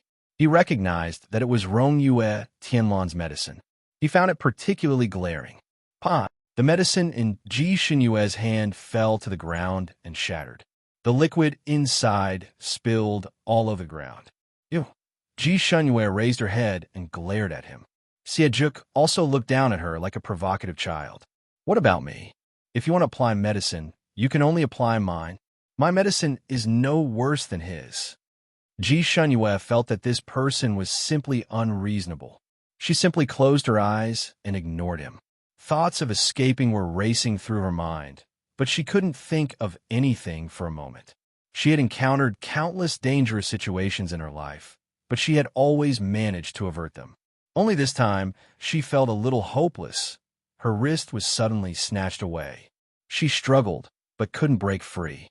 She opened her eyes to take a look. Siejuk was sitting on the side of her bed. He held her hand with one hand and applied his ointment with the other. The originally burning wound felt cool, and the pain lessened a lot. The pearl-like moonlight reflected off half of Siejuk's face, making it look as delicate as jade porcelain. His curly and thick eyelashes formed a half-moon silhouette. His skin color was still a little light, especially when set off by his black hair. His face was as white as snow. The shape of his lips was very beautiful. When he pursed them slightly, 2 shallow dimples appeared on his cheeks. Ji Xinyue originally wanted to pull her hand back, but when she saw the dimples on his cheeks, her heart skipped a beat. Xie Xiaojiu also had dimples on his face, and the shape of the dimples was exactly the same as Siejuk's. Usually, when this kid had a smiling face and asked her for a favor, it was easy for his 2 dimples to appear. He looked exceptionally likable. "How did your main soul escape and become Xie Xiaojiu?" Ji Xinhua blurted out. Xie Zhuk raised his head and glanced at her. Probably because of you, Ji Xinhua. What did it have to do with her? Xie Zhuk replied as he applied the ointment for her. Back then, you talked with my original body for so long and told me a lot of things about the outside world. At that time, my soul hadn't completely gathered, so my soul was very unstable. Accidentally, the main soul escaped while I was unconscious. It gathered the other souls and reincarnated as Xie Fenglu. After all, he had my aura. When his mother gave birth to him, she dreamed of dark clouds above her head. Mortals didn't know that it was my dark aura. They thought that he was a child full of bad luck, so they abandoned him not long after he was born, leaving him an orphan. Xie Fenglu had no memory of what happened before he was abandoned. He remembered that he was an abandoned child and was raised by an old beggar. It seemed that after the return of the main soul, his memories had become clearer. He had even recovered the memories of when he was just born. Xinyu, this shows that we are still fated. Xie Fenglu was born because of you and died because of you. Furthermore, he was able to meet you after he became an abandoned child and was brought to the Purple Cloud sect by you. You two should be a match made in heaven. What is Rongyue Tianlan? He's not worthy of you at all. Also, he's not sincere to you. He only uses you as a substitute for his former wife. After Xie Zhuk finished applying the ointment, he lowered his head and blew on it. His breath was cold as it blew on her wrist. She felt the hair on her wrist tremble. She automatically ignored Xie Zhuk's first few words, but his last sentence made her heart sink. Chapter 3051. Former wife? He once had a wife. The corners of her lips curled up slightly. Is that so? Her tone was indifferent, and it was obvious that she did not believe him. She did not believe this. Rongyue Tianlan had clearly been engaged to her when he was more than 1,000 years old. It was impossible for him to marry before breaking off the engagement with her. Rongyue Tianlan was not that kind of person. If he really had a sweetheart and wanted to marry her, the first thing he would do would be to break off the engagement with her. After that, he would go back and marry that woman. That's right, he had indeed come back to break off the engagement, but didn't he pursue her again? Therefore, even if he had a sweetheart, she should not exist. Otherwise, he would have run back to find his sweetheart after breaking off the engagement with her and would not have pestered her. At most, he did have a sweetheart, but that sweetheart had already passed away. You don't believe me? Xie Zhuk raised his eyebrows and looked at her. What happened between him and me has nothing to do with you. Ji Xinhua directly drew the line. Xie Zhuk laughed and leaned back against the side of the bed like her. The two of them lay side by side on the bed. Ji Xinhua frowned and moved in. Xie Zhuk suddenly held one of her hands. Do you still remember the mirage we saw in the Tianjing Ocean? Do you still remember that woman in white? Ji Xinhua's heart tightened slightly. She remained calm. So what if I remember? Xie Zhuk looked at her and smiled. There was a hint of evil in his smile. That woman was his confidant. Her name was Yunxi. He met her in the Tianxi continent and has been by his side for nearly 3,000 years. He doted on her very much and did many things for her. No matter what she liked, he would always think of ways to do it for her. The scene in the mirage flashed through Ji Xinhua's mind. She took a light breath and said indifferently, Don't tell me you're saying that Yunxi is Rongyue Tianlan's sweetheart? If his sweetheart was Yunxi, then since they had been together for more than 3,000 years, why did Rongyue Tianlan only think of breaking off the engagement now? Shouldn't he have taken Yunxi far away after breaking off the engagement? Then why did he come back and pester Ji Xinhua? Had his head been squeezed by the door? Therefore, this was not true. Rongyue Tianlan and Yunxi were probably just friends. It was only right for friends to help each other. Just like herself, didn't she have a few Jianghu friends around her? She was willing to do anything for them. Ji Xinyu originally wanted to refute him in her heart, but she accidentally said what she meant. Xie Zhuk chuckled. There's a reason for this. Yunxi was indeed his sweetheart. The two of them had been inseparable since they were on the Tianxi continent. However, Rongyue Tianlan encountered a problem during his closed-door training many years ago, and a part of his soul escaped. That soul was reincarnated on another continent, and there, he fell in love with a princess named Jiyu. The two of them seemed to have some twists and turns, and Princess Jiyu married him. He glanced at Ji Xinyue and continued. Later on, probably because of Rongyu Tianlan, that princess passed away with hatred. Rongyu Tianlan's soul also died of depression not long after and returned to his body, allowing him to have the memories of that soul. He felt deeply sorry for Jiyu. He didn't know how he had found out that Jiyu had reincarnated in the Fanine continent. So he had made an agreement with Yunxi that he would return to the Fanine continent to break off the engagement and search for Jiyu's whereabouts. He wanted to make it up to her. Then he found you in Tianyue. Chapter 3052. He can't be sure which one of you is his former wife. So he has an ambiguous relationship with both of you, holding this and that. Xie was very talented and proficient in psychological tactics. His words were half true and half false, but they also seemed to be wrong. Ji Xinyue clenched her fists slightly. She recalled the series of events that Rongyu Tianlan had treated Tianyu and her. It was indeed like he was trying to determine something between the two sisters, and he had initially decided on Tianyu. Jiu. For some reason, Ji Xinyue felt an inexplicable heartache when she said this name, and she even subconsciously tried to avoid it. However, her appearance was different from Tianyu's. How did he determine that? Under such circumstances, Ji Xinyue did not want to think about this relationship problem. Now was not the time to care about these feelings. Therefore, she forced herself to pull her thoughts out of those messy guesses. She knew why Xie was saying all this. She smiled coldly and said indifferently, "Your story is very well made up.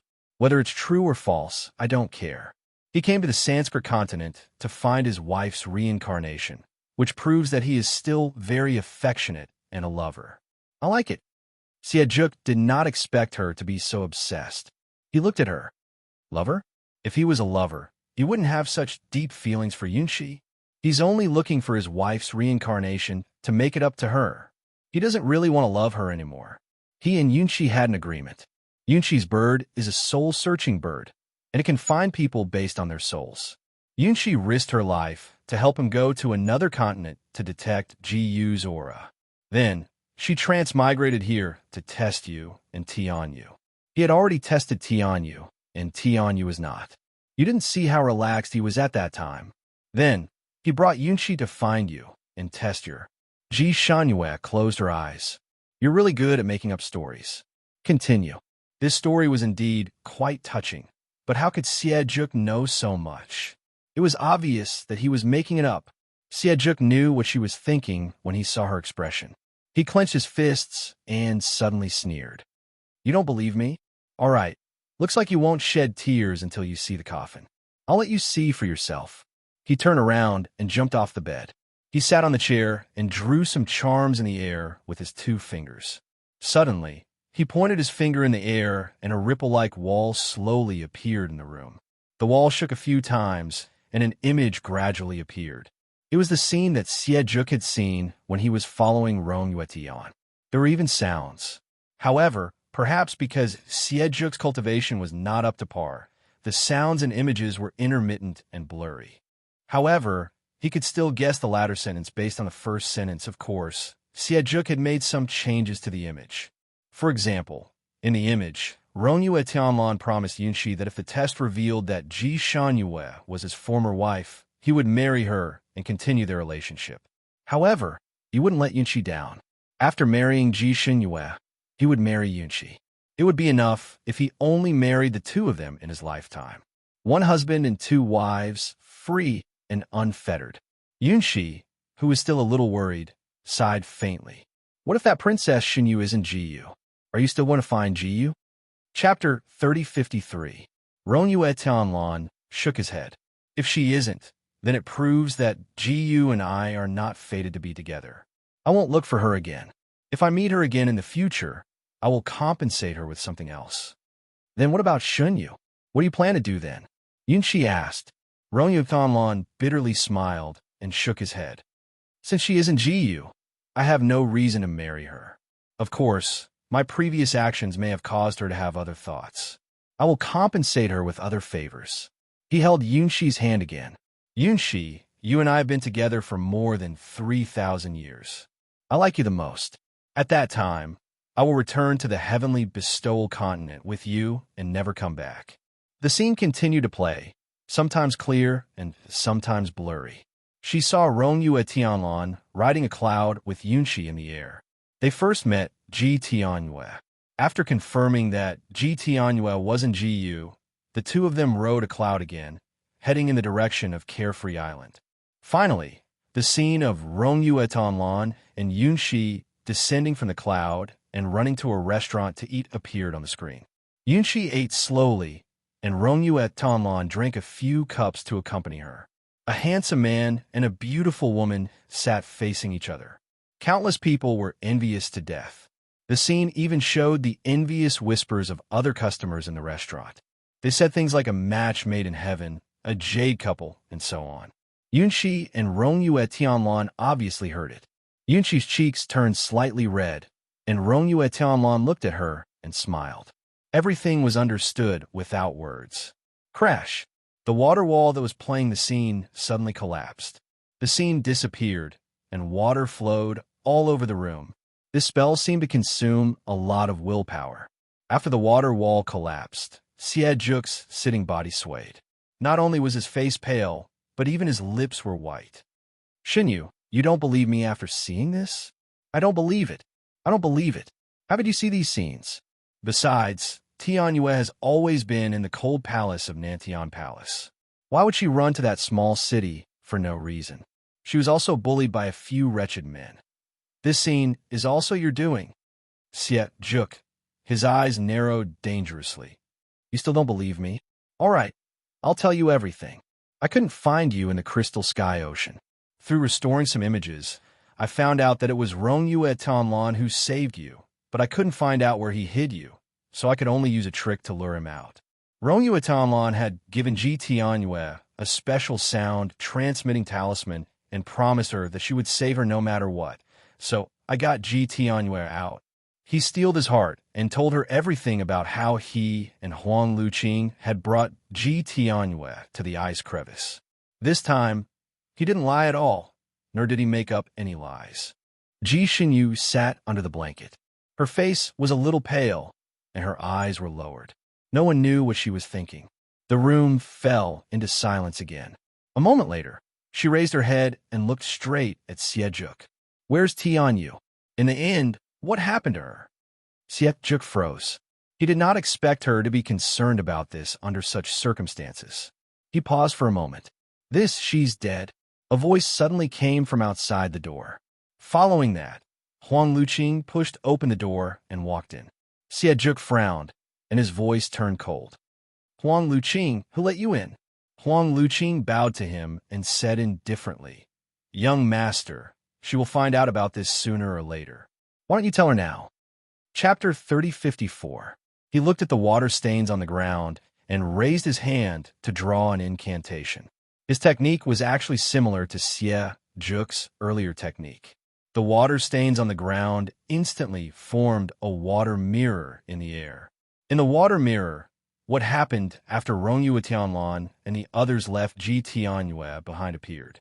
This time, the scene was exceptionally clear, and even the conversation inside could be clearly heard. Ji Shenyue watched as Ji Tianyue cried and threw a tantrum after Rongyue Tianlan left, to the appearance of Xie Zhuk and the others, and finally died tragically under Xie Zhuk's palm. Ji Shenyue's face turned completely pale this time. The scene that Huang Luqing had created was obviously omitted by Xie Zhuk. Moreover, the scene in the scene, as well as the reactions of Ji Tianyue and the others, was very realistic. There should not be any exaggeration. Moreover, the overlap with the scenes that Xie Zhuk had created was extremely high. Even the clothes and expressions of the characters inside were exactly the same. If the scenes created by the two of them were fake, it was impossible for the overlap to be so high. Furthermore, when Xie Zhuk had created that scene, Huang Luqing had not come in yet. She had not seen it at all. Ji Shen, you had a photographic memory. She deliberately compared the small branches and leaves in the two videos in her mind. For example, The degree of distortion of the trunk of the tree behind GTNU, the thickness of the branches, and the distribution of the tree branches. Other things could be imitated, but if these special details were not real, it was impossible for the big tree in the two videos to be exactly the same. If these were real, then the other scenes that Sejok had played were probably real too. Shanhue, do you believe me now? Sejok looked at her with bright eyes. Ji Shanhue slowly raised her head. There seemed to be flames dancing in her beautiful eyes. I don't believe you. She stretched out her hand towards Sejok. Where's my voice transmission talisman? Get it back to me. I want to contact Tianhue. As soon as she woke up, she realized that all the voice transmission talismans on her body had disappeared. It was obvious that Sejok had taken them away. She only had the blood-red voice transmission talisman left on her body. She did not know why it had been left behind, but it was useless. Sejok frowned. To prevent her from leaking the secret, Sect Master Ziyun had already taken away all the voice transmission talismans on her. He looked at Ji Shanyu's small white hand and turned his head away. I'll return the sound transmission talisman to you tomorrow afternoon. At that time, his recovery plan would be complete, and he wouldn't have to worry about her leaking any more secrets. Ji Shanyu's face was as white as snow. She sneered. Are you afraid that I'll leak the secret? Just give me that pink sound-transmitting talisman. You should know that it's only for contacting Tianyu and can't contact anyone else. Sejok, what? You don't dare to do this? If you don't even dare to do this, then it's enough to prove that everything you showed me just now is fake. It's fake. I don't believe a single word. Sejok stared at her for a moment before turning to instruct Huang Luqing. Go and ask the left guardian for that pink voice transmission talisman. Huang Luqing frowned. Young master, it's all right. I recognize that voice transmission talisman. It can only be used to contact Ji Tianhue. Hurry up and go. Sejok was impatient. Huang Luqing. He took a deep look at Sejok before turning around and leaving. A moment later, he returned with the pink sound transmission talisman.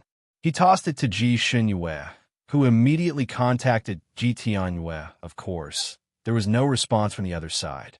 It wasn't that the other side refused to pick it up, but there was no response. The pink sound transmission talisman didn't even flash.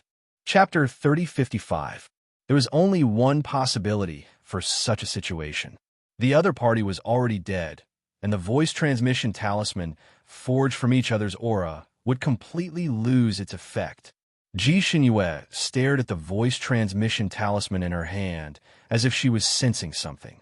A moment later, the voice transmission talisman in her palm emitted flames and turned into ashes. It turned out that Ji Tianhue's soul had also been dispelled. Dispelled? What a vicious method. Although Ji Tianhue had done a few things to her later on, they weren't really evil. It was just a child's jealousy that made her mischievous. She had severed her relationship with this little sister out of disappointment. However, she had still doted on her for hundreds of years. Now, not only had she died a tragic death, her soul had also been dispelled forever. This was too much. Ji Shanhue's face was ashen. Why did you kill her? Sejok, why did you kill Tianhue? Ji Shanhue asked angrily. Sejok did not expect her to be concerned about this. He was stunned for a moment before frowning slightly. That kind of trash no longer has any value. She even schemed against you. Why keep such a person alive? Used again. Ji Shanhue clenched her fists. Sejok, in your eyes, is a relationship between people only about using and being used. Don't you have any kinship or friendship? Master was used by you. Senior brothers were also used by you. You don't care about their lives at all. To think that they usually treat you so well. In the past, when you were in danger, they were the first to rush up and save you. They treated you as a real brother, but you only wanted their lives. The more she spoke, the angrier she became. Her voice became louder and louder, and her body trembled. She was truly furious. Sejok's expression changed. He opened his mouth and was about to say something when Huang Luqing suddenly stepped forward. With a flick of her finger, a wisp of wind flashed and sealed Ji Shanhue's sleeping acupoint, causing her to fall asleep again. What are you doing? Juk frowned unhappily. Huang Luqing bowed to him. You can't let her nonsense mess up young master's mind. Young master, you still have a big battle tomorrow. Just now, you blindly used the mirror technique and used your vitality. You must quickly meditate and recover. You can't delay for a moment. Juk understood this point. He first carried the unconscious Ji Shunyue and laid her down on the bed, tucking her in the corner of the blanket. Then he stood up and casually threw a futon on the ground, wanting to sit on it. I'll just meditate here to recover. Huang Luqing. He suppressed his anger and raised his hand to rub his throbbing temples. Young master, this meditation is no small matter. There must be no external interference. Moreover, it would require an ice room. Young master, your recovery is the most important thing right now. As for this princess, Ji Shunyue, you and her have a long future ahead of you. You'll have plenty of time to look after her in the future, right? Young master, the bigger picture is more important. Juk fell silent for a moment. How long will it take for me to recover? Huang Luqing pondered for a moment. About 2 hours. Juk nodded. All right, I'll come back in 2 hours. Keep an eye on her and don't let anything happen to her. He turned around and strode away. The room became quiet again. Huang Luqing stood in the middle of the room, her gaze landing on the unconscious Ji Shunyue. Her gaze was faintly complicated. Originally, young master had always been straightforward when dealing with women. The women he fancied who disobeyed him were either slapped to death or raped by him. Chapter 3056. However, he had paid an unprecedented amount of patience for this Ji Shunyue. After being provoked by her with a few words, he actually used the mirror technique regardless of the consequences. If he had not discovered it in time, there would have been a huge mess tomorrow, causing all his previous efforts to be in vain. This woman had a great influence on a young master. This was definitely not a good thing. Huang Luqing clenched his fists slightly, as if he wanted to do something, but he endured it. It was easy for him to kill her now, but if the young master knew, he would definitely fight him to the death.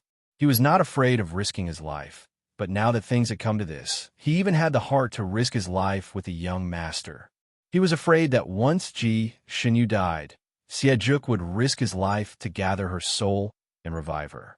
At that time, it would definitely delay tomorrow's plan. If he destroyed her soul, with Juk's current feelings for her, he would definitely become enemies with her. Therefore, he could not touch this woman at the moment. However, this woman was extremely fierce and had good martial arts. She also had deep feelings for her senior brothers. If the young master successfully recovered tomorrow, her senior brothers would definitely not be able to protect her.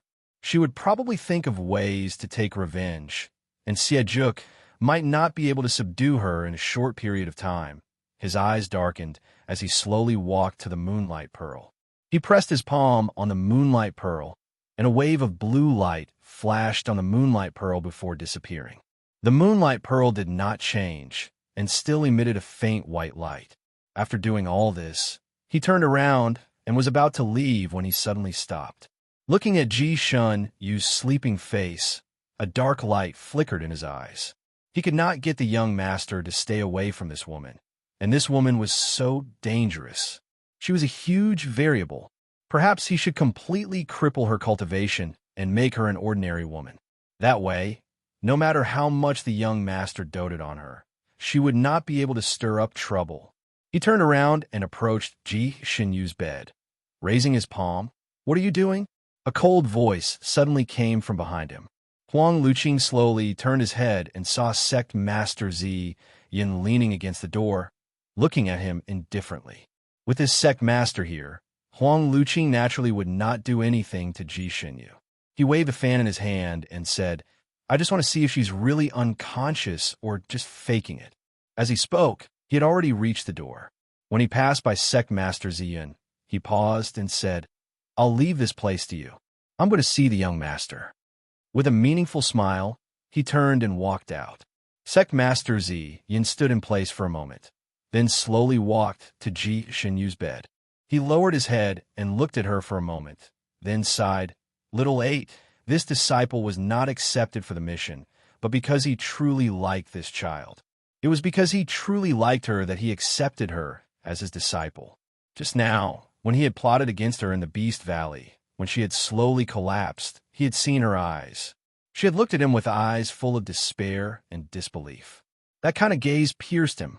He naturally knew how big of a blow this matter was to Ji Shunyu, so he couldn't bear to let her know, because some sacrifices were destined to be made, and it was a task that he could not shake off. He did not want Ji Shunyu to get too close to her senior brothers. When he took her in, his other disciples had already finished their apprenticeship, and they did not see each other often. It was only on his birthday that these disciples would see each other, especially during the years when he taught Ji Shunyu martial arts. Other than the eldest disciple, the other disciples could only come back once a year. They were not allowed to come back usually. Chapter 3057. And at that time, Sect Masters Yun had intentionally or unintentionally separated her from her senior brothers, not allowing them to contact each other. He thought that by doing this, Ji Shunyu's relationship with her senior brothers wouldn't be too good, just barely average. But he didn't expect that Ji Shunyu, this child, was born with a strong sense of kinship and actually got along very well with her senior brothers. Especially after she finished her apprenticeship, she would often run over to her senior brothers' residences as guests. When he realized that something was wrong and wanted to warn her, she was already closer to them than blood brothers. Sect Master Z Yin originally wanted to hide this matter from Ji Shunyu, so when Ji Shunyu rushed back, he made her fall into a deep sleep. As long as she could sleep for 2 days, the entire matter would be settled. He could create an illusion that a blood-sucking monster had destroyed the entire Purple Cloud sect. That way, Ji Shunyu wouldn't know the truth when she woke up. At most, she would plan to take revenge for her senior brothers, but she wouldn't feel the despair of being betrayed. But he didn't expect that she would wake up early, and even more didn't expect that she would investigate the matter in such a short period of time. He couldn't do anything about it. Now, this kind of blow was almost fatal to her. But there was no other way out. Shunyu, I'm sorry. Master was also helpless. Sect Master Ziyin sat in front of Ji Shunyu's bed, holding one of her hands by the bed, and sighed softly. And it was at this moment that the sudden change happened. Ji Shunyu, who had been sleeping, suddenly flipped her wrist, and her fingertips directly hit Sect Master Ziyun's waist. Sect Master Ziyun was in a daze and was caught off guard by her attack. Half of his body immediately went numb. He wanted to jump up, but Ji Shunyu was faster than him. Her finger poked a few times on his body, and as a result, Sect Master Z Yin couldn't move at all. Shunyu, his usually calm and handsome face revealed a rare look of surprise. You actually weren't asleep. Ji Shunyu jumped to the ground, her gaze landing on her master's face, flashing slightly, and then looking away, she said indifferently, "It's true that I was poked by Master, but I've already undone it." In other words, when Huang Luqing struck her sleeping acupuncture point, she had already returned to normal. She was just lying down and pretending to be asleep, and then slowly looking for an opportunity. Just now, when Huang Luqing was about to make a move on her, she naturally sensed it. On the surface, she was still sleeping, but her body was already prepared to fight to the death with the other party. She didn't expect that her master would come and stop Huang Luqing in time, allowing her to continue pretending to be asleep. Sect Master Z Yin looked at Shunyu, whose eyes were sparkling, and had mixed feelings. "Shunyu, your martial arts seems to have improved quite a bit." His acupoint sealing skills were clearly top-notch. Even a top-notch expert wouldn't be able to unseal his acupoint after a day and a night. Who would have thought that Ji Shunyu would be able to solve it in just 2 hours, and even beat him at his own game? Ji Shunyu lowered her eyes slightly. Her martial arts had indeed improved a lot compared to before. Especially after cultivating on Rongyue Tianlan Small Island, the effect was even more obvious, and it was even becoming more obvious. She had said so much nonsense to Xie just now because she wanted to buy time to unseal her acupoints. She did not believe the truth Xie had told her at all. Compared to the safety of his senior brothers, all those emotional entanglements were nothing. For the time being, it was not in her consideration. However, even she herself did not expect that one day She would make a move on her most respected and beloved master, and make him unable to move. Chapter 3058. Looking at her master who was sitting there, she hesitated for a moment. Then, she steeled her heart and went to her master's storage space to search for her things. There were a lot of things in Sect Master Z Yun's storage space. It was even more complete than a large warehouse. It was undoubtedly difficult to search for a few small voice transmission talismans in such a large storage space, not to mention that she had to be face-to-face with her master when searching for his storage space. This was a position that she had never thought of before. If someone looked in from outside the window now, they would think that she was being rebellious and trying to take liberties with her master. Sect Master Z Yin naturally knew what she was searching for. He didn't say anything and just looked at her, letting her search. Being stared at like this, Ji Shunyue became even more nervous. Sweat dripped from the tip of her nose. She suddenly said, "Master, do you really have the heart to kill my senior brothers? They clearly respect you so much and spend so much effort on your birthday every year. If they hear any disrespectful words about you outside, they will rush up and fight with their lives. Are they just tools in your eyes? Master, are you being controlled by that devil Siejuk? I don't believe that you are the guardian of the devil race. You clearly hate evil the most." Ji Shunyue originally spoke to ease the awkwardness, but when she said this, her heart was touched, and her eyes couldn't help but turn red. Sect Master Ziyun's face was slightly pale, and he lowered his eyes. "Shunyue, I am indeed the left guardian of the devil race. Siejuk, he can't control me." "No, I don't believe it. You don't have any devil aura at all. How can you be a devil with so much immortal aura? Master is indeed not a devil. Master is a fallen immortal." Sect Master Z Yin finally revealed his true identity. Ji Shunyue, fallen immortals did exist. Fallen immortals were originally immortals, but because of something, they fell into the devil realm and became a devil. Although such a person was in the devil sect, if he didn't do anything evil, there wouldn't be any devil aura on his body. "Master, isn't cultivation good? Why would I become a devil?" "Master, look, all your disciples are also cultivating the immortal Tao. Why would he become a devil?" It was all because of love. However, he didn't want to tell Ji Shunyue this reason. He simply closed his eyes and said indifferently, "Shunyue, Master has his own difficulties." It seemed that persuasion would not work. Master had already made up his mind to use his disciples as sacrifices for the Devil Lord to recover his power. Ji Shun, you felt a sense of helplessness. This feeling of powerlessness spread to her limbs and bones, causing her chest to feel stifled and suffocated. It was as if there was a fire burning inside, but she couldn't find a way out. She pursed her lips and said, "Master, I'm sorry. I won't watch my senior brothers die. I'll expose this matter." Her fingertips finally touched a sound-transmitting talisman. She hurriedly took it out to take a look, and her heart was filled with joy. This sound-transmitting talisman was the Blue Star Talisman that she used to contact Rong Yuetian. She hurriedly put it into her storage space and was about to take out other things when there was a sudden movement at the door, followed by a low cry. Little junior sister, Feng Wuji, eldest senior brother. He actually came in, and when he saw Ji Shinyu lying in Sect Master Ziyun's arms at the door, he was dumbfounded. Ji Shinyu did not give him any time to react.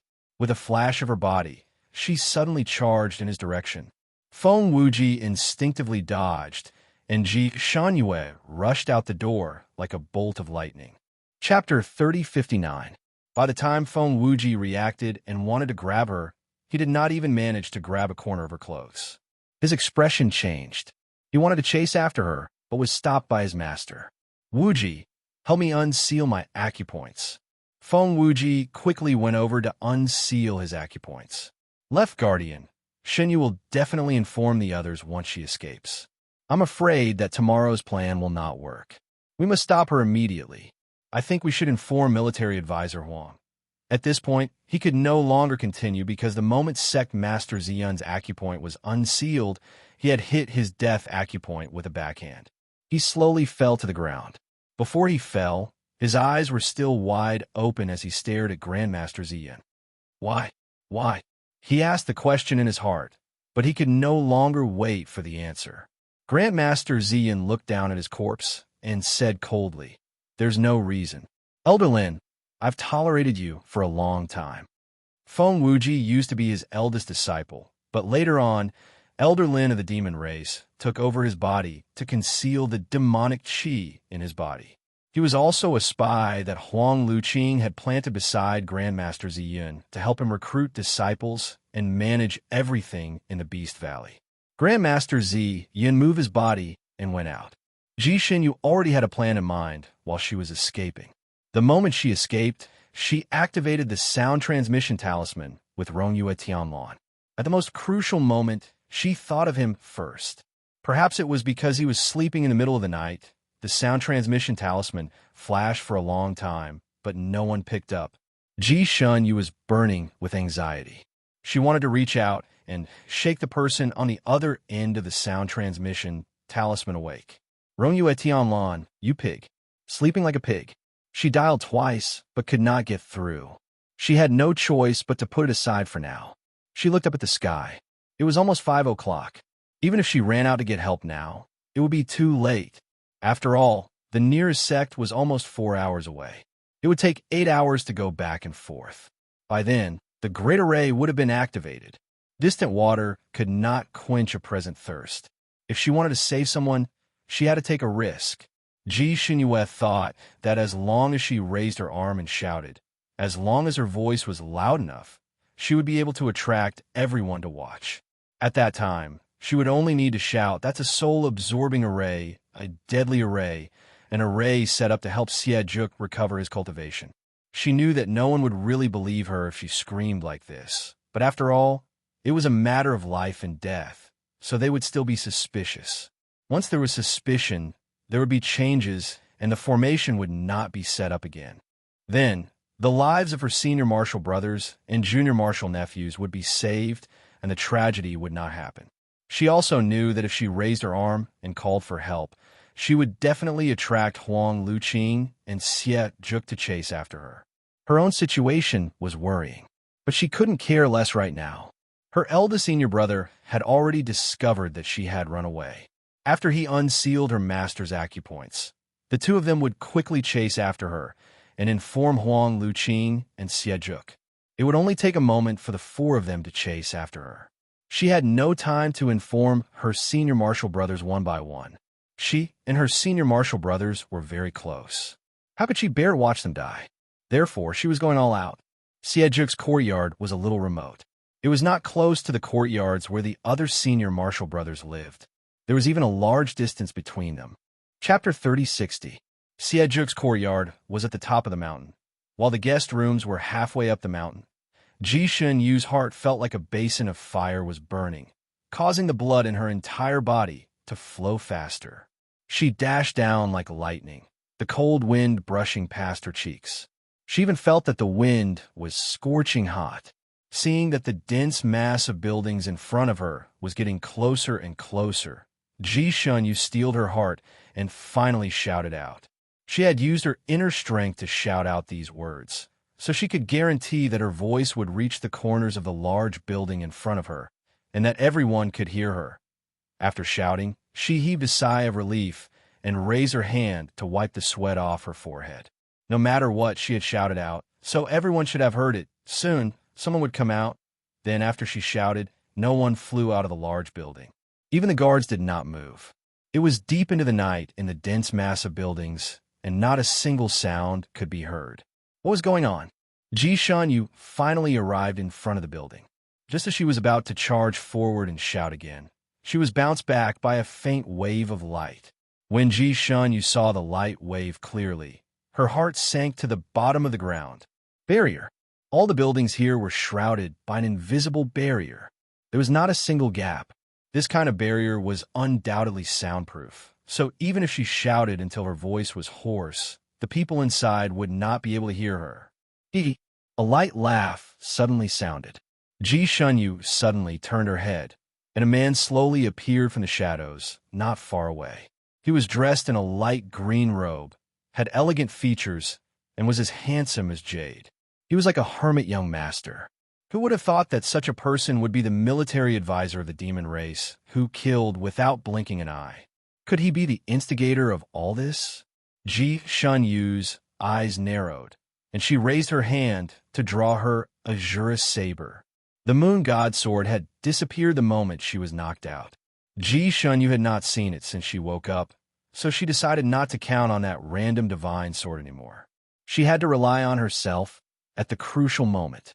It seems that I still underestimated Princess Shenyu to be able to escape in this kind of situation. Fortunately, this military advisor made preparations early on and set up a barrier here, causing Princess Shenyu's efforts to be in vain. Huang Luqing waved his folding fan lightly as he spoke, a trace of guilt appearing on his handsome face. Ji Shunyue took a deep breath, too lazy to talk nonsense with him. The azure saber slashed directly at the barrier. Huang Liuqing's eyes flashed, but she didn't have any intention of stopping her. The azure saber struck the barrier with an aura that could split mountains and sever seas, but it was as if it had struck the air. The blade had clearly cut into the barrier, but did not make the slightest sound. Then, the knife bounced back. Ji Shun Yu's fingers were numb from the rebounding force, and her entire body was cold. She couldn't open this barrier. It wasn't something she could open. This barrier could only be set up by exalted immortals, and only exalted immortals could break it. She suddenly raised her head to look at Huang Luqing. You're an exalted immortal? Huang Luqing waved his fan. Our Sharkman doesn't cultivate the immortal Tao, so I'm not an exalted immortal, but at my level, I'm roughly at the exalted immortal realm level. This person's ability to conceal himself was really deep. Ji Shenyu knew that he usually hid his strength, but she didn't expect him to hide so much. Chapter 3061. She was clearly an exalted immortal, but she usually kept a low profile like an immortal monarch. Princess Shenyu, what do you want now? Huang Luqing looked as if victory was already in her hands. Huang Luqing, you set up such a large barrier here. When the people inside wake up and see this barrier, they will be suspicious. Do you think the people inside are idiots? Ji Shenyu sneered. Huang Luqing closed her fan and smiled. You're wrong. This barrier can only be seen by the people outside. The people inside can't see it, and they can even come out at will. But do you think they can come out at this time? Ji Shenyu. Her face was pale, and she retreated step by step. Huang Luqing slowly approached. Princess Shenyu, although you are the young master's favorite, you have tried to ruin my plans time and time again. This is making things difficult for me. Perhaps I should kill you and end this once and for all. As she spoke, she slowly opened her fan. Whoosh. A white figure flashed over and landed between Ji Shenyu and Huang Luqing, shielding Ji Shenyu behind her. That white figure only said 2 words to Ji Shenyu. Go. Master. The one protecting her behind him was Sect Master Ziyun. Her master actually came to save her. Ji Shun Yu's eyes widened and her heart surged. Master, she called out with a trembling voice. Go. Sect Master Ziyun threw out another word. Although Ji Shun Yu's heart was filled with countless questions and emotions, she also knew that she could not stay for long. She turned around and flew away. Huang Luqing looked at Sect Master Ziyun, who was blocking her path. Sect Master, are you trying to betray your master? She is my disciple. Letting her go will not hinder the Devil Master's recovery plan. Sect Master Ziyun stared into Huang Liuqing's eyes. Let her go. I will not allow anything to happen to her. Huang Luqing smiled and said in a mocking tone, I didn't know that Sect Master was so concerned about his disciple. With you like this, I'm worried about the Great Array tomorrow. There are so many disciples and grand disciples. What if you can't bear to part with them? Sect Master Ziyun's face was slightly pale, but his voice was cold. That's different. Tomorrow, the array will be activated as usual. I know my responsibilities. Huang Luqing nodded. It's good that you know. She glanced at the other party and suddenly sneered. Don't tell me you also fell in love with that princess. Sect Master Ziyun was stunned. Then, he shouted angrily, Bullshit! This seat treats her like a daughter, and there is absolutely no love between us. TSK, TSK. To think that the sect master Ziyun, who has always been known for his elegance, would actually swear. How rare. Huang Luqing was half mocking and half laughing. Suddenly, her face changed. You may like her or treat her like a woman, but you can't delay the Devil Lord's recovery plan. If she escapes like this, she will definitely inform the people outside. Sect Master Ziyun looked up at the sky and said indifferently, she doesn't have any communication talismans on her, so if she wants to inform the other sects, she has to make a trip personally. The Purple Cloud sect was located in a remote area and was not close to any other sect. The nearest sect would take 4 hours to travel to and fro, so it would take 8 hours to travel back and forth. After 8 hours, the array would be completely activated, and the Devil Lord's martial arts would be completely restored. What was there to be afraid of? What's more, that sect is not a big one, and the highest cultivation is only a mortal monarch. Moreover, the leader of that sect is usually timid and afraid of trouble. Even if Xinyu asks him for help, he will not come.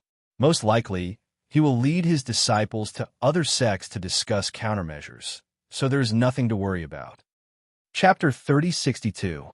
Huang Luqing raised her eyebrows and said, it seems that Sect Master has calculated everything very clearly. However, I heard that this princess has the ability to travel 1,000 miles in an instant.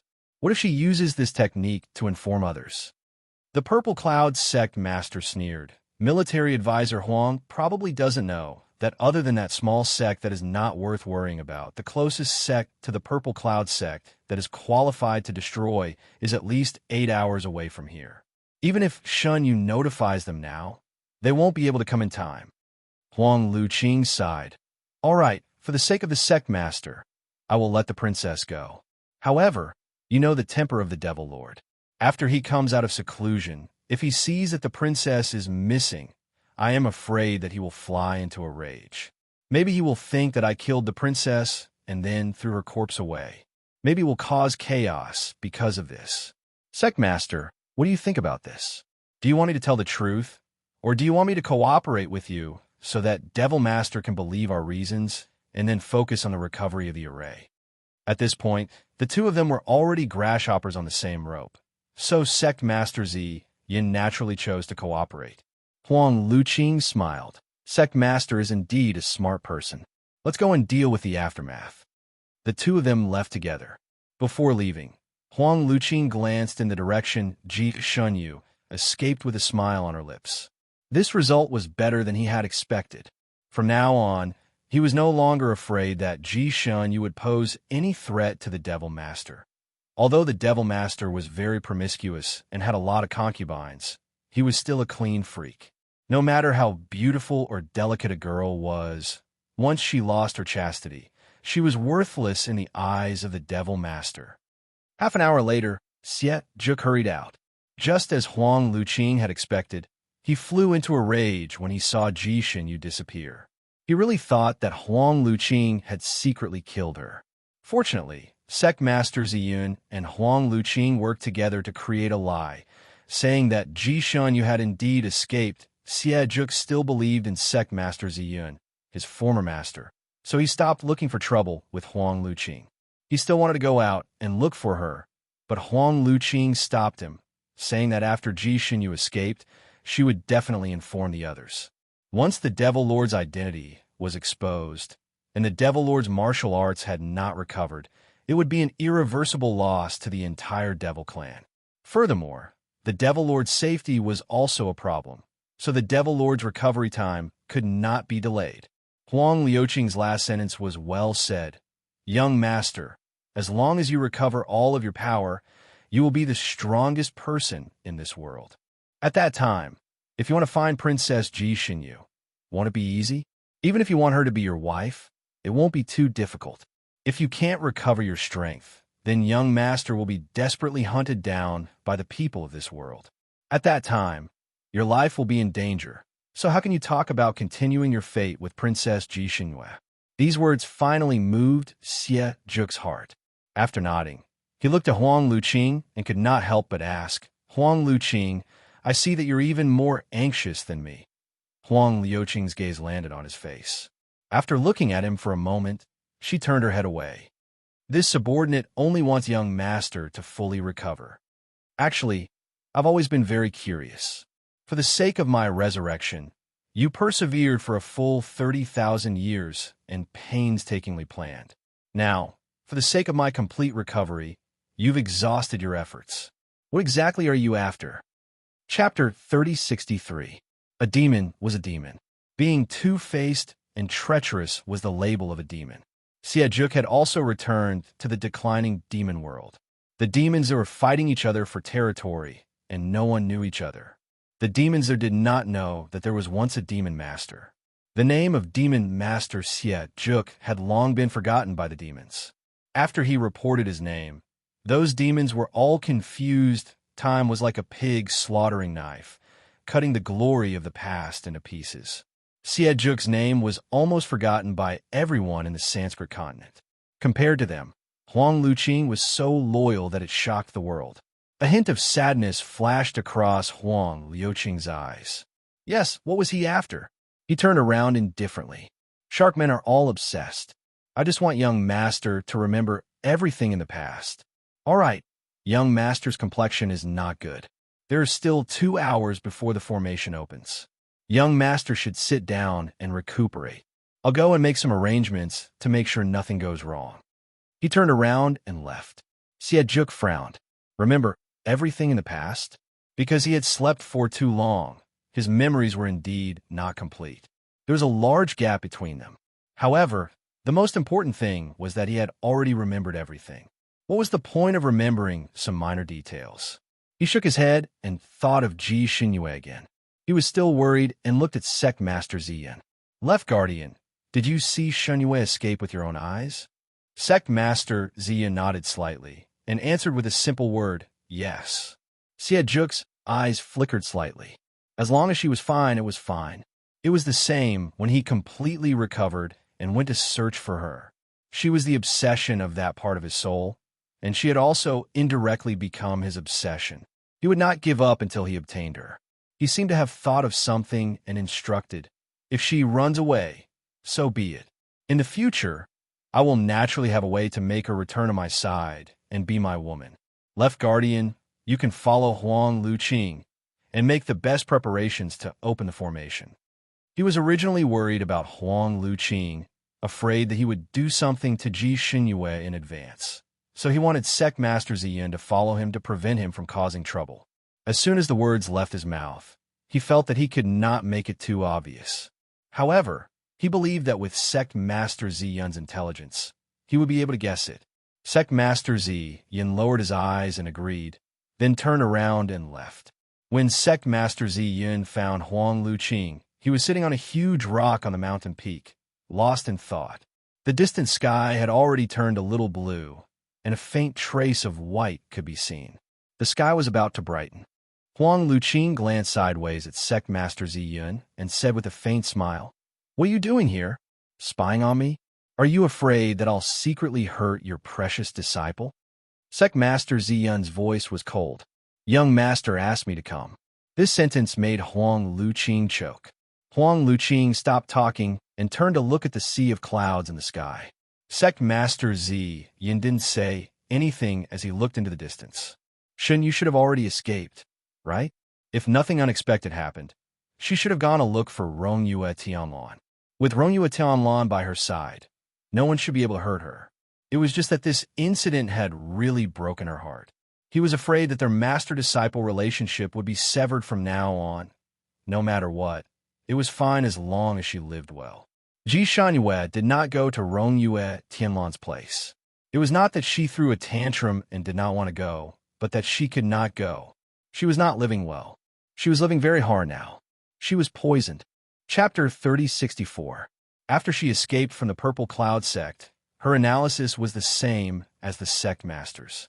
She had thought of all the reinforcements she could think of. Other than Rongyue Tianlan, no one else could arrive in time.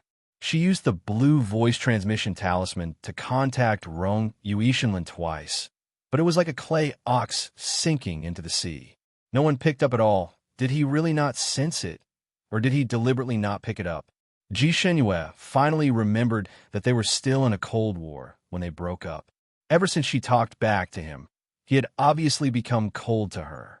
He had been so polite that he didn't even touch her hand anymore. When he was about to leave, he didn't even greet her and just left. He hadn't returned since he left. The images that Siejuk had shown her flashed through her mind again, and she couldn't help but have a thought. Did he really go to see Yunxi? Did he really let Yunxi look for his wife in his previous life? Looking at the images that Siejuk and Huang Luqing had shown her, Rong Yuishenlin was indeed with Yunxi. Had they already returned to the island? Had Yunxi, that bird, determined that she wasn't Jiyu based on the aura she had left behind, so Rong Yuishenlin had completely let go of her? Now, he had finally let go of everything from his previous life and flew away with Yunxi. So he didn't even bother to pick up her voice transmission talisman. No, that was fake. Siejuk must have deliberately made it up to make her give up. She didn't want to believe it. But why didn't he pick up the voice transmission talisman? Ordinary immortals wouldn't sleep so soundly, right? Or had he also encountered an accident? Countless thoughts churned in her heart like boiling water, causing her heart to tighten and ache. In addition, she was worried about the safety of her senior brothers, but she couldn't do anything at the moment. She really wanted to cry. She really wanted to find someone to rely on so that she could cry to her heart's content.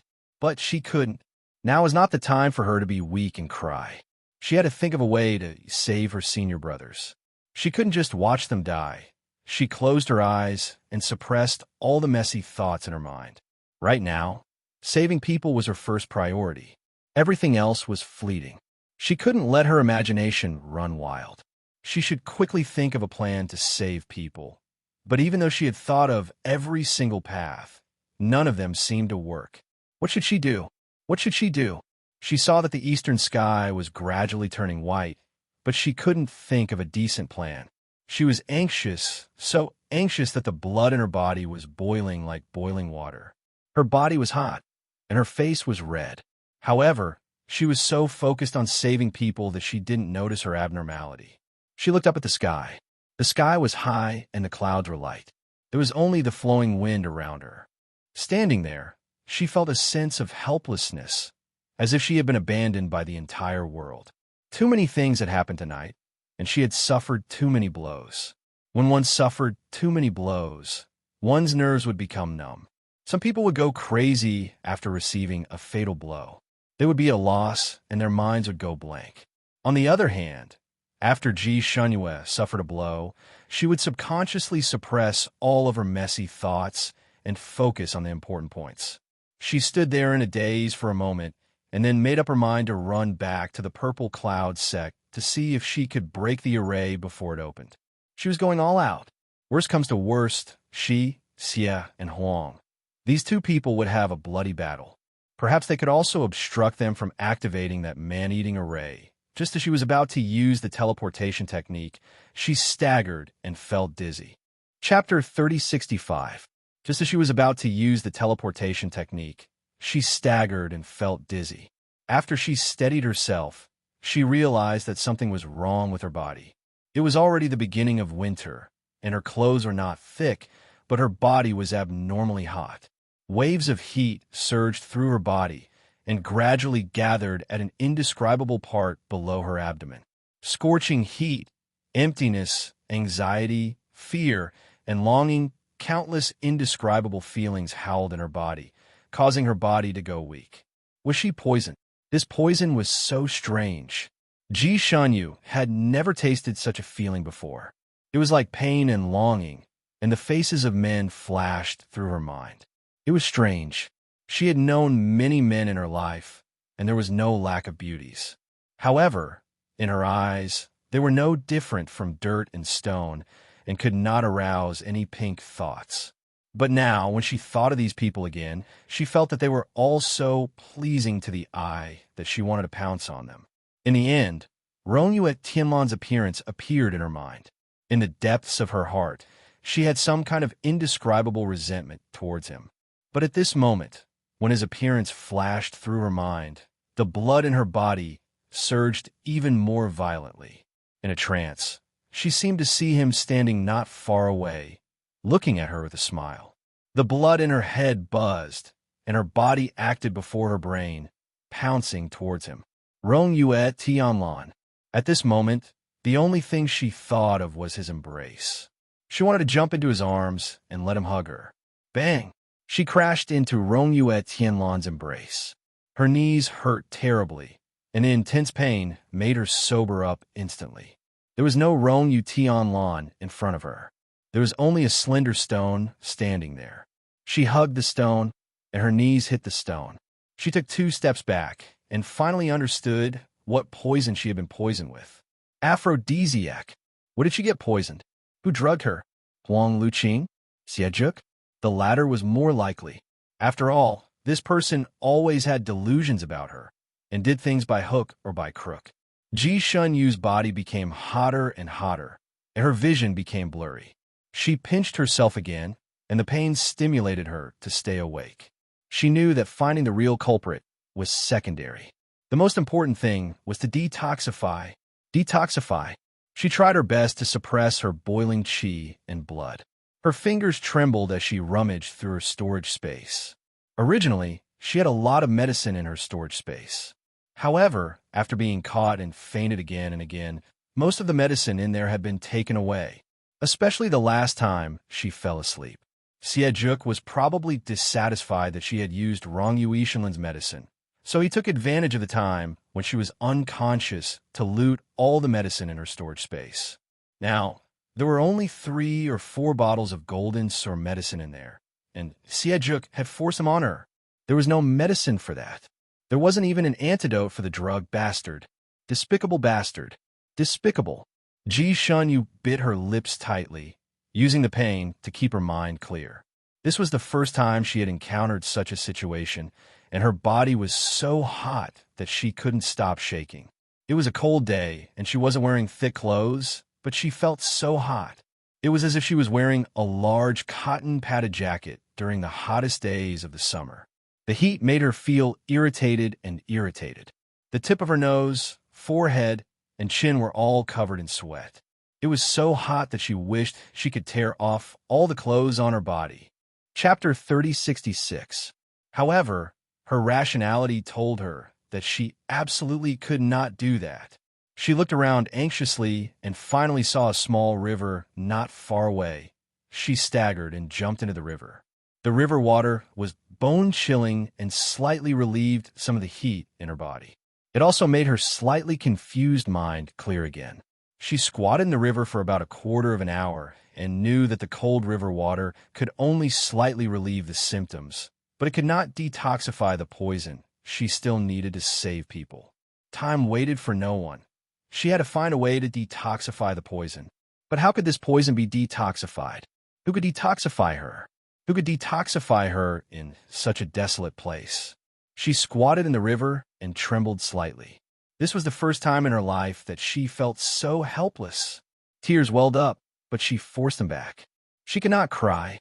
Crying was useless, because she had to endure the strange heat in her body. She bit her lips until they bled. She wiped her eyes with her hand, and her fingertips were stained with blood, but she did not notice. She thought of Rong Yue Tianlan again. He was a medical immortal, and his medical skills were extraordinary. If he was here, he might be able to detoxify her. She trembled as she took out the voice transmission talisman again. The blood on her fingertips stained the voice transmission talisman, and the talisman actually emitted a faint light wave and absorbed all the blood. Ji Shinyue's mind was filled with thoughts of asking for help, so she did not notice this. Her fingers trembled as she activated the voice transmission talisman again. Thankfully, this time, the voice transmission talisman lit up for a moment before the other side picked it up. The moment the call connected, Ji Shinyue's heartbeat almost went out of control. She let out a long sigh of relief. Heat and grievance instantly surged up. She trembled as she said, "Your Highness Ronya," because of her unstable state of mind, and also because of the effects of the drug, her originally clear and melodious voice sounded watery and crooked, with a hint of hoarseness. Finally, a reply came from the other side. "Who are you?" Ji Shanyue staggered in the water and almost fell into the water. That voice belonged to a girl. It was as clear as jade and as ethereal as the clouds. Even without seeing the person, she could feel that the other party was a peerless beauty. Ji Shenyue stared blankly at the voice transmission talisman in her hand. The image that Xie Zhuk had shown her flashed before her eyes. Rongyu Ganlan and that girl called Yunxi were walking side by side. Due to the effects of a drug, her breathing was heavy. Her body was hot, but her heart was cold. She had always been skeptical about what Xie Zhuk had shown her. She had planned to ask him directly when she saw Rongyu Ishinlin one day and ask him for confirmation. She wanted to get the truest answer from him. But now, it seemed that what Xie Zhuk had shown her was most likely true. Voice transmission talismans were usually carried around at all times. If Rongyu Tanlan cared about her, she would have kept a voice transmission talisman with her at all times. Now, this voice transmission talisman was with Yunxi. Hey, may I ask who you are? The woman asked curiously. Ji Shenyu's heart had already sunk to the bottom of an icy abyss, but she still refused to give up. Forcing herself to calm down, she asked, "Where is Her Highness Rongyu?" You asked him to pick up the sound transmitting talisman. His voice trembled slightly. The person on the other side paused for a moment, then said, "He's still resting." "Who are you?" Ji Shenyue's finger flicked again, and the blue sound transmitting talisman fell into the river and was washed away in the blink of an eye. She raised her head and looked at the sky. The sky was about to brighten, and there was a bit of white in the east. Chapter 30:67. It was a moment before dawn, and most people had yet to wake up. His voice transmission talisman was in Yunxi's hands. He was still resting. All these factors combined made it easy for people to deduce a hopeless conclusion. Rongyu Ishinlin and Yunxi were really cohabiting, and there was a promise between them. Rongyu Ishinlin probably confirmed that Ji Shenyue was not Jiyu through Yunxi's bird, so he finally let go of the burden in his heart and began to fulfill his promise with Yunxi. The two of them were deeply in love, and it was natural for them to do something good. Although Ji Shenyue was still a virgin and had not experienced those things between men and women, she had been in the pugilistic world and had come into contact with many flirtatious men. These men also treated her as a man, so they did not have any scruples when talking in front of her.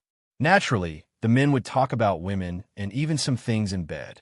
For example, they would be tired after doing things, so tired that they would not want to move. If they were really tired, even a person who was usually alert would sleep like a pig. She had been unable to contact Rongyu Ishinlin just now. Was it because they were too tired and could not hear or see? The aphrodisiac originally made her feel like her body was on fire, but at this moment, her heart felt like it was frozen. She took a deep breath, and then another to hold back the tears that were about to come. She desperately told herself that Rongyu Ishinlin did not owe her anything. Although he had been ambiguous with her a few times, he probably treated her as someone else and doted on her. He even risked his life to save her a few times. If there was a debt, it was she who owed him. She owed him a favor. So she could not blame him. But since he did not really love her, why did he mess up her spring water? Bastard. She clearly did not want to have any feelings for him. She clearly did not want to love him. But because of his forceful intervention, she accidentally fell down. Now, it was not too late. It was not too late for her to find out. After all, she had not promised him anything, and she had not even reciprocated his feelings. So it was not too late. She could still extricate herself beautifully in time. A few rooster crows came from afar. She trembled in shock and looked up at the sky. The sky in the distance was already showing a faint green color. The sky was about to brighten. Her senior brothers. No, now is not the time to be swayed by loyalty. She had to ask Rongyu Tianlan for help. Even if she didn't ask him to cure her poison, at least she had to ask him to come to the Ziyun sect to save her senior brothers. She subconsciously went to look for the voice transmission talisman, but the talisman had long been washed away by the current. She searched the water for a long time, but to no avail. She hugged her arms and squatted in the water, lost in thought for a moment. Then, she stood up trembling. No, she had to save herself. Azure City was a small city, and it was the closest city to the Purple Cloud sect. This place was more than 200 miles away from the Purple Cloud sect. For the people in the city, it would take a whole day to reach the Purple Cloud sect. However, for cultivators with cultivation skills, it was only a 10-minute journey. When the sun had just risen, the door of one of the most famous physicians in Azure City was filled with loud bangs. Physician Lei suppressed his anger and opened the door. Before he could see the face of the person who was banging on the door, a woman drenched from head to toe rushed in. She grabbed his collar and said 2 words in a trembling voice, "Save me." The woman's fingers were hot, and her face was also hot. There was an unhealthy red color. Her eyes seemed to be filled with water and fire as she looked straight at Physician Lei. Chapter 3068. She staggered and almost fell into Dr. Lei's arms. Fortunately, she steadied herself in time, but her body couldn't help but tremble. It was as if she wanted to do something, but she resisted. After all, Dr. Lei was an experienced and knowledgeable doctor. Seeing the woman's expression, he took her pulse and frowned. "Miss, you've been poisoned by an aphrodisiac." This woman was naturally Ji Shunyu. She resisted the desire to pounce on Dr. Lei and nodded. She said hoarsely, "Save me." It was useless. It was completely useless. Dr. Lei, Dr. Li, Dr. Zhang, Ji Shunyu staggered. She had already eaten all the pills and ointments that these doctors had prescribed for her, but they couldn't cure the aphrodisiac's poison at all. "Miss, this old man can't cure this kind of aphrodisiac." "Miss, this drug can't be cured." "Miss, please redeem this little one's incompetence." "Miss, this drug. I'm afraid there's only one way to cure this drug, and a man's true despair." Her body was so hot that it was about to explode, and her vision was turning black. It was as if countless ants had drilled into her limbs and bones, wantonly crawling around inside. It made her want to scream, to moan. If it's not cured, what will happen? She forced herself to ask. These doctors had never seen such a strong aphrodisiac before, and they were all helpless.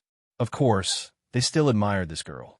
If an ordinary girl had been poisoned by such a drug, she would have long forgotten about people under the influence of the drug. Perhaps she would even pounce on a bald or pockmarked man. However, this woman had been forcing herself to stay awake.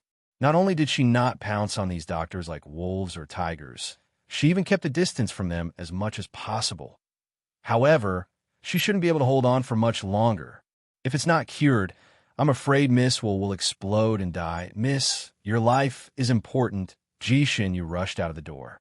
It was still early, and the streets were deserted. Ji Shunyu staggered along the streets in the direction of the only small building in the city. She was not afraid of death, but her life was connected to the lives of hundreds of people in the Purple Cloud sect. Therefore, she could only cure the poison. She had already decided not to marry in this life, so there was no need to protect her body at this critical moment. After curing the poison, she would return to the Purple Cloud sect to save people and fight Xiejuk. If she couldn't save them, then she would just die with them. This world was too ugly, and she had lived long enough. Rongyu Tianlan felt exceptionally uneasy tonight. By the time he and Yunxi returned to Carefree Island, it was already late at night. They naturally discovered that Ji Shunyu had disappeared. Before the girl left, she left him a message. "Thank you for saving me. Goodbye." The date was early in the morning. Even the time was included. Rongyu Tian could almost imagine the smug look on the little girl's face when she left. The soul-searching bird circled around the island before landing on Yunxi's shoulder and chirping happily. Yunxi translated the bird language for Rongyu Tianlan. She said that the soul-searching bird felt that the aura left behind by Ji Shunyu here was similar to Ji Yu's aura. There was a high possibility that the two of them were the same person. Of course, if he wanted to confirm it, he still needed to meet the person in person. According to Rongyu Tianlan's original intention, he couldn't wait to go out and search immediately. However, the soul-searching bird was very tired and was not willing to travel through the night to find someone. It simply spread its wings and lay on the ground, refusing to fly no matter what. Yunxi also advised, Tianlan, Princess Shunyu only left. There won't be any accidents in just one night. Let's rest for the night and go find her tomorrow. I can see that you're also very tired right now. Why don't you rest for a while and have the energy to look for her tomorrow? It won't delay anything. Chapter 3069. Rong Yuetianlan had been running around for the past few days and was extremely exhausted. After hearing Yunqi's words, he looked at the sky again. It was indeed too late. He looked at Yunqi again. Her hair was slightly messy, and her beautiful face was slightly haggard. She looked very sleepy. Under such circumstances, he was really embarrassed to ask Yunqi to go out and look for someone. He thought for a while and to try to contact Ji Shunyue with the voice transmission talisman. After a while, the voice transmission talisman was picked up. Ji Shunyue's voice came through. "What's the matter?" Rong Yuetianlan chatted with her for a while and found out that she had returned to the Ziyun sect. Everyone in the Ziyun sect was safe now. She had been too tired from the journey and was now resting.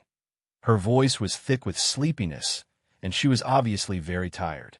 After talking with him for a while, she hung up. Rong Yuetianlan also deliberately sensed the location of the blood-red voice transmission talisman. It was indeed in the Ziyun sect.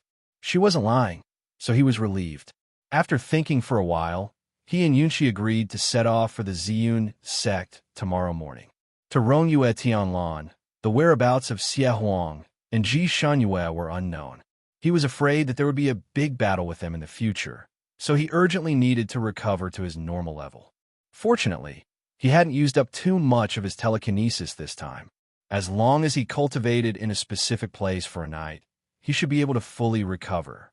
He also had a place that specialized in cultivating his telekinesis.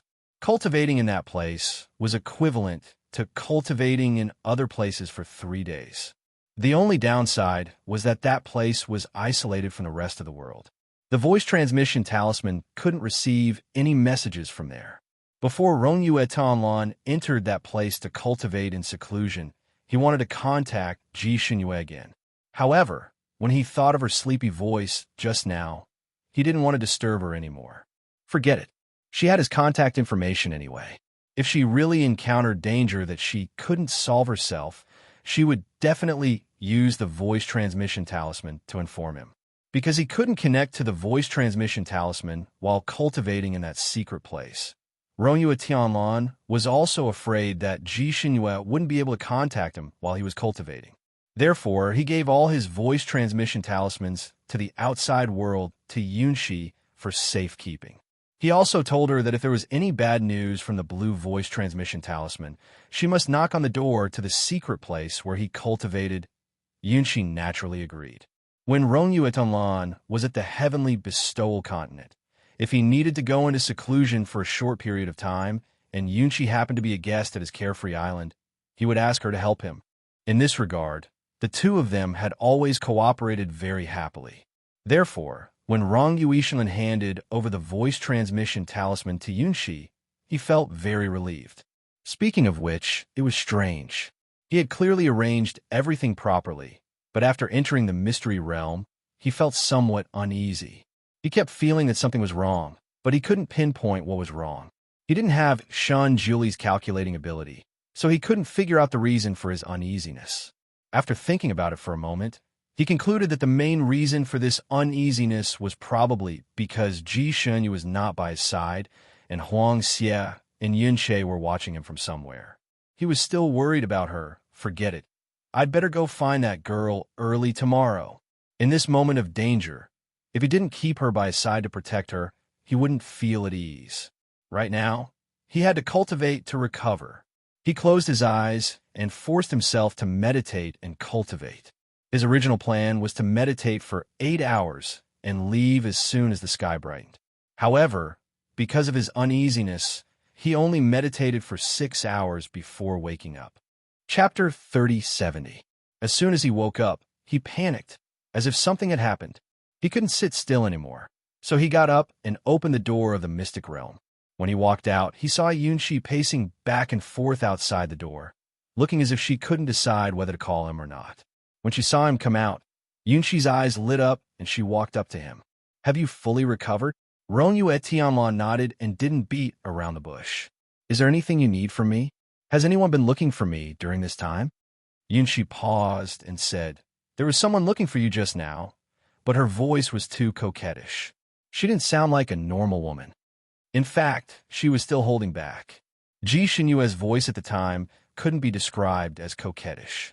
It was dripping like a coquettish hostess inviting a guest. Indeed, she didn't sound like a proper woman.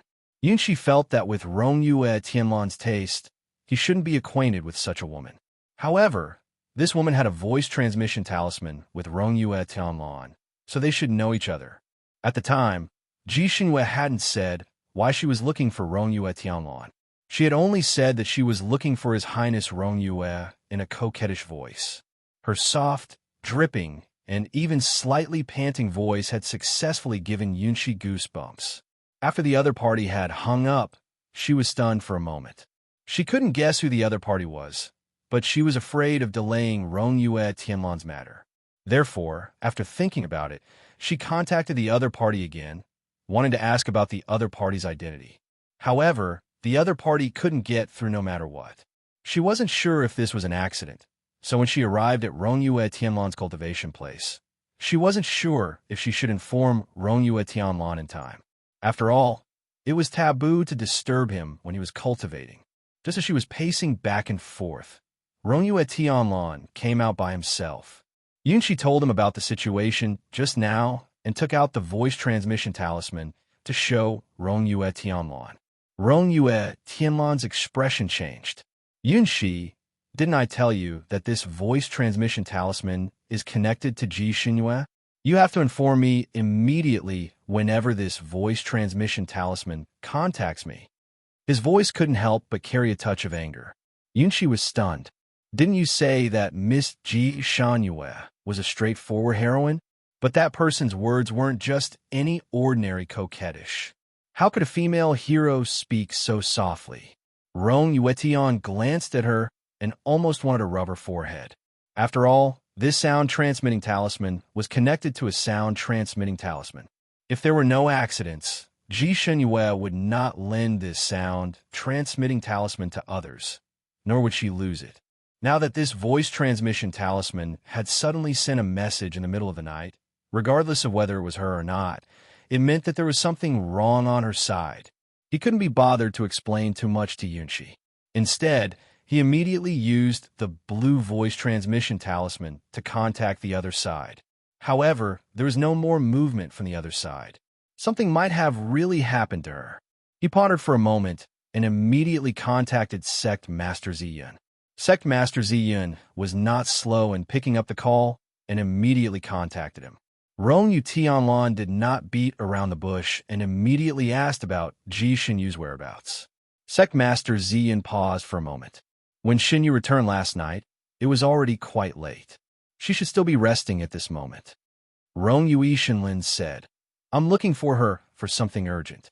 Let her get up and answer my sound-transmitting talisman. Sect Master Ziyun yawned and said, The sun is not even up yet. Your Highness Rongyue, why do you have to look for me at this time? Let's wait until she wakes up in the morning. She's not answering your sound-transmitting talisman right now. This means that she's too tired to answer. It's better not to disturb her at this time. Chapter 3071. There didn't seem to be any flaws in his words. Rongyue Tianlan paused for a moment and suddenly asked casually, Sect leader, where are you now? I just woke up. What's the matter? I've been a little bored recently. How about I find you for a game of chess today? You're looking for Xinyu, aren't you? You're using me as a cover. Haha, you've seen through me. I'll teleport to your place to look for her. She'll probably be up when I arrive. Don't tell her. I want to give her a surprise. The person on the other side paused for a moment. Rongyue, can you change your temperament of acting on whatever you say? Teleporting consumes a lot of telekinesis. Just to see her? Wouldn't this show more sincerity and make her feel more touched? Xinyu isn't such a person. If you use that method, she might think that you don't know what's important and won't accept you, Rongyue Tianlan sighed. You're her master, so you know her best. Forget it. I'll ride the cloud over in a while. I'll probably reach your place in 8 hours. You should prepare to receive me with delicacies. The other side seemed to be relieved. Okay. He then added, there's no need to rush. Xinyu will be staying here for a few days, so you'll be able to see her in these 2 days. The two of them chatted happily, as usual, and hung up after talking for a while. Yunxi, who had been listening by the side, also heaved a sigh of relief. I told you she'll be fine. She suddenly paused and looked at Rongyue Tianlan. What's wrong with you? You don't look too good. Rongyue Tianlan's handsome face sank the moment he hung up the sound transmission talisman. When he heard Yunxi's question, he only said briefly, "Something happened over there." "Yunxi, I'm going out for a while. Help yourself." After he finished speaking, he was already gone. Yunxi was speechless. She didn't hear anything unusual. Why did Rongyue Tianlan run away in such a hurry? The technique he used was the shrinking earth technique. The shrinking ground technique was even more powerful than the ability to travel 1,000 miles in an instant. It could allow one to travel 1,000 miles in an instant. This place was originally 10,000 miles away from Ziyun's sect, but if Tianlan used this kind of technique, she would be able to reach it in less than an hour. Of course, it also consumed a lot of psychokinesis. It seemed like he was really nervous about Ji Xinyu. He also had someone he liked. I'm the only one left. Rongyue Tianlan had only talked to Grandmaster Ziyun for a short while, but she had already found 2 suspicious points. Firstly, when Sect Master Ziyun was talking to him, Rongyue Tianlan could faintly hear the sound of wind blowing through the forest. In other words, Sect Master Ziyun was outside at that time. But as soon as he got up, a person who woke up early should be full of energy, but Sect Master Ziyun's voice carried a trace of exhaustion, as if he had not slept the entire night. Secondly, Grandmaster Ziyun was actually an impatient person and did not care about others. Most of the time, he was idle and bored. At that time, when Rongyue Tianlan wanted to play chess with him, he did not refuse and often urged him to go quickly. He had never thought that he would exhaust his psyche power. However, this time, he had been thinking of ways to avoid letting him go early. Of course, the voice transmission that Yunxi received was even stranger. Rongyue Tianlan had clearly used that sound transmission talisman to talk to Ji Xinyu last night. At that time, she had said that she was going to rest, so the sound transmission talisman could not have been lost. Then, what was the strange female voice that Yunxi received? Something had happened. Chapter 3072. He was afraid that something had really happened to Ji Xinyu. He tried to contact Ji Xinyu a few more times while he was on his way, but there was no response. Rongyue Tianlan made up his mind and activated the blood-red sound transmission talisman. Although the blood-red sound transmission talisman had a powerful positioning function, it had a shortcoming. It was one way. Rongyue Tianlan could only use it to contact her, but Ji Xinyu could not use it to contact him. It also had a very special function. Once he gave this sound transmission talisman to someone, it would stay with that person forever, and no one could take it away. Even if someone took it away, it would return automatically, unless that person discovered its existence in time and threw it away. Otherwise, once this sound transmission talisman stayed with her for 10 days, even she would not be able to lose it, unless she was really dead. With this thing on Ji Xinyu, Rongyue Tianlan could easily locate her when he wanted to find her. This time, after Rongyue Tianlan activated the sound transmission talisman, it was not bad. Someone finally picked it up. Who is it? The voice sounded like it was soaked in water, soft as silk, sweet as honey, as if someone was drunk, and their tongue was a little big. Rongyue Tianlan's heart sank. Although this voice was very different from Ji Xinyu's original voice, it was indeed her voice. What happened to her? Why did she suddenly make such an ecstatic sound? Rongyue Tianlan was about to say something when another sound came from the sound transmission talisman, as if someone had fallen to the ground with a plop, and someone exclaimed in a low voice, "Ah, miss, what happened to you? Miss, can you still get up? Miss, are you all right?" Those voices were all from young men, although their tones were different. Each of them had a good voice. Some were magnetic, some were cold, and some were pleasant to listen to. "Miss, let me help you up." Miss, your face is so red, and your body is so hot. Are you having a fever? Miss, are you here to listen to music or play chess? Or? Those men asked one after another. Rongyue Tianlan finally understood where Ji Xinyu was now. A brothel. No, it was a small brothel. There was a loud bang in his head, and all the blood rushed to the top of his head. He paused and almost fell from the sky. Actually, he did not need to know the cause and effect. Just by listening to those people, he knew that Ji Shun Yu had been drugged. This girl actually went to look for a waiter. Ji Shun Yu, wake up. I could detoxify your poison. Rong Yuishinlin shouted angrily into the sound-transmitting talisman. But on the other side, Ji Shun Yu had clearly lost her mind and was only left with her instincts. She seemed to have directly jumped into someone's arms, and her voice trembled violently. Give you money, cure the poison. Give me the antidote. This loft in Azure City had a very elegant name, Zither Loft. Because the city was not big, the business here was not very good. Although the people in the attic were all men, the majority of their customers were still men. In fact, it was prepared for those who were gay. There were very few female customers, or rather, there would only be one or two in a year. Even if one came occasionally, they would come in men's clothing, hiding their heads and tails, afraid that they would be discovered. Moreover, those women were all withered flowers that had been abandoned by their husbands. Their appearances were also ugly, and some of them were even more bold than the men. But today, the woman who broke in early in the morning was actually a great beauty. Chapter 3073. The beauty's face was flushed red, and her eyes were watery. When she threw herself into the arms of the man who helped her up, the man's bones went soft. The beauty was also rich. When she threw herself into the man's arms, she threw a heavy purse over. Some gold leaves fell out of the purse, shining dazzlingly under the light. Logically speaking, a prostitute here didn't even need a single gold leaf. But now this beauty threw the entire purse to that man. Okay. Miss, actually you don't need so much money. The man hugging her was still very professional. Besides, for such a beauty, even if it was free, they would be happy. After all, they had been in the brothel for a long time, and had some knowledge. Looking at Ji Shun Yu's expression, they knew that she had been drugged. They didn't know which immoral bastard had drugged such a beautiful girl, but he had benefited from it. The man half-hugged the beauty and walked towards his room. Don't be afraid, miss. This little one will save you and make you comfortable. The other men in the building were all green with envy. To be able to go to Mount Wu with such a beautiful woman and even get money. This kind of good thing was hard to find even with a lantern. There were still people who noticed the red light flashing on the beauty's waist and couldn't help but ask, "What's that flashing on her waist?" The man half-hugging the beauty looked down and was a bit puzzled. Just as he was about to reach out to take it, a sudden change happened. A dazzling blue light suddenly flashed in front of his eyes.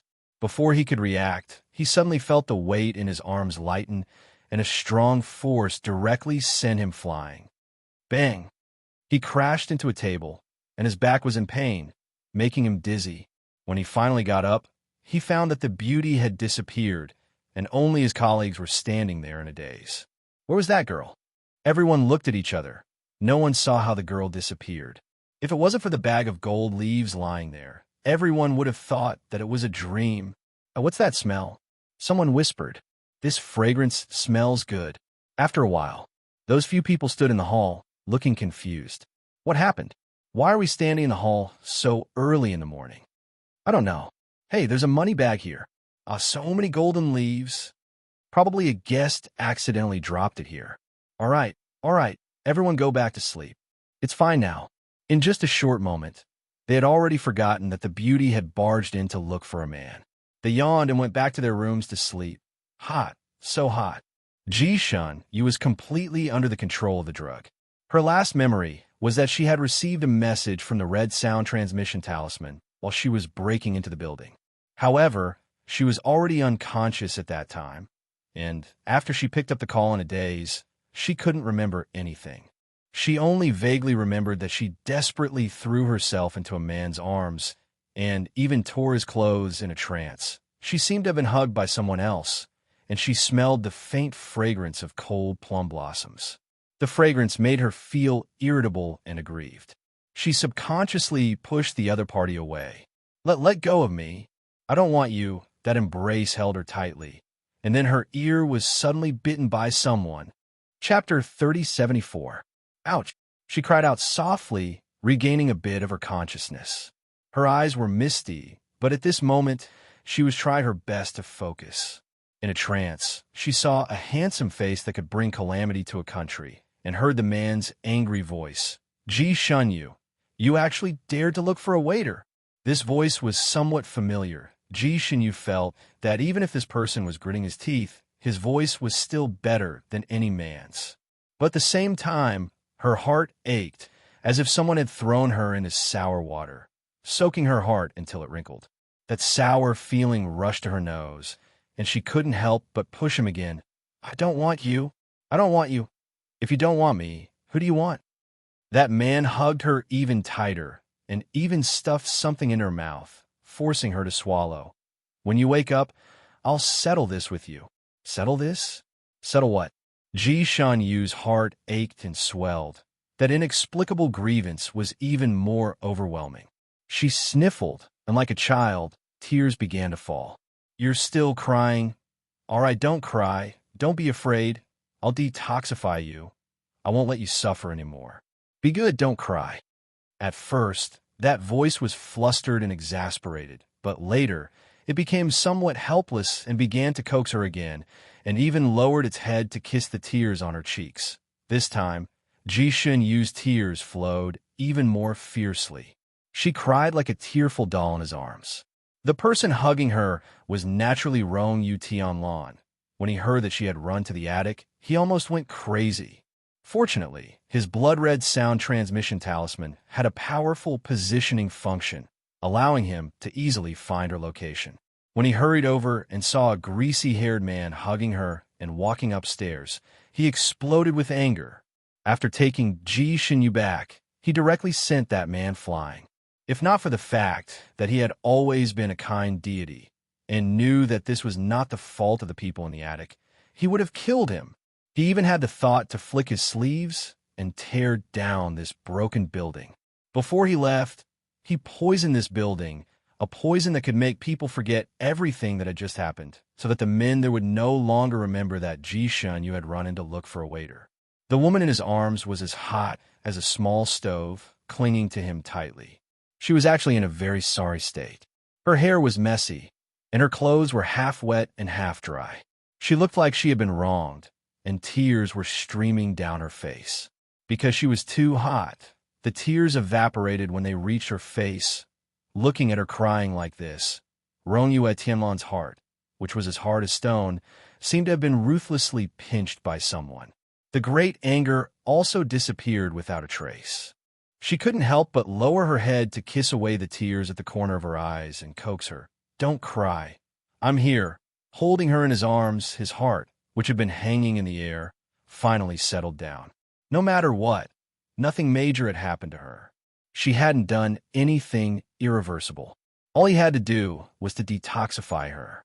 Once she woke up, he would ask her in detail what had happened and avenge her. The most important thing was to find the person who drugged her and chop him into pieces. What he had forcefully fed her just now was the antidote to all aphrodisiacs. He believed that after the time it took to drink a cup of tea, this poison would be detoxified. Looking at her in his arms, Rong Yu Tianlan's heart was filled with a sour feeling. He was once again sure that she was the one he wanted. Whether she was Ji Yu or not, he would never let go of her hand again. Chapter 3075. Whether the road ahead was smooth or full of thorns, he would walk hand in hand with her. She could forget about getting rid of him. After a while, Rong Yu Tianlan realized that something was wrong. Her little face was still hot, and her exposed skin was almost pink. She had stopped crying, but on her forehead, the tip of her nose, and her temples, there were beads of sweat everywhere. She lay on the bed, her little hands desperately tugging at her own clothes. Hot, so hot. Fortunately, the clothes on her body were specially made by the Xian sect and were abnormally strong. Her trembling little hands could not tear a seam for a long time. In a panic, she cried again, looking at Rong Yu Tianlan with teary eyes. "Hot! I'm dying of heat. Save me." Ji Shun Yu was a little cute like a child, and also a little like the little Princess Ji Yu who was not in tune with the affairs of the world.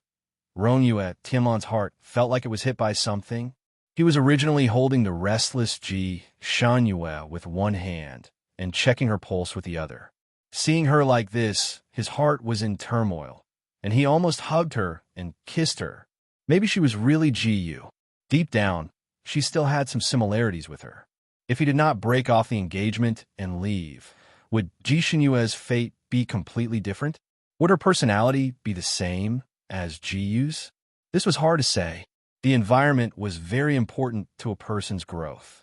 The same soul in different environments would eventually form different personalities or even worlds apart.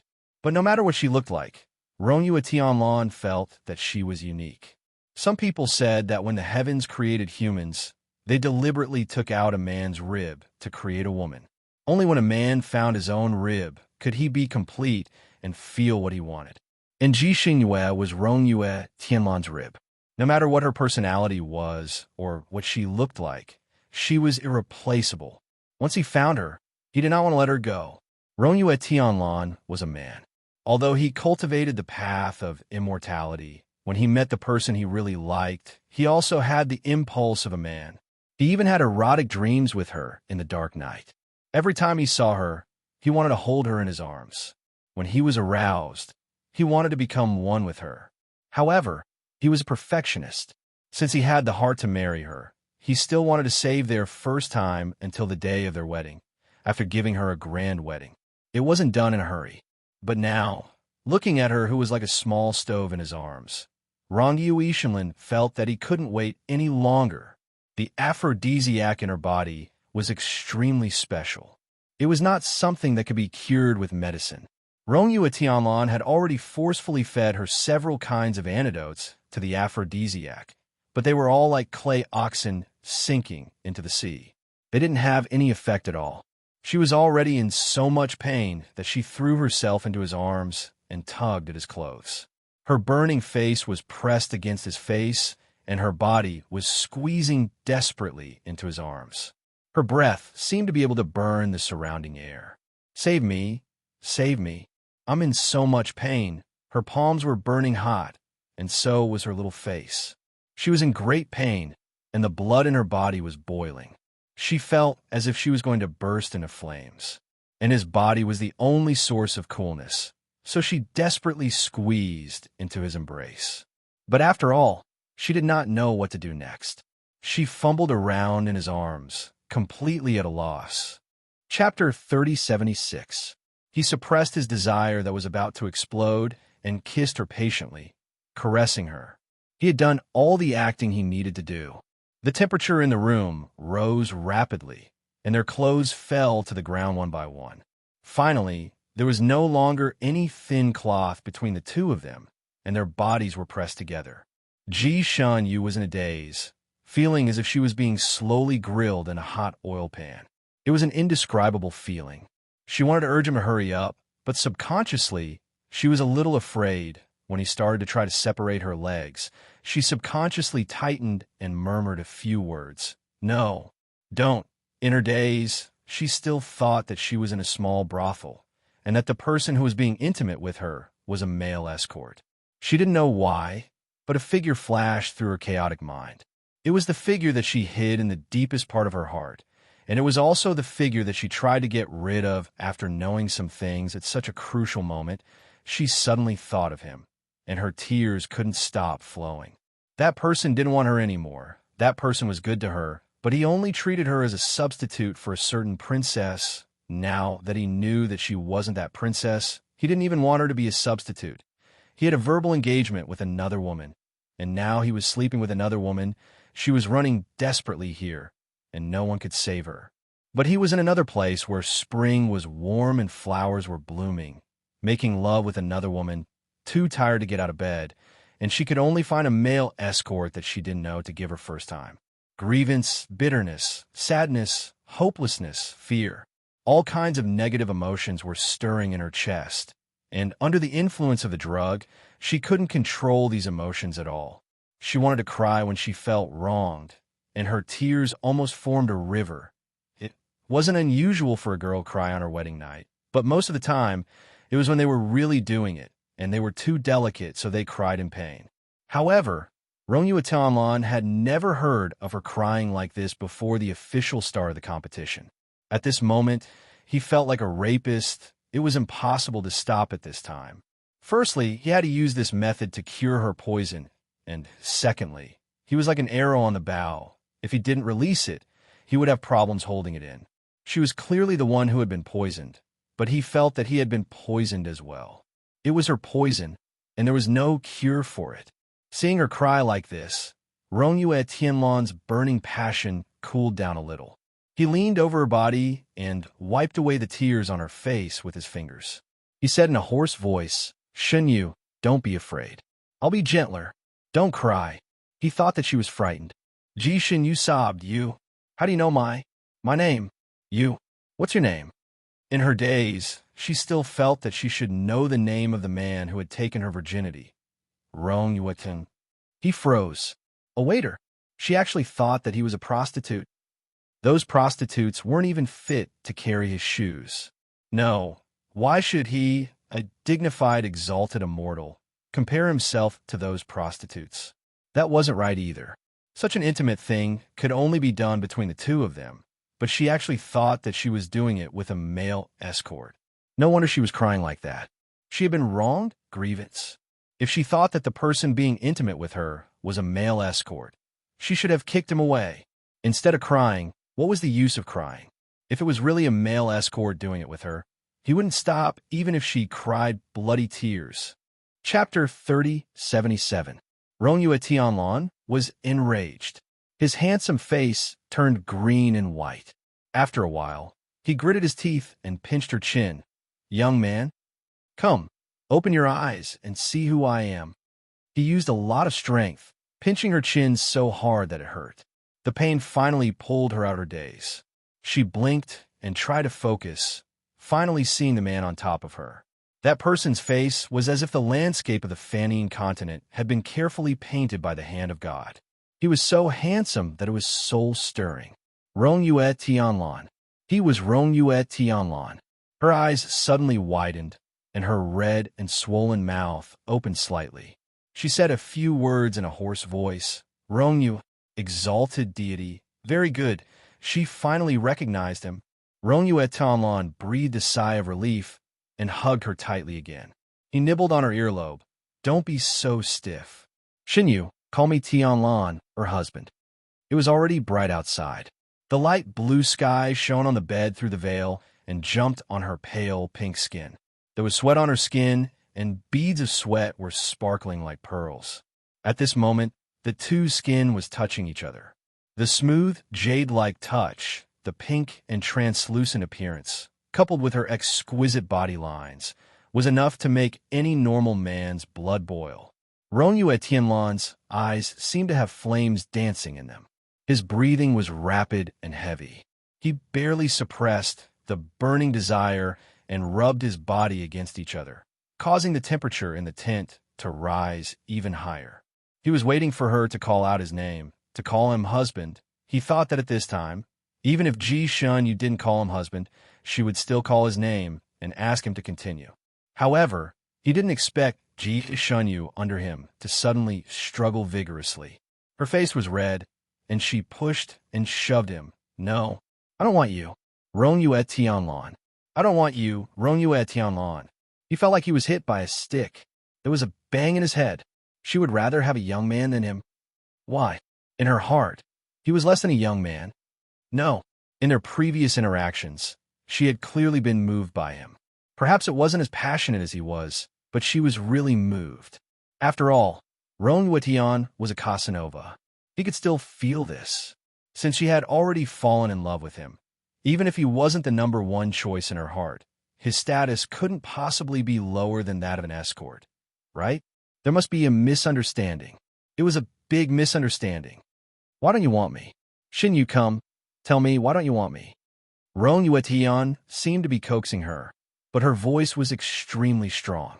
Tears flowed out of the corners of Ji Shenyu's eyes again.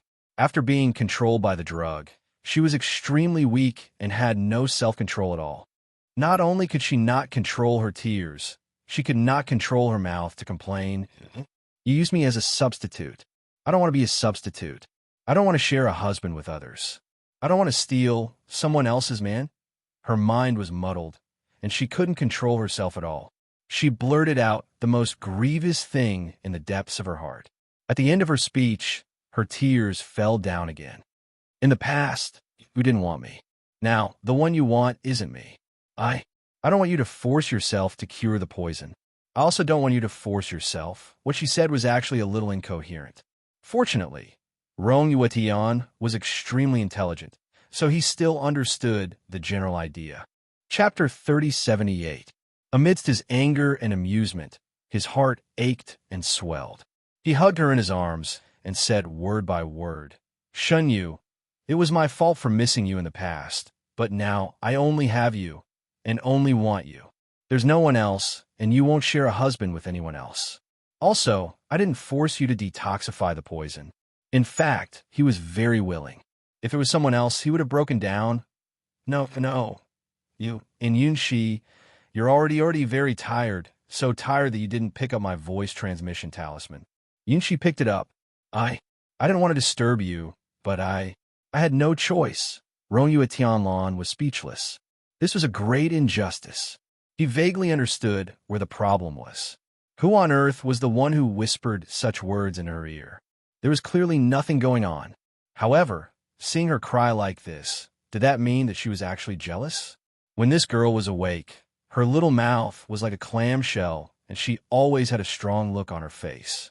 She locked all her thoughts in her heart and wouldn't say anything even if he forced her. Now, she was voicing out her dissatisfaction, doubts, and grievances. He rubbed his eyebrows. "Xinyu, Yunqi is my friend, just a friend. I don't have any romantic feelings for her, so naturally, nothing will happen. I was indeed tired last night, but because I was in a hurry, I was meditating last night, and there was no voice transmission talisman in that place, so I gave it to Yunqi and asked her to pick it up." He half leaned on her body and suppressed his lust as he explained to her. No matter how she misunderstood him, as long as she could tell him, he would know what the problem was and be able to explain it to her. At this moment, Rong Yue Tianlan was even a little grateful for the effects of this aphrodisiac. Otherwise, this girl would have such a big misunderstanding about him. With her personality, she would have silently distanced herself from him and wouldn't have cried and scolded him, causing him to be misunderstood. He didn't know what exactly she misunderstood. After explaining, he held his breath and looked at her. Would she believe him? She should believe him, right? Because she had just cried. Ji Shunyu's big eyes were misty. She blinked and a teardrop came out. She blinked again and another teardrop came out. Just as Rong Yu Tianlan was waiting anxiously, she stretched out her trembling arms and wrapped them around his neck, pressing him towards her. I feel so uncomfortable. Save me." Rong Yuetian was speechless. Was she in a daze or sober state? Rong Yu Tianlan was slightly panting. He suppressed the lust that was about to explode and forcefully turned her little face over. Looking at her teary eyes, he asked, "Shunyu, who am I?" Ji Shunyu struggled under his body. Her eyes could no longer focus. Only instinct remained, the instinct to become one with the person in front of her. Her little face was flushed red and her breath was hot. Her little mouth muttered a few more words. "You save me. I'll give you money, a lot of money." Rong Yuishinlin, very good. He had become a gigolo again. You want to buy it with money? Did she know that he had kept Yu Tianlan's chastity until now? Did she know that his chastity was also priceless? Motherfucker, even if money couldn't buy him, it couldn't be compared to 10,000 cities. He wouldn't trade the entire Sanskrit continent for it. He gritted his teeth and smiled. You have money? How much are you giving me?" "Golden leaves, so many golden leaves." Ji Shun Yu groped her body in a daze. Chapter 3079. Of course, Ji Shun Yu did not touch anything and was still puzzled. "Where are my gold leaves?" Rong Yue Tianlan looked coldly at her, touching herself, and felt very uncomfortable. He gritted his teeth and laughed again. "You can't buy me no matter how many gold leaves you have. Change it." Ji Shunyu's face was about to spit fire. She felt that this young man was very expensive. However, she did feel an indescribable sense of comfort from him. Her hands trembled as she rummaged through her storage space again. Her little hand was pressed down by him, and she widened her eyes in confusion. His palms were burning hot, and his eyes were as deep as a lake. It was as if he wanted to swallow her whole. He lowered his head and licked her ear, causing her to tremble as if she was having a cold. Then he whispered in her ear, "But for you, I can give it to you for free." Ji Shunyu's reaction was slower than half a beat. She looked at him with her mouth slightly open, but he did not want to talk nonsense with her and kissed her deeply. The passionate kiss almost ignited each other, and he did not hold back anymore. His lips, hands lingered on her body, igniting her everywhere. He was very skilled. Even if she was normal, she would not be able to resist his teasing, let alone when she was under the influence of the aphrodisiac. She gasped for breath. At this time, she could only give in to desire. She straightened her body impatiently and said with a trembling voice, "Hurry, hurry up." She was a virgin after all, and he was not an ordinary person. Although he had already done all the steps, she was still in pain and cried out softly. But with his deep kiss, her cries were as weak as a whisper. Only her body was trembling. Rong-Yue Tianlan was also sweating. He was not in pain, he was enduring it. She treated him as a young man. Although he gritted his teeth in hatred, he could not bear to hurt her at this time. Seeing her trembling violently, he stopped and waited for her to get used to it. "Does it hurt?"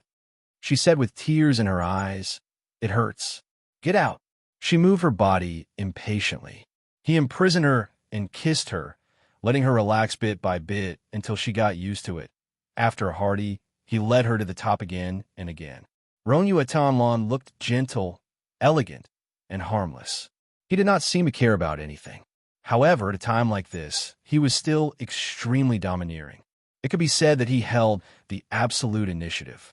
Sometimes it was fast, sometimes it was slow. Sometimes it was like a storm, causing her to be distracted. Sometimes it was like the spring breeze brushing against a willow, causing her to soften into a ball. After all, she was poisoned, so she was extremely sensitive to everything. Furthermore, he was deliberately pleasing her, so it was easy for her to bloom. And as it bloomed again and again, the poison in Ji Shunyu's body was slowly dispelled, and her muddled mind finally regained its clarity. The room was filled with the scent of pleasure. Mixed with the fragrance of the incense burning in the copper cauldron, it formed a strange smell that filled the room. After the last round of pleasure, both of them were drenched in sweat.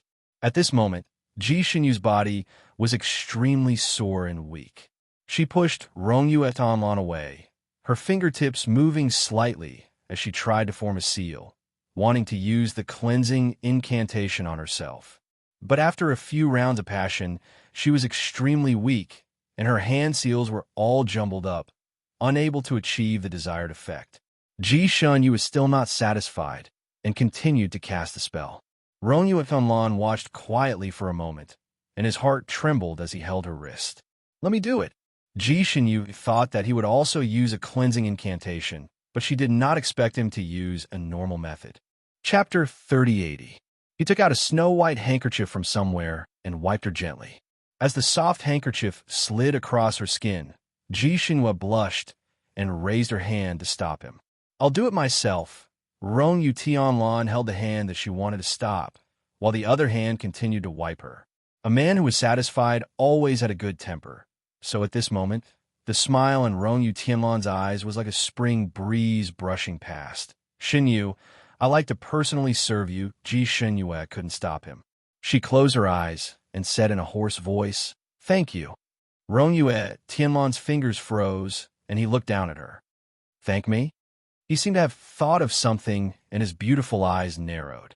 "Thank me for using this method to detoxify you? Thank me for sacrificing myself? Or..." His voice was a little hoarse after pleasure, like a feather tickling one's senses.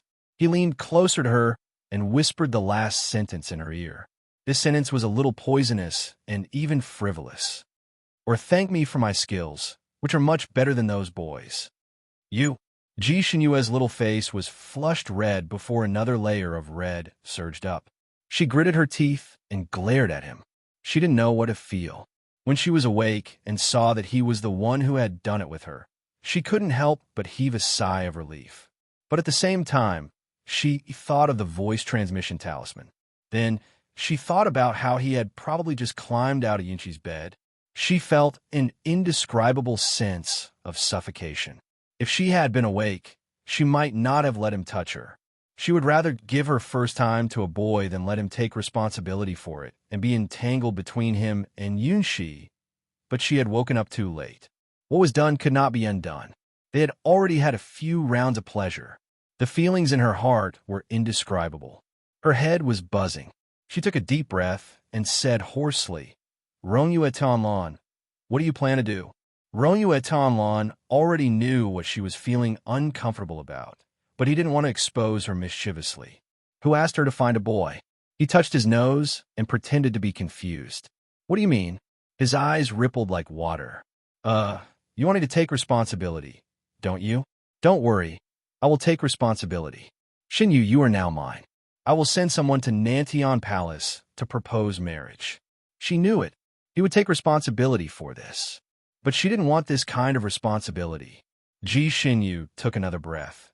Rongyue Tanlan, this matter was an accident. I don't need you to take responsibility. You don't need to force yourself to marry me because of this. What if I say that I won't force you? Rongyue Tian looked at her. Ji Xinyu gritted her teeth. If you don't force me, then I will. I don't want to marry you. She suddenly paused and grabbed his hand. What are you doing? There was a small medicine bottle in Rongyue Ishilin's hand, and there was a green liquid in the medicine bottle. He had just touched a little of that liquid and was about to rub it on a certain part of her body. Her small palm was wet with sweat. Rongyue Tian flipped his wrist and freed his hand from her small hand.